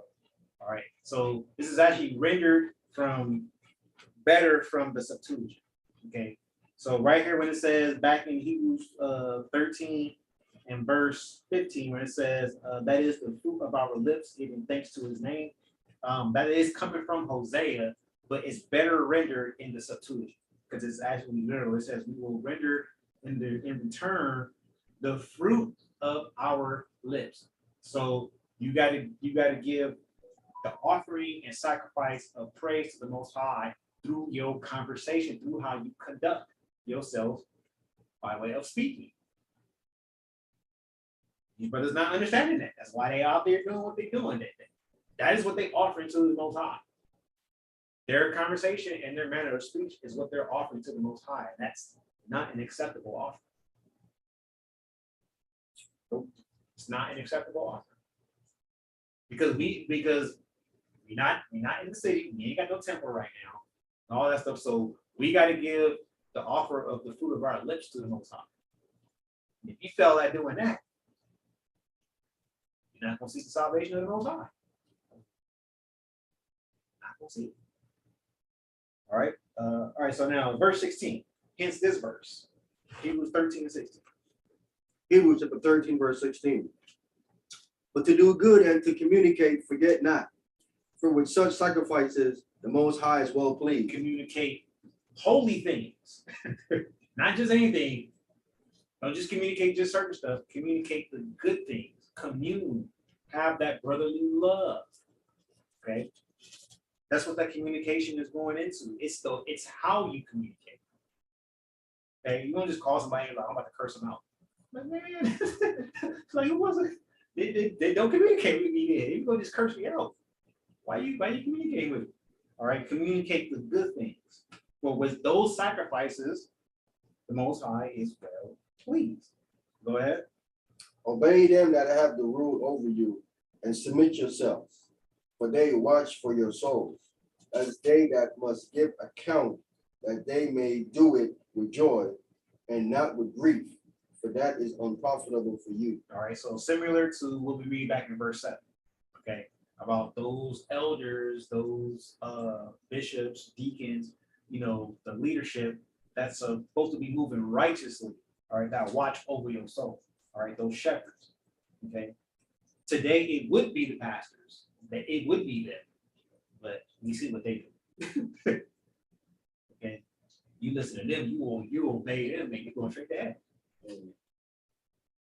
Okay, so let's continue on. Let's finish this out. All right. Salaki, I got a quick question. Hey, so with that being said, the pastors in them, so my soul will be at fault too, but the bloodshed, it'll rely on the pastors, right? There is like more, my soul. there is more blood on their hands because they have more of an they have a more higher account to give because they got to give an account for themselves and for the souls that they were responsible for. Because they're actually the ones that's leading our souls or supposed to be. All right, brother, have a good night. Okay, I got you. It's supposed to be watchmen. Supposed to be watchmen over your souls. So if they fail at that, that means that those souls get lost, and then now that falls on you. Now your soul will get lost with a higher offense. Now I do got one more question, and I ain't trying to go off topic. Okay, now with that, is that when that's the same thing Mashiach was telling us to do as they what did it say? It said do as they say. And not as they do, yeah. Talking about the Pharisees, So the things that they do that's righteous, yeah, you do that. You follow that. But as far as their behavior, nah. So keep the oral. So keep the physical. Keep the physical Torah, not the verbal Torah. Exactly. Yeah, what's missing from that verse in the English version is the word takano and maasim. In the Hebrew gospel, he specified what he's talking about. Not when you see the word, not the word missing. The word isn't missing. I mean, it's mistranslated. In English, you have the word works, but in the Hebrew, but it's the word takano. It will be takano in the Hebrew. They have it from the Greek text, and it works. Takano. See, now that makes sense. Takano is man-made rule that man made that supersedes Torah. They call it takano. And then they also call another one called maasim. Maasim is they would talk about certain stuff that they do, righteous acts that make them righteous on their own. You know what I'm saying? Now, is that with a V or a B? Say that word again. Maasim with an M. Not Mahasim. Maasim. M-A, then it's A-S-I-M. Mahasim. Okay. Con. Those words are there in the Hebrew. The Hebrew gospel of Matthew has those words in there. From Matthew 23, the works. All right, go ahead, brother. All right, verse 18. Verse 18, pray for us, for we trust we have a good conscience, in all things willing to live honestly. Go ahead. But I beseech you the rather to do this, that I may be restored to you the sooner. Okay, so it's asking for prayer. So in the prayer specifically that he be restored a lot sooner. He'd be able to come back to them sooner than expected. Okay, go ahead. I'll say this too. Yeah, go ahead. He showed he's locked up. Mm-hmm. He's locked up. So this is another indication. We know this is Paul. He's the only one in these gospels, in these writings that's locked up. You know, the other brothers is free. You know what I'm saying? He's the one constantly going out of jail. So this is fit him again.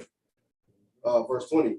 Go ahead. Now the God of peace that brought again from the dead our Lord Hamashiach Yahushua, that great shepherd of the sheep, through the blood of the everlasting covenant, make you perfect in every good work to do his will, working in you that which is well pleasing in his sight, through Hamashiach Yahushua, to whom be glory forever and ever. Amen. All right. So the Messiah, the Most High, through the Messiah, who is the great shepherd of the sheep, through the blood of the everlasting covenant. So if it's an everlasting covenant, How can the old one be there and then all of a sudden there's just a new one that just replaces the old one? Like, no. That's why it's a renewed covenant, because it's everlasting. It's everlasting. Let's prove that, because it's in the Psalms. Let's go to Psalm 105, verse 8 through 10. Psalm 105, verse 8 through 10.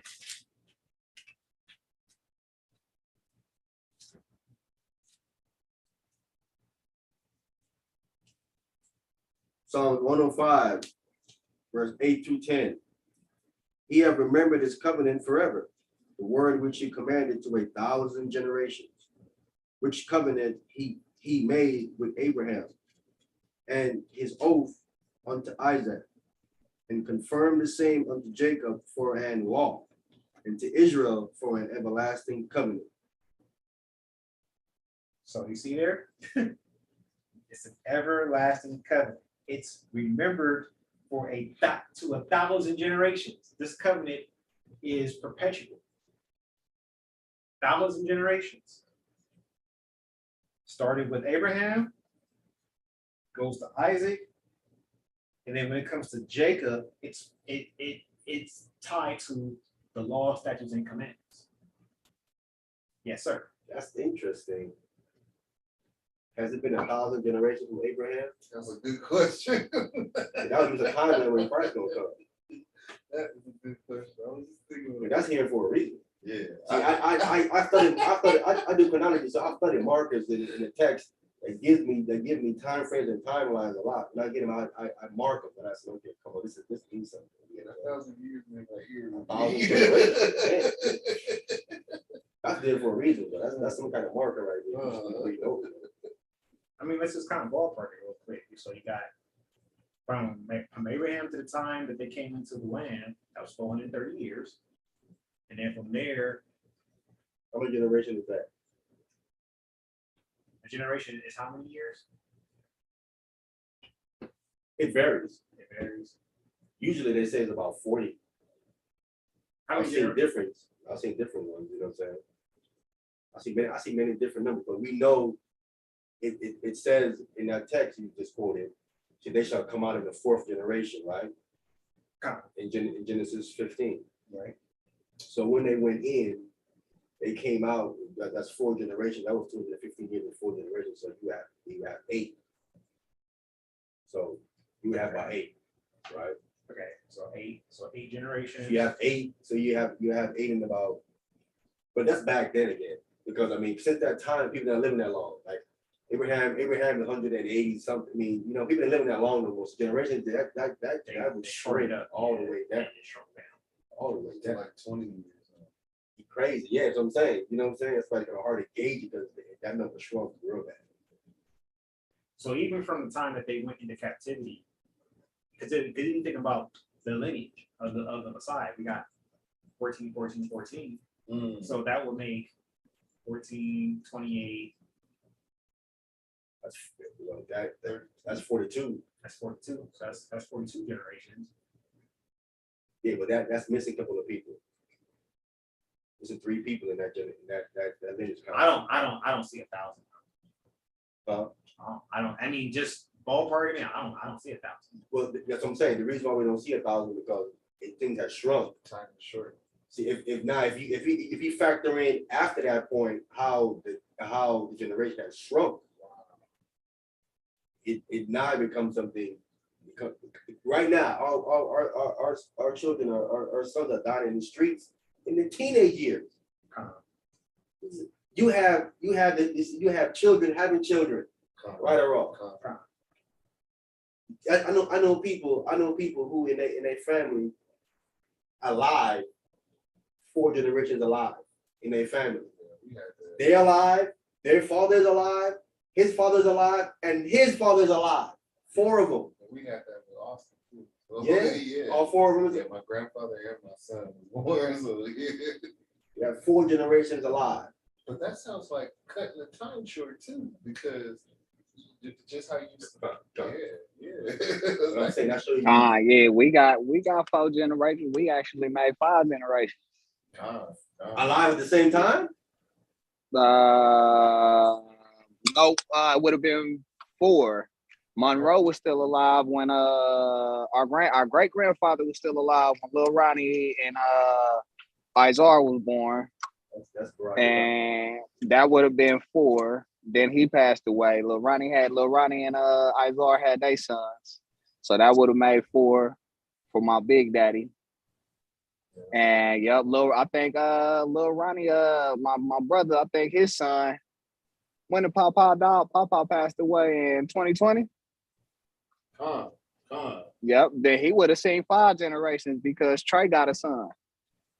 My nephew was born 2019, my great nephew. So he would have seen 5 generations if my great nephew would have ever came out there. Wow. So yeah, we got a nice little old lineage. You know, that's what my mama say. Our bloodline for some reason is pretty strong on our father's side. All our family lived to about 80s and 90s.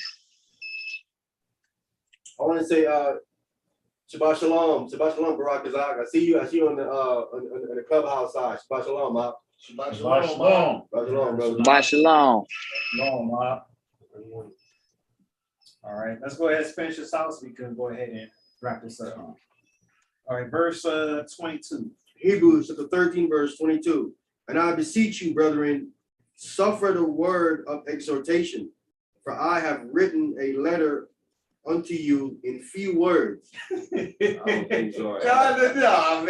Look, I'm telling you right now, like if this was a few words, this is a lot for a few words.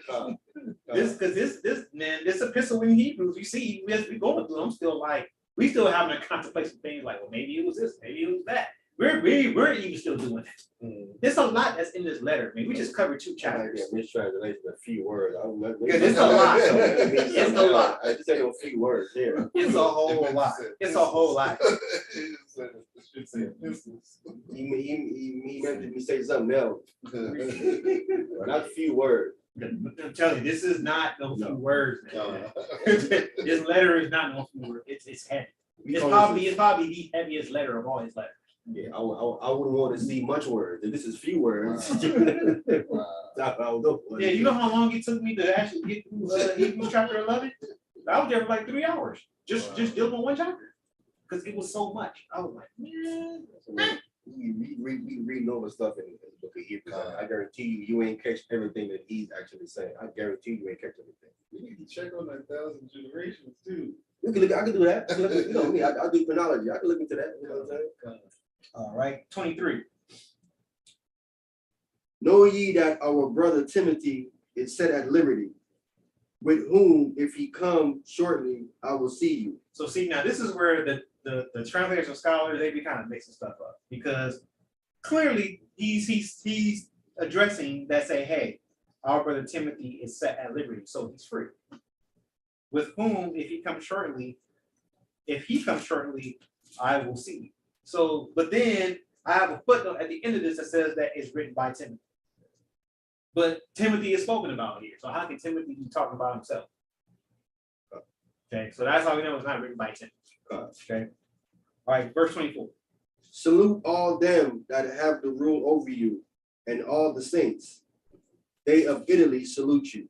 All right, because remember, by this time he probably is already on his way to Rome, or probably there already locked up. Okay, so this letter does come later. It comes way later. It's one of the latter ones. All right, and last one. Grace be with you all. Amen. See, you got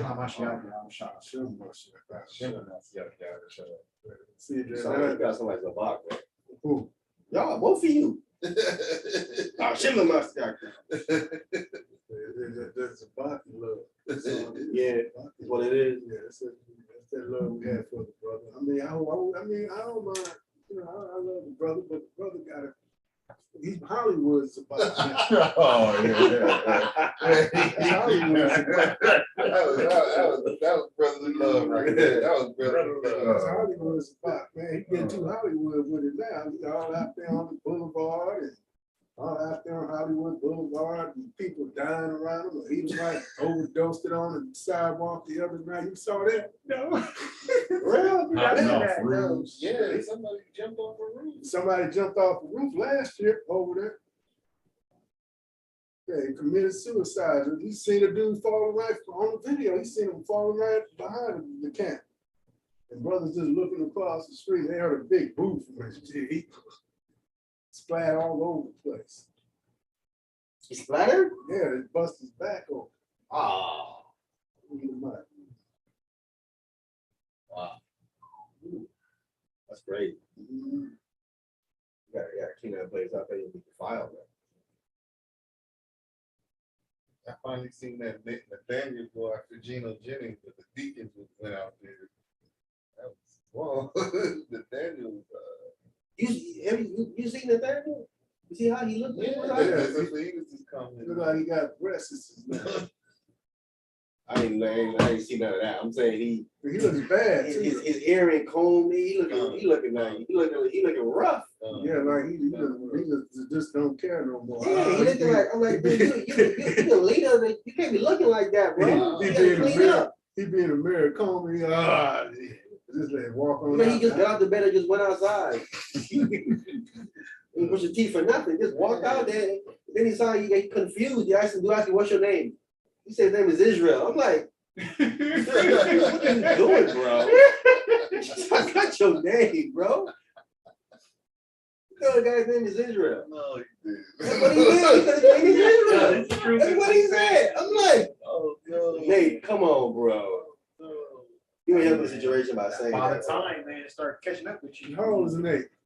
He up there, man. He in his 50s. Okay. He definitely in his 50s. I'm not as bad as him though. I'll be 55 next in a couple of months. He must be close to 60 or something. He up there. I know that. He say his faculties is slipping. He say you gotta help remind me because my faculties is slipping. They been slipping. They didn't slip. They slipping. Yes. Like that.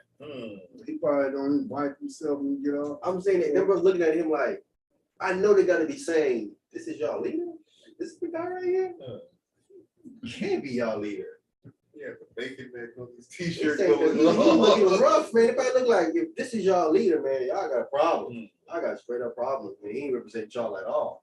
Cause come on, man. These guys, they make this Bible thing like you're supposed to look like a bum.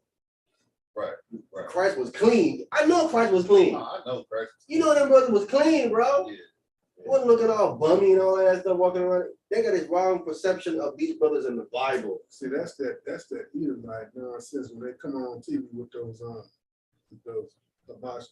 fake Messiah, you know. Yeah, they think of these brothers like, no, brother, that's not the spirit of Israel, bro. No. Christ walking Never around the spirit of Israel. You know how we move, bro. We trying to be clean. You know what I'm walking saying? around with a potato sack on and all that. Yeah, it's about you in the Bible. You're supposed to look all rough and all. No, bro, that's not the spirit. Come on. What did say? Nah, he's just listening. You can invite him up if you want. You know, say if you want to say something. You know what I'm saying? All right. We're gonna invite you on stage, Barack Kazak. If you're still there, bro, if you want to say something, he invite you on stage. So yeah, man, I've never seen view this Israelite thing as you can just start looking any kind of way now. You know what I'm saying? Was looking all rough in any kind of way, but that's not how it Take some more showers. Keep the hygienes up. Yeah. Got in the word on gave up. Yeah, they let yourself go and all that. You know, nah, bro, can't do that. That's out of order, man. That's not dealing with Fruits of spirit at all. Yeah, I mean the scripture's talking about, it says abstain from all appearance of evil. Like you can't look at all kind of people look at you like you a bum or something. You're like you start thinking like you don't know the Bible looking like that. Right. Can't be How does he represent the time? looking like that. You know what I'm saying? This is y'all squad. Right. If I can tell you like you know a man by his gait, how he dressed. If he dressing all bummy, that's a reflection of him in some kind of fashion like that. He dressing like that, man. So I don't know, man. I remember Gino wanted to debate. Gino like, man, this guy look like a bum. I didn't debate him. Keep doing what I'm doing, man. Can't be serious. I'm not dating no bum. They told him, his henchman father went back there, man, that brother's dirty. Yeah. You smell his Man, he shoes. came out the car looking like Sanford and Sanford and Son up in here. Get out of here with that nonsense, man. Yeah. The purple shirt on. I told him his name is Israel. All right, any other questions about what was brought out, comments or anything? Before I'm gonna shut this down. Yeah, Barack, he just listened. You know, after I told you, we go until like, pleasing. Sometimes we want to go more because they got a whole bunch of questions. You know what I'm saying? But it's up to you, man. Whatever you want to do. I mean, there's no questions, anything, we'll go ahead and shut this stream down. Let me see if there's Don't shut it down. Don't shut it down. We shut down the you mean the YouTube and all that? Yeah. So no questions on the YouTube side. You know, Servant Smith went to the YouTube side. Yeah. Don't leave that open for Servant Smith. I don't know why I kept kicking you out, Servant Smith. I don't know why I kept doing that, bro. Trying to figure out why I kept doing that to you. I don't know why. I mean, you didn't do that last week. I don't think it did. Or it must be. I don't know. Why is it kicking you out? It might be a service. Is service kick? Is the service? He's probably down in Florida. He's probably way down in Florida somewhere in the Everglades. You know those Florida gators and them crocodiles, they come in people's neighborhood down. Yeah. Big old, what was that? A croc or a big old alligator? They have both the alligators and they have an iguana problem right now. You heard about that? Yeah, Because the python problem. because they get ready, they buying up land and developing it over there. It's drying out the swamps somehow. Right. And so they run into animals. So they intrigued those animals space. Yeah, so they're gonna come out and go in the neighborhoods and hang out on your lawn. So somebody let some pythons go out there, just a couple of them, and they've been reproducing in the wild, and now they got overpopulated python problem out there. Wow. And they said these snakes are humongous. They bigger than where they naturally come from because they got more to eat out there. Right. So they just year round just eating and growing, and they was like, these snakes are starting to reach sizes we didn't even know these snakes can get that big. And then not only what what they ever eating probably got hormones pumped all up in them. But what they eating and making them get that big. You know, I mean, them things, woo, especially the anaconda. Them things, they stay in the water though. Anaconda do. Okay, but python and boa constrictor, they all want to land and going in your home, coming into your roof, sealing all kind of crap. They finding them in the weirdest places. They like, Machete out there. This is not right. Coming out the toilet. Machete in the grill lit. And the pythons are starting to eat the alligators now. That's that good alligator meat. Yeah. That's that good alligator meat. Alligator's not big. You know, they just, got that long, what is that? The crocodile got the long. They both got that long. They both got, but the alligator is just wider. Lighter, but the croc is just they get up, they get bigger. But then that alligator, but that's that good alligator meat. You saw what they were selling out there. Abominable food. Out there on Christmas. Yeah, what they were selling out there on There was some alligator meat out there when I did that day. Yeah, no, damn. You was there. Oh, when we went. Yeah. So what was that called? The soul of food or something? Taste the soul. Yeah, Out there, eat, abomination out there. Taste of what soul? Taste of crayfish. So the bar gonna be back in a second. So y'all stay for tomorrow, man. Not tomorrow, next week. I'm about to go into. I'm trying to help these so-called Christians out how to understand Paul. So I'm going to a lesson to show you how to clearly understand Brother Paul. They're butchering Brother Paul. They're clearly confused on what Paul is saying. So I'm going to go through it, bring out some scriptures and stuff to show you how to understand Brother Paul. He tells you how to understand him. You can decipher what he's saying, because he said a lot of stuff that's hard. It's like Peter said. Yeah, Peter said it was hard to understand. He said stuff. He's saying it's hard. I mean, if stuff Paul is saying is hard for Peter, think about you. If Peter is saying, "Listen, man, this stuff is it's hard for me to decipher some of this stuff," you definitely gonna get it wrong, right? Because you ain't even on Peter level when it comes to the scriptures back then. And y'all did away with the Torah, so y'all don't know what's going Listen, on. Peter is saying that, right? Listen, Peter is saying that, right?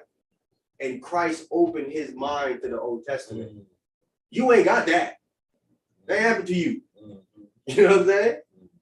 And he's saying, "Woo, this is rough right here. This is rough. This is rough."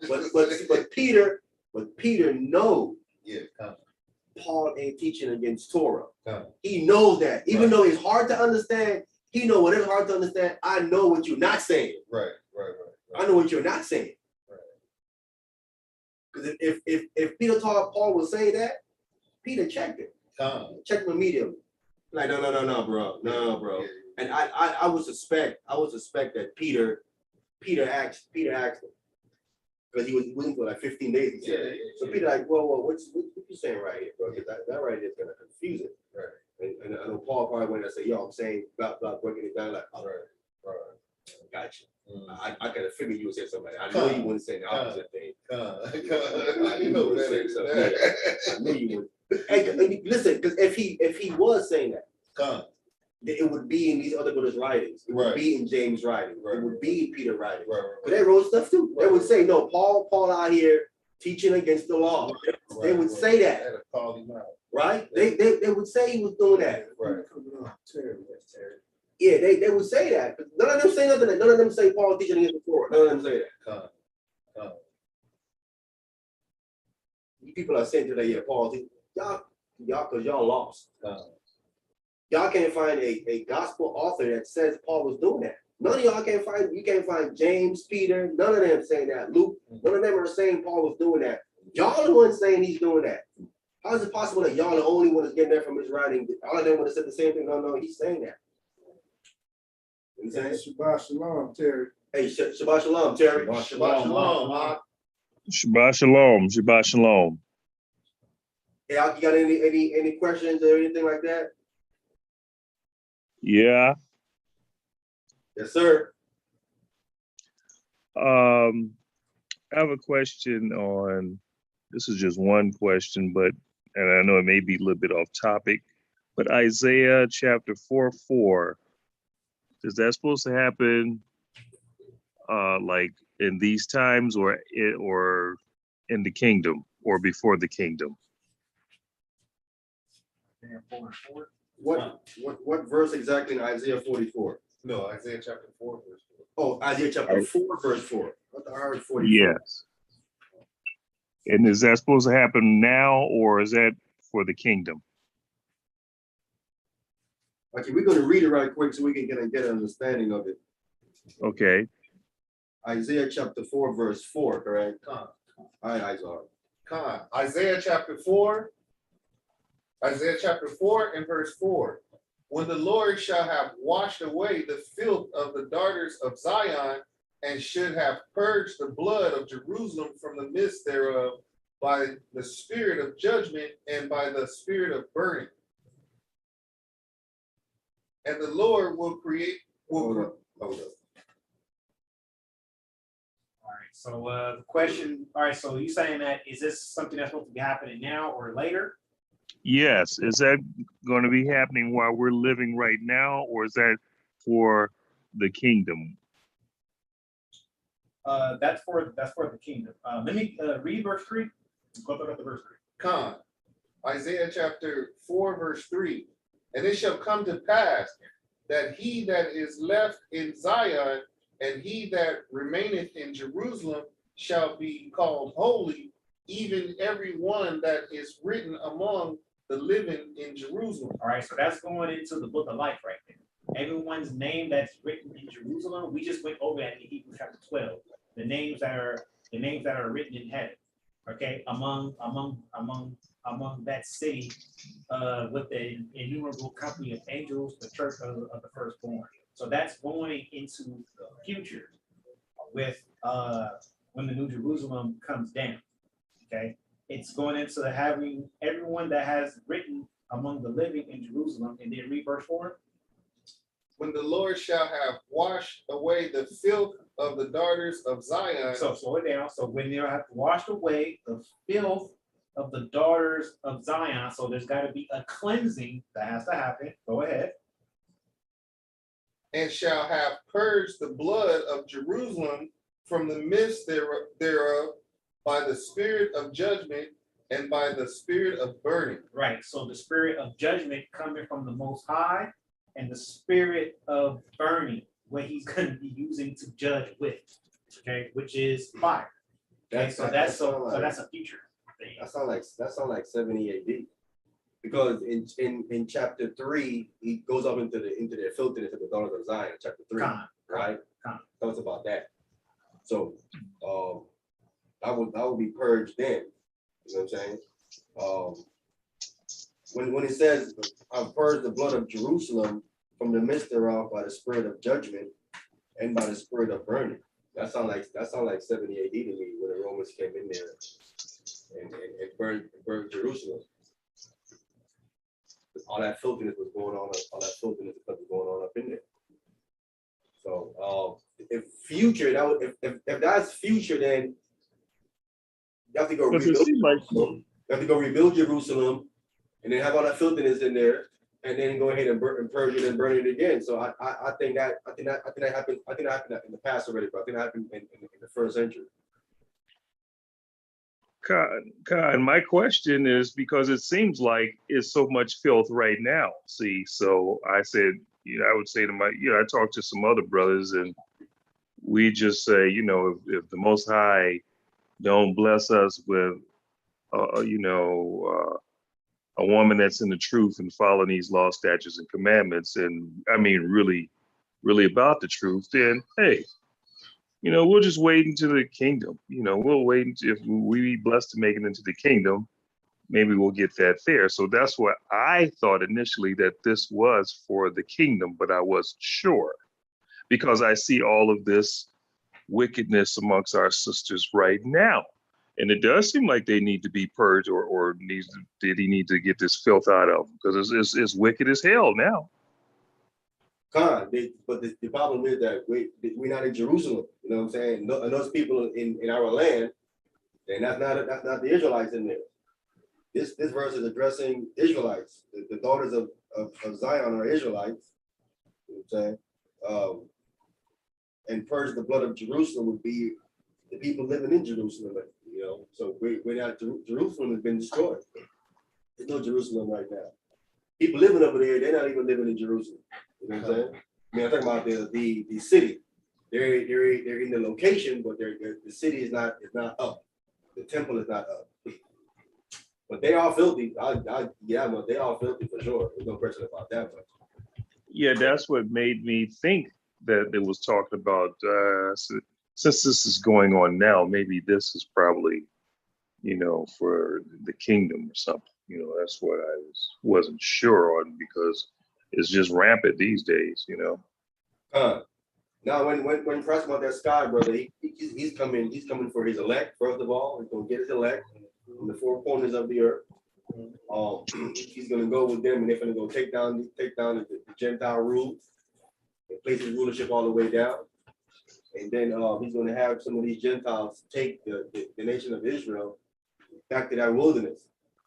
He's going to go plead with them to face of that wilderness again.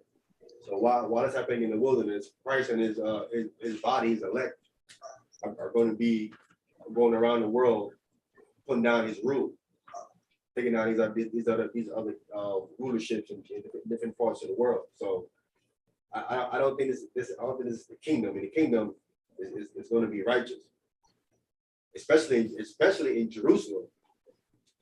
In Jerusalem, specifically, everything in there is going to be righteous. Nothing that defiles is going to enter into that city at all. That ain't going to happen. That with Christ comes. Okay, Khan, here's a follow-up. Is there going to be, like, if you have the opportunity to have a wife in the truth there? You mean in the kingdom? Yeah. Yeah, you will, but you won't be of the elect though. The elect is not gonna have a wife. They don't marry, or they're not given in marriage. Can we get that in the book of? Let me get in the book of Luke and show it to you. Can you give a Luke, this 20th chapter? Luke chapter 20. And the reason why I say that is, the reason why I said that is because if you're not getting that here, will it be restored when you get into the kingdom? You know, that's all I'm saying is, like, you don't get it here, is it possible you can get, you know, that woman there that you so desire in the kingdom? Because here it's like, you know, I had to do something like Abraham did. I can find a woman some other country somewhere. Yeah, and you definitely get a good righteous woman in the kingdom. I mean, if that what you desire, it can happen. But if you desire to be in the elect, that's going to be something different. The most I have something bigger for you than that. Luke chapter 20 and verse 34.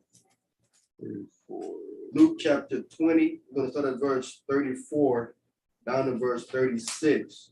Okay. All right, everybody there? I'll wait.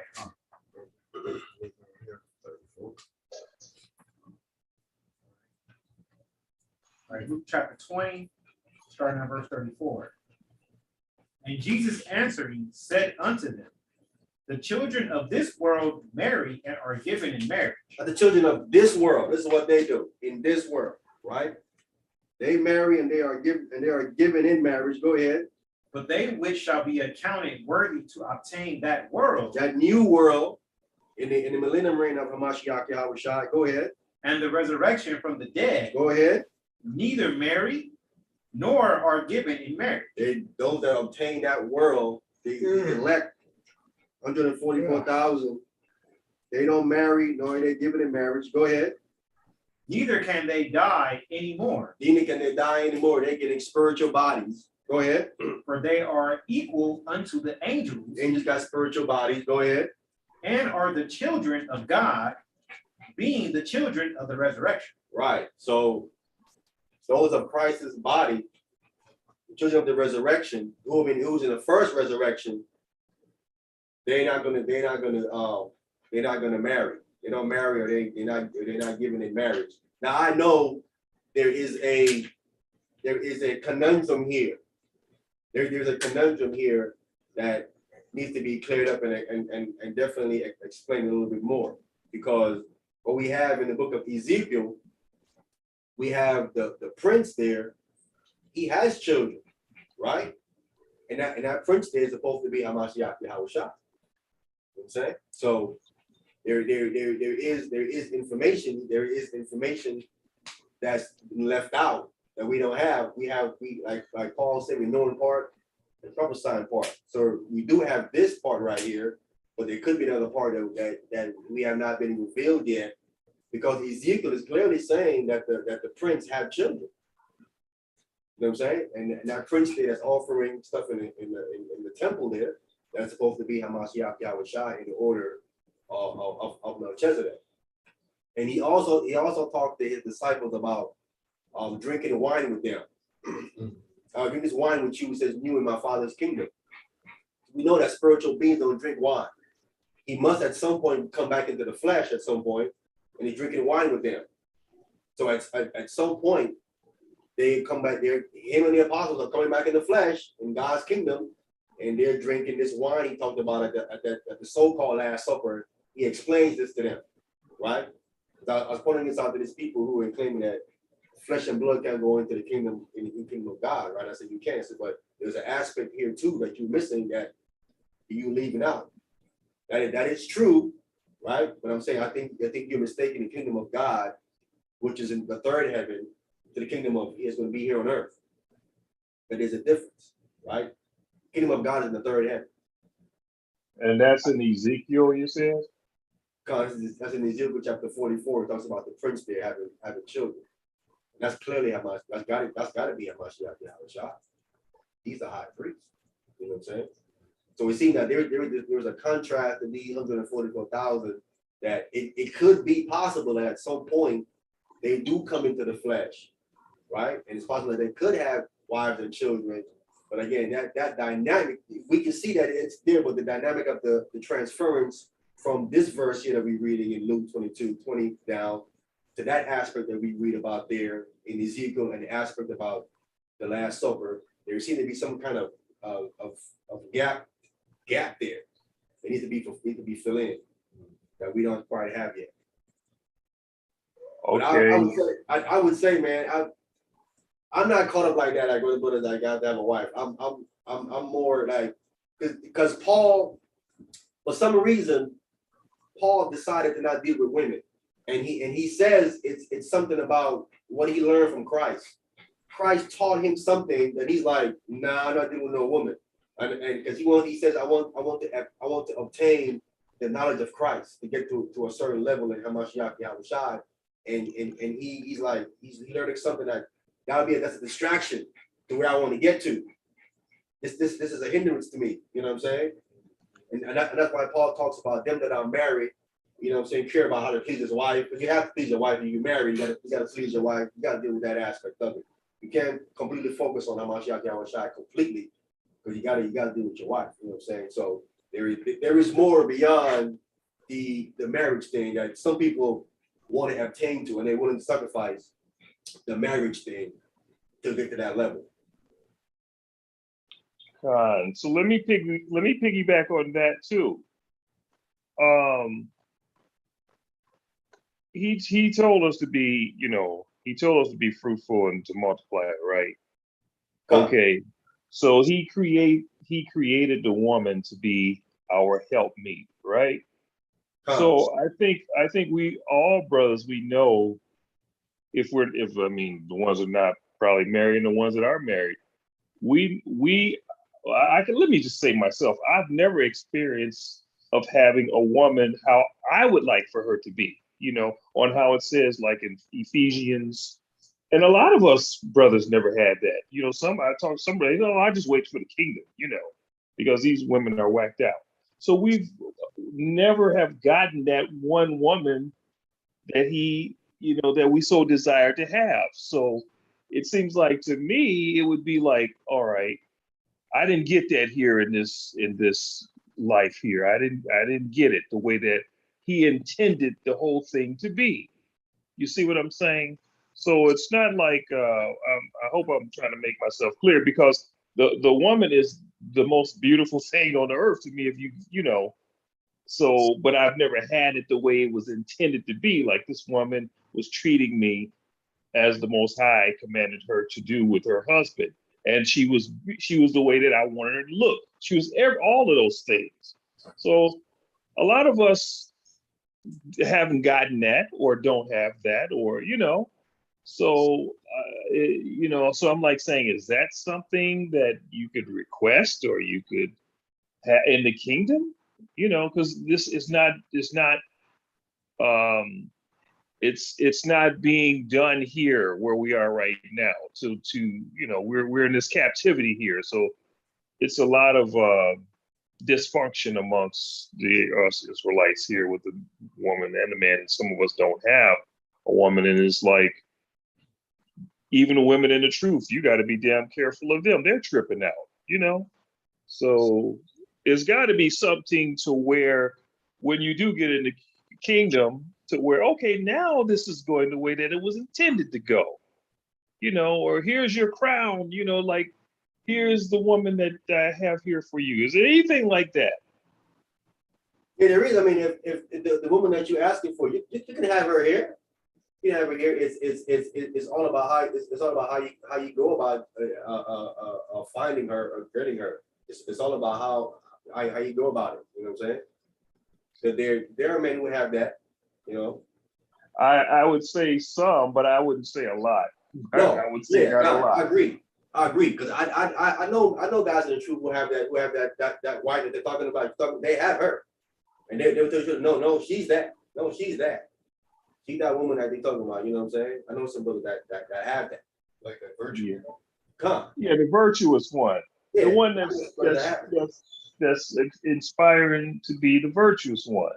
But Yeah. you know, a lot of us that's in the truth, we don't have it, and where we want it, but we're not.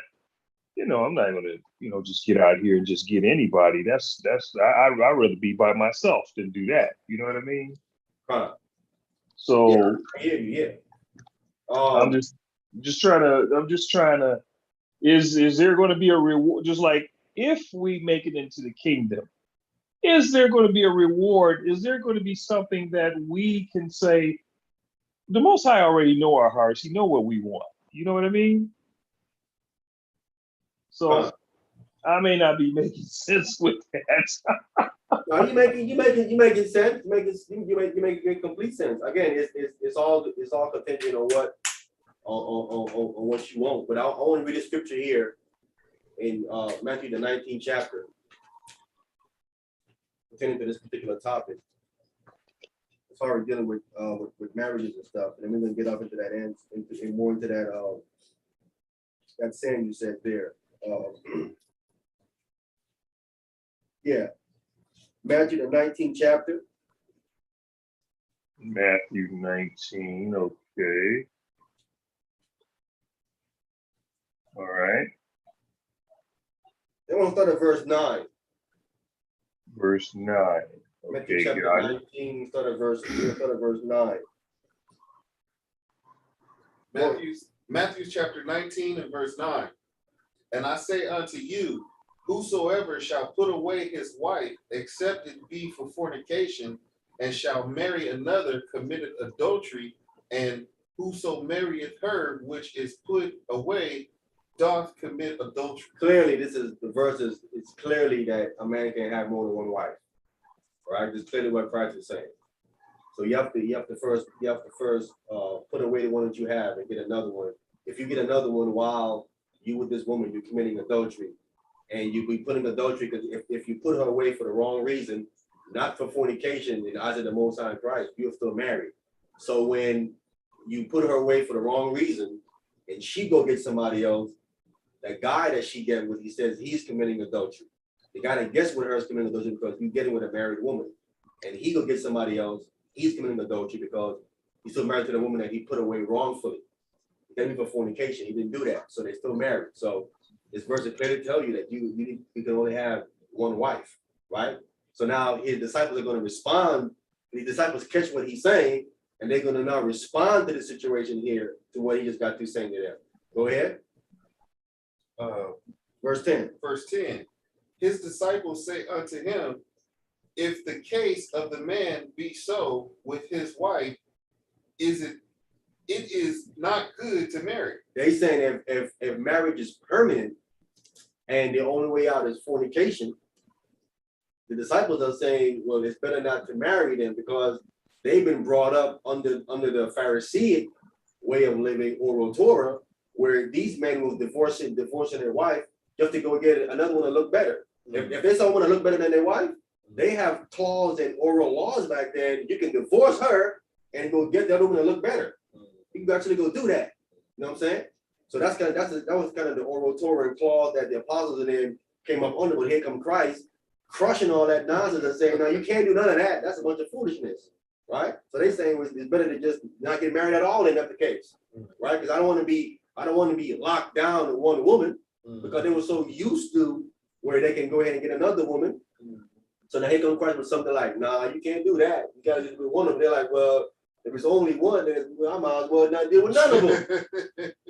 I ain't dealing with none of them, and that's the case then. Because I'm not used to this one woman thing. I'm not dealing with that, right? Permanent. So now Christ is going to come and responds to that situation in verse 11. Go ahead. Verse 11. But he said unto them, all men cannot receive this saying, save they to whom it is given. So this whole marriage situation and the whole getting married and being fruitful and multiply, if you brought out earlier, that doesn't pertain to all men. That saying about being fruitful and multiply doesn't pertain to all men. Christ said that this don't pertain to all men, but to whom it's given, meaning for those who decide, I want to go ahead and get a wife, because you're getting a wife for the situation of having children, procreation. So then all these rules of marriage would then apply to you. One wife, loving your wife, and all that, the whole gambit, then that applies to you. If you decided I'm not doing that, then that doesn't apply to you. All right? Now he's not going to go through the men who it don't apply. Go ahead. Verse 12. For there are some eunuchs which were so born from their mother's womb. So you have men from their mother's womb that have no desire for women. These are eunuchs. God made them this way. They have no desire for women. So what happened with these men in this country, they are poisoned to think that if you don't like women, then you must like men. And they lied to them. But these men don't like women, but they don't like men neither. They made they eunuchs, but they poison them and say, well, you like men. You don't know, and they feeding that nonsense with them. Yes, sir. Yeah, so just to kind of add to that. So that particular eunuch, in modern terms, it will be a person without any virility. And virility is a sex drive. So they don't have a desire to actually have sex at all. Facts. That's what this particular eunuch is. Someone who's born without a sex drive. Facts. Okay, and then that's not many like that. No. But the majority of men have that sex drive, but that's why Christ said there are some so born from their mother's womb, even from their mother's womb, some, right? These men, as I understand them through the scriptures, these men are made to just deal with the Most High's business. They just focus on dealing with the Most High and what He needs done. You know, so whatever He needs them to do, because now they ain't got a wife to have to go deal with that or anything else, distraction. They just go 100% deal with the Most High and His business. So there are some men made that way, as Christ said, from their mother's womb. Go ahead. Verse 12. Oh no, continue. He's 10 and 12. Go ahead. Okay. Which were made eunuchs. Start again from the top. Okay. Matthew chapter 19, verse 12. For there are some eunuchs which were so born from their mother's womb, and there are some eunuchs which were made eunuchs of men. Man, you hold the finger right there. So you have kings who would castrate men because these men would sleep with their harem. So he's made a eunuch by men, castration, right? Go ahead. And there be eunuchs which have made themselves eunuchs for the kingdom of heaven's sake. Go ahead. He that is able to receive it, let him receive it. So you have other eunuchs who have made themselves this so for the kingdom of heaven's sake. The first one is Hamashiach Yahweh. He was a eunuch. He didn't deal with a woman, but he did it for the kingdom of God's sake. That's why when he came, he was preaching. He says, "Go preach. The kingdom of God is at hand." He didn't say my kingdom was at hand. He said God's kingdom is at hand. He's preaching God's kingdom. So he made himself a eunuch for the kingdom of God's sake. Paul is another man did the same thing as well, right? So you have certain men who decide, I'm going to not deal with women for the kingdom of God. You know what I'm saying? It's focused on the kingdom of God, doing the work, getting the information and the message out. You know what I'm saying? Some of the disciples are like that too. Some of them was like that, right? So, but there's no wrong with getting married. What did you say? What did you say? Some of them what? Now, like there are also some of the disciples were also eunuchs for the kingdom of heaven's sake. Also, they didn't take on the wife. They just didn't work. Like I said, this is not a knock on any man that want a wife or want a marriage, but there are some men who decide to not do that for the kingdom of God's sake. So I mean, it all depends on what you want. As far as a man that wants a wife, me and brother did a class on how to pick a wife or pick a husband. Right? We did a class on how a woman go about picking a husband and how a man should go about picking a wife according to the scriptures. Now there are women out here like that. They're slim and few, but they are out here. You know what I'm saying? I can say there's a whole bunch of them all over the place, but there's not. You know what I'm saying? But there are some. Go ahead. My question to you is, do you know where they are? Let me read this. So let me read this. Good question, brother. Good question. All right, let me read this. Ecclesiasticus in your Apocrypha 26 and 23. All right. Going to the Ecclesiasticus. Ecclesiasticus what? Chapter 26. Got it. 3. Got it.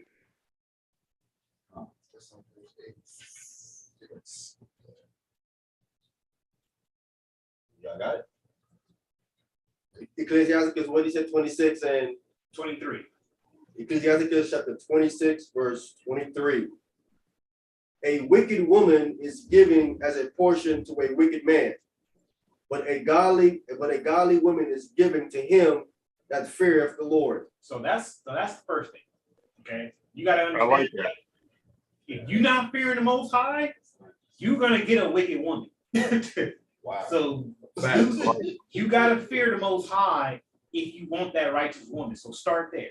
That's the beginning of wisdom. It's the beginning of you getting a righteous woman. Fear the Most High. That's what you got to do. I feel that. I feel that. I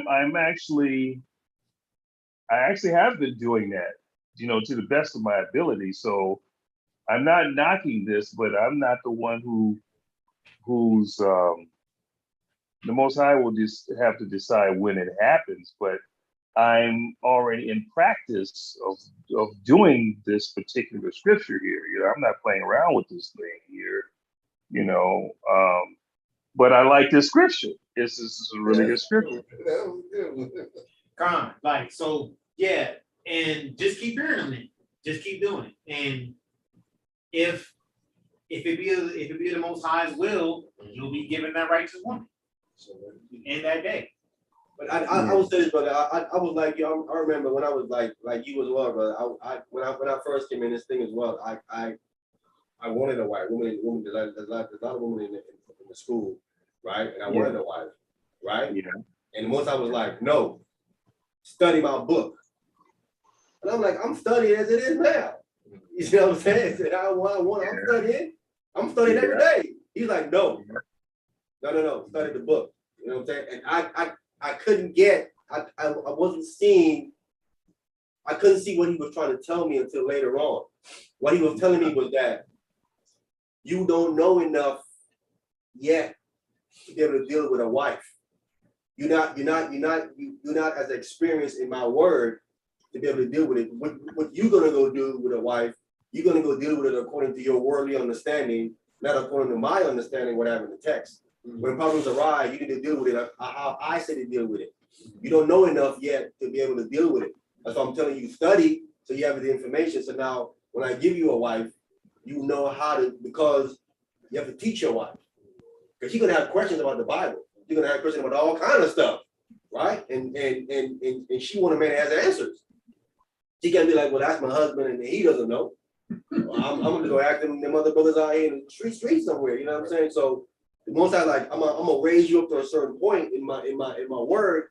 So when your wife asks you questions, you can answer her questions. She can have confidence in you and say, you know what, my husband have the answer, and I don't have to go to another man to find the answer. So he's like, we tell me you ain't ready yet for this woman to study my word and get to a certain level. So he built me up slowly in the word and built me slowly with the finances. So then I have a place, my own job, my knowledge.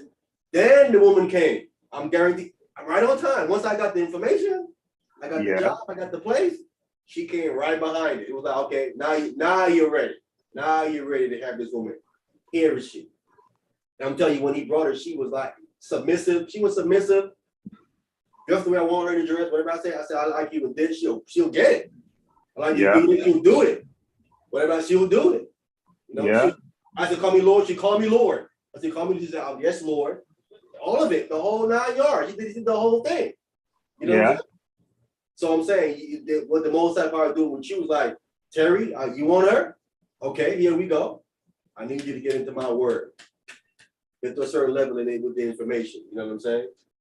And then of course, he's gonna test you.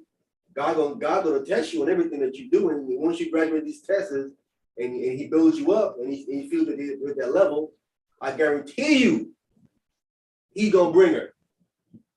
You're gonna be amazed how he bring her. You're gonna say, that is crazy. You won't have to do nothing. You're gonna see how this woman is gonna come on to you.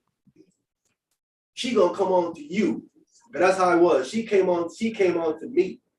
Yeah. Now I would love that. Oh man, I would love that if she came on to me. She would come on to you, brother. I'm telling you that's how it works. The brother was reading just now, and he said that a righteous woman gives to a righteous man. The Most High gonna bring it to you. She gonna come on to you, bro. Trust me. She gonna come on to you. Oh, I like that. You won't have to do a whole lot. You ain't got to do a whole lot. I'm telling You you. won't have to. You won't never do a whole lot, bro. Don't jump the gun like I did early on when I was in this walk. These brothers know. Don't jump the gun. Hey, you're gonna be in a world of drama. I dealt with 3 years of drama jumping the gun. Yeah, brother, you ain't got to Terry. You ain't got to rush this at all, bro. I guarantee you, she ain't going nowhere. She's always going to be right there. She's there. The Most High is a G when it comes to math. The Most High have not made you and not made your partner. I guarantee you, the one to have your partner, he's waiting for you to get to a certain level so he can bring her. Right. He works with bad for malice. I guarantee you, we have your partner for you. The Most High is a genius, bro. The Most High know what you wanted before you wanted it. He know where you want a wife. You said, I know you want a wife. You think I don't know that? I know you want a wife. I need you to get to a certain level though before I can bring her. Is that financial? Is that financial too? Because hey, money's tight, man. Money's tight, Jack. I mean, money's tight. Financial I used to think it was that. I used to just think. I said, is it because of I'm not wealthy? I mean, I got my own place, I have my own car, I have my own baby. I have my, I'm handling my own business, but money is tight. You know what I mean? But still, is it because of money is tight or something? So I would just think of many different things, so, but not like I'm just trying to rush anything, but it's kind of like I'm just observing, because I'm not going to go out here and just get anybody. That's, like I say, I'll rather be to myself, but I would question, like, why is this thing such a difficult thing but Esau, and they come on to me, I go to the gym, Esau is like, hey, sweetheart, hey, honey, yeah, how are you? I'm like, I ain't got no problem with Esau. Well,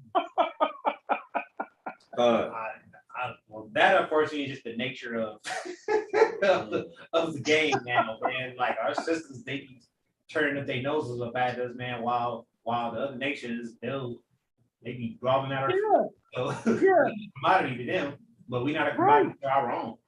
So that's just the nature of the game. But I mean, so like the brother was saying, man, you got to be raised up to a certain level before that can happen. I can tell you with my wife, I wasn't checking for it. And that's when the Most High brought her to me, when I wasn't checking for it. When I stopped, when I stopped actively looking on my own accord, that's when the Most High, it did it fast too. I was like, the heck? And everything, like the brother said, the timing, man, the way my wife came in, it was like, as soon as the Hebrew New Year came in, it's like boom, it's like everything fell in place. Nice. Like it was like perfect synchronization. So that's when I knew. I was like, oh yeah, okay, she's the one, because this is like the timing is just impeccable. I'm like, nah. Yeah. The other one, this didn't happen like that. Yeah. So and I was not checking for it. Right. That's great. I love that. That's great. Hey, brother, I would say, man, don't never lose faith, man, that you can't find a good woman. That, what I'm saying, always have faith that you can find her. She's there. You know what I'm saying? She's there. You know what I'm saying? That's the mentality of defeat. You know what I'm saying? And with the Most High in Christ, the scriptures say, with God, all things are possible, right? That's what Christ said. With God, all things are possible. Ain't nothing impossible with God. You know what I'm saying? So the woman that you want, I think the Most High is like, well, if you want XYZ from this woman, I want XYZ from you. Wow. Yeah. I want XYZ from you. You do XYZ for me, I want XYZ for you. You know what I'm saying? Working like that Lord's Prayer. Come. You know what I'm saying? So once the Most High see that in you, He gonna come right along, right behind us. And you see, you want it that way. You want it that way. You know what I'm saying? Yeah. If he's the one bringing her for you, then he knows what you don't know. You know what I'm saying? Compatible. Yeah, that's so interesting because it's crazy that in the beginning, how God made a wife for Adam and brought him, and it says, "I'm gonna make you a helpmeet," meaning someone that's compatible that fits you. Right. So a woman won't fit you like now. She don't fit you. You want one that fits you perfectly. You know what I'm saying? And only he can do that. You know what I'm saying? Only you can try to get out here and say, "Well, I like this woman. I like the one with the tight skirt on, or whatever you like," right? But she not the one for you. Right. To you, she is because she look attractive, right? But that's not the one for you, and you don't see it. All you see is a carnal and whatever the case might be. But that don't be the one for you. But when the Most High bring her, that's her. Yes, sir. Yeah. So that it was other women made for Eve, but they just didn't suit her. No, there's only one woman made for Adam. I mean, One made, but I'm saying the Most High made her specifically. He crafted her for Adam. You know what I'm saying? He crafted her just for Adam. Right. Perfect for him. Help me. That's where our deep sleep come in. You know what I'm saying? So that's what you want. I mean, who would know better? He made everybody. He know how he made Terry. He know how he made whoever he is for you. You know, I made her. I designed her for Terry. This is for Terry. Yeah. But I'm waiting on Terry to get here over here up to this level right here. Yeah. He said, "I know where to send her at." I know. Listen, man. Women. I'm telling you, like having a wife is a great thing, but it's a lot dealing with a wife. You yourself have to have control of yourself. You know what I'm saying? Because I'm telling you, because sometimes with my wife, when I had a wife, I had to control myself. Why? Because even when I wanted some and she's on her period, I'm trying to like sneak something in it. And she had to check me. I'm like, no, no, it's not happening. You know what I'm saying? Right. You need a woman like that to check you sometimes because sometimes you're gonna slip on your carnality. You need her to check you like, no, I'm on my thing, and you can't have none. You know what I'm saying? Right. Try to sneak some in, right? Right. Submissive. No, she needs to also be in order with the laws too. But like, no, when you falling off, she gotta grab you like, no, get up. Right. Exactly. You know what I'm saying? Exactly. That's the woman you need. Them other little pretty mini skirt one, they'll go for anything. They mess you all up. But you violating Shabbat and all kind of crap messing with her. No, no, you're all jacked up. Yeah, because one of my friends, she's a girl. She lives in Vegas. She's not in the truth, but every now and then I'll talk to her. She was telling me, she says, "Well, Terry, maybe you should get an Asian lady. You know, maybe you should get an Asian. They're very submissive." You know, and I told her, I said, I don't like what they got behind them. They have no butts. Listen, ain't nothing wrong with. I mean, you like what you like. You know what I'm saying? There's nothing wrong with that. But you need a woman. You need a woman that's going to go by the Most High law, statutes, and commandments. You need a woman like you have to have. She got to believe in Hamashiach Yahweh Shah. She got to go by the law, statutes, and commandments of the Most High. Because some women, they be on their period and they won't tell you. Yeah, because they're wanting to. They want something, and they won't tell you. Right. Violating, making you guys, both of you, unclean. Bringing all kind of stuff y'all way supposed to come y'all way. Because she got control of herself too. Like, nah, you can't get down like that. She's just being nasty. Right. Because you wouldn't know unless she tell you, unless you see her, you touch it, you like, oh no, you on your thing. You know what I'm saying? Right. She don't show her thing. If she was a woman, she'd be like, nah, baby, nah. Right now, just leave me alone. Go somewhere. Let me go. So, It's like my wife with me, boy. I'm saying, cause you know out here that's becoming something normal out here with these people in this world, man. That's nothing to them, nowadays out here, man. They still getting down on their women. That's nasty, bro. Disgusting. It is, Phil. It's just nasty. I'm thinking you need a woman. You need a woman of the Most High in Christ. You definitely need it. That's first and foremost. That's before the looks and all of that. See, that's before all of that. That's where Esau comes into play because they nasty like that. Of course. Oh yeah, absolutely. Vampires. Yeah, they nasty like that. Yeah. Yeah, I know women. I hear women say, "Like, I want a good man," and a whole lot of other stuff, man. You know what I'm saying? And these women have been. There's a lot of good women out there coming in this walk, but a lot of them have been corrupted by these negative brothers. These brothers who are just lustful. They have abused these sisters that have decided to come into this truth, especially lying to them about they can have more than one wife. You had a lot of good women that's kind of stuck into these more than one wife situations, which is unbiblical. Sisters, some of them be agreeing with it now. More than one wife. Yeah, they're being deceived, and they don't have more. And they're getting desperate.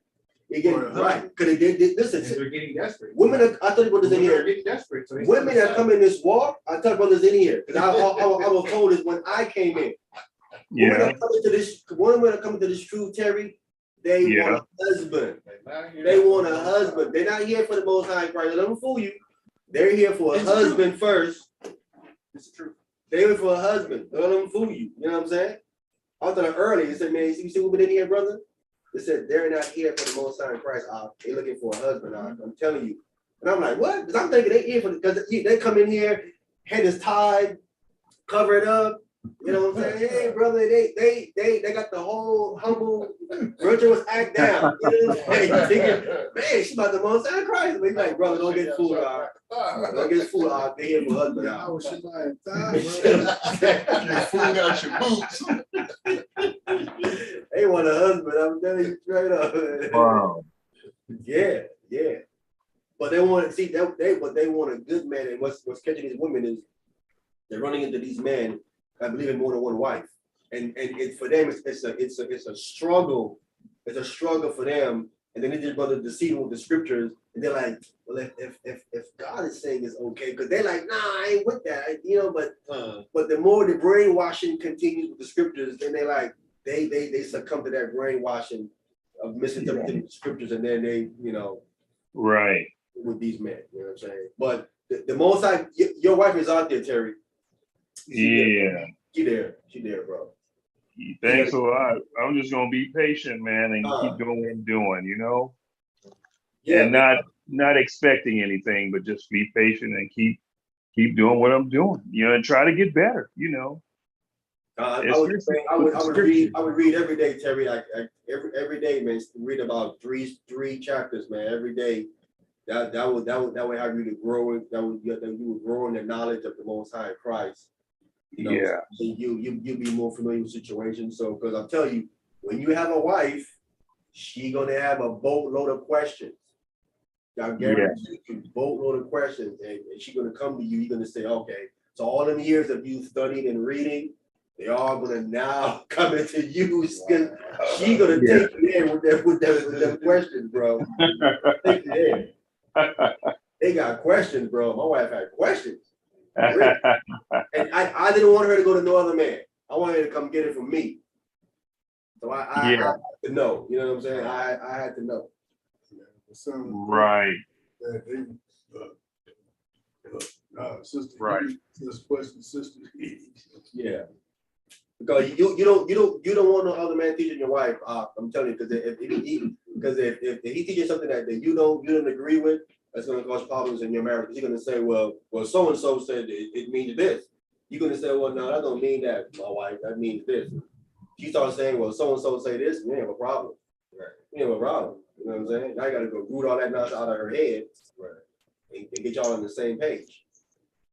And that's schism right there in your marriage. If she thinking something some other man saying is true and not what you said, no problem. You know what I'm saying? Mm-hmm. So whether you're not saying nothing, man. The other men have not said that came into this war, bro. That's right. Many men have said it again. It's all about how you go about doing it. Yeah. Patience is virtue. Key. Patience is key. I'm telling you, patience is key when it comes to that. Right. If you want the right one. Now, if you just want the first one, then you can get. That's easy to get. You know what I'm saying? Let's go through the motions. Yeah, you don't want that one. You want the one down the line, the patient one, you be ready building yourself for it. You know what I'm saying? Yeah, right. Because the few that I have talked to, I'm like, oh hell, red flag, red flag. Oh yeah, man. Look, I'm gonna tell you, I know another brother who's single, and he like, man, ain't nothing out here, man. He's like, Yeah. nothing out there. Yeah. And these women that I'm talking about so far, the ones that's not in the truth, I can see them like, being off or whatever, but I'm talking about the ones so-called say that they're in the truth.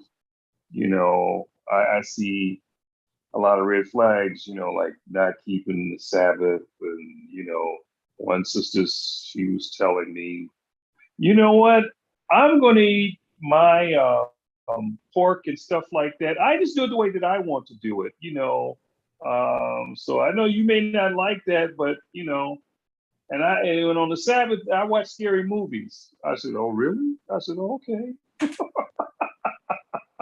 I said, red flag, red flag, God. red flag alert. So-called women that be, quoting scriptures and stuff. She quoting scriptures? Yeah, she was in the truth. She said she was in the truth. Had been in the truth for, longer than I have. And she don't keep the Shabbat, you saying? She says she keeps it the way she want to keep it. Oh my God. She keeps it the way she wants to keep it. How she want to do it? Yeah, she says even so on the Sabbath, if I want to watch my scary movies on the Sabbath, I watch my scary movies. And she says, yeah, I eat pork. I eat my sausage and stuff. I do eat that, And I just was like, He's like Burger King over there. That's not an Israelite. That's not an Israelite. Wow, that's a straight up pagan. Yeah. I was like, I said, okay. Watch the scary movies on the Shabbat. I didn't even challenge it. Did the right thing, brother. Did the right thing. Yeah. Because if you challenge it, it's gonna turn into a big argument. Turn into a big argument. You know what I'm saying? But you cannot do your own thing. You gotta do the way the Most High should do it. You can't do what you want to do. Do it my way. No, it's not your way. Yeah, it's not your Shabbat. The Most High Shabbat. Do it his way. Right. Yeah. I know what son We gonna get something to eat. What you want to get? Depends what you want. You got Elko, Loco, got that coupon. I ain't been dining for bird lately. I've been off that bird. You been off the bird for a while? Yeah, I'm off bird for a minute.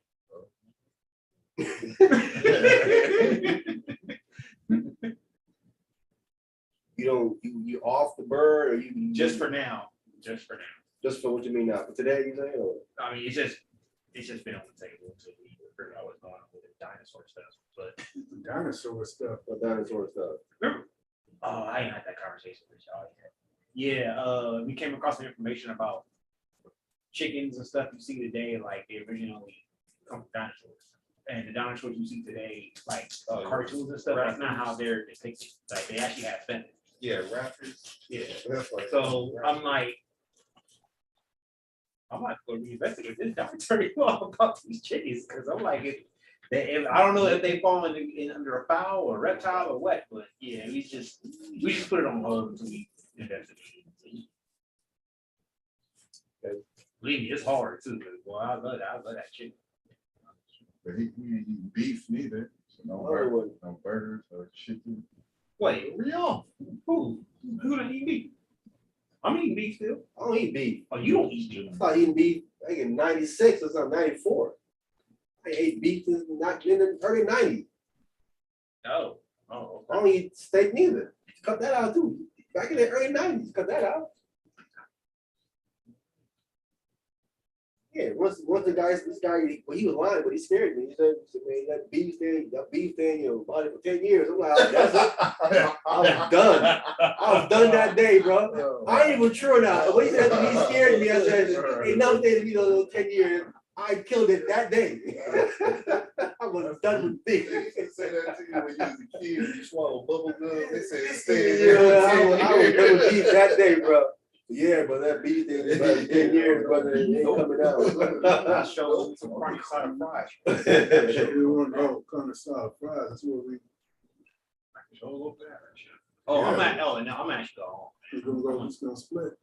No, I was just gonna say, but I was gonna, I know I told you about crashing. I'm actually just going home. My wife won't. She was texting you the whole time. No, I just know she probably don't want to be here dealing with my daughter so, by herself. So all that. That kid is that bad. That child is that rough. No, I mean, she's not bad. It's just she want a lot of attention, primarily from her mother. So she just be working her mom for attention. She won't be doing like bad stuff, like honestly, be just trying to set the house on fire. She just be wanting attention. So Hey, you can end the YouTube at the clubhouse. I already shut my door. Yeah, you can no, end it's still going. you can end the clubhouse. Just exit out with the X. Well, that's how you end it. You just X. hit the X. Yeah. So in the room. And how long is it Wait, gonna take? that doesn't. Yeah, that ends it. I killed the room. Then you gotta click the X to kill the club. Kill the room first with the X. Okay. That's gonna kill the room. You don't want it in there. Then you kill it with the X. Up here. Kill the application. Yeah. Kill the application. And then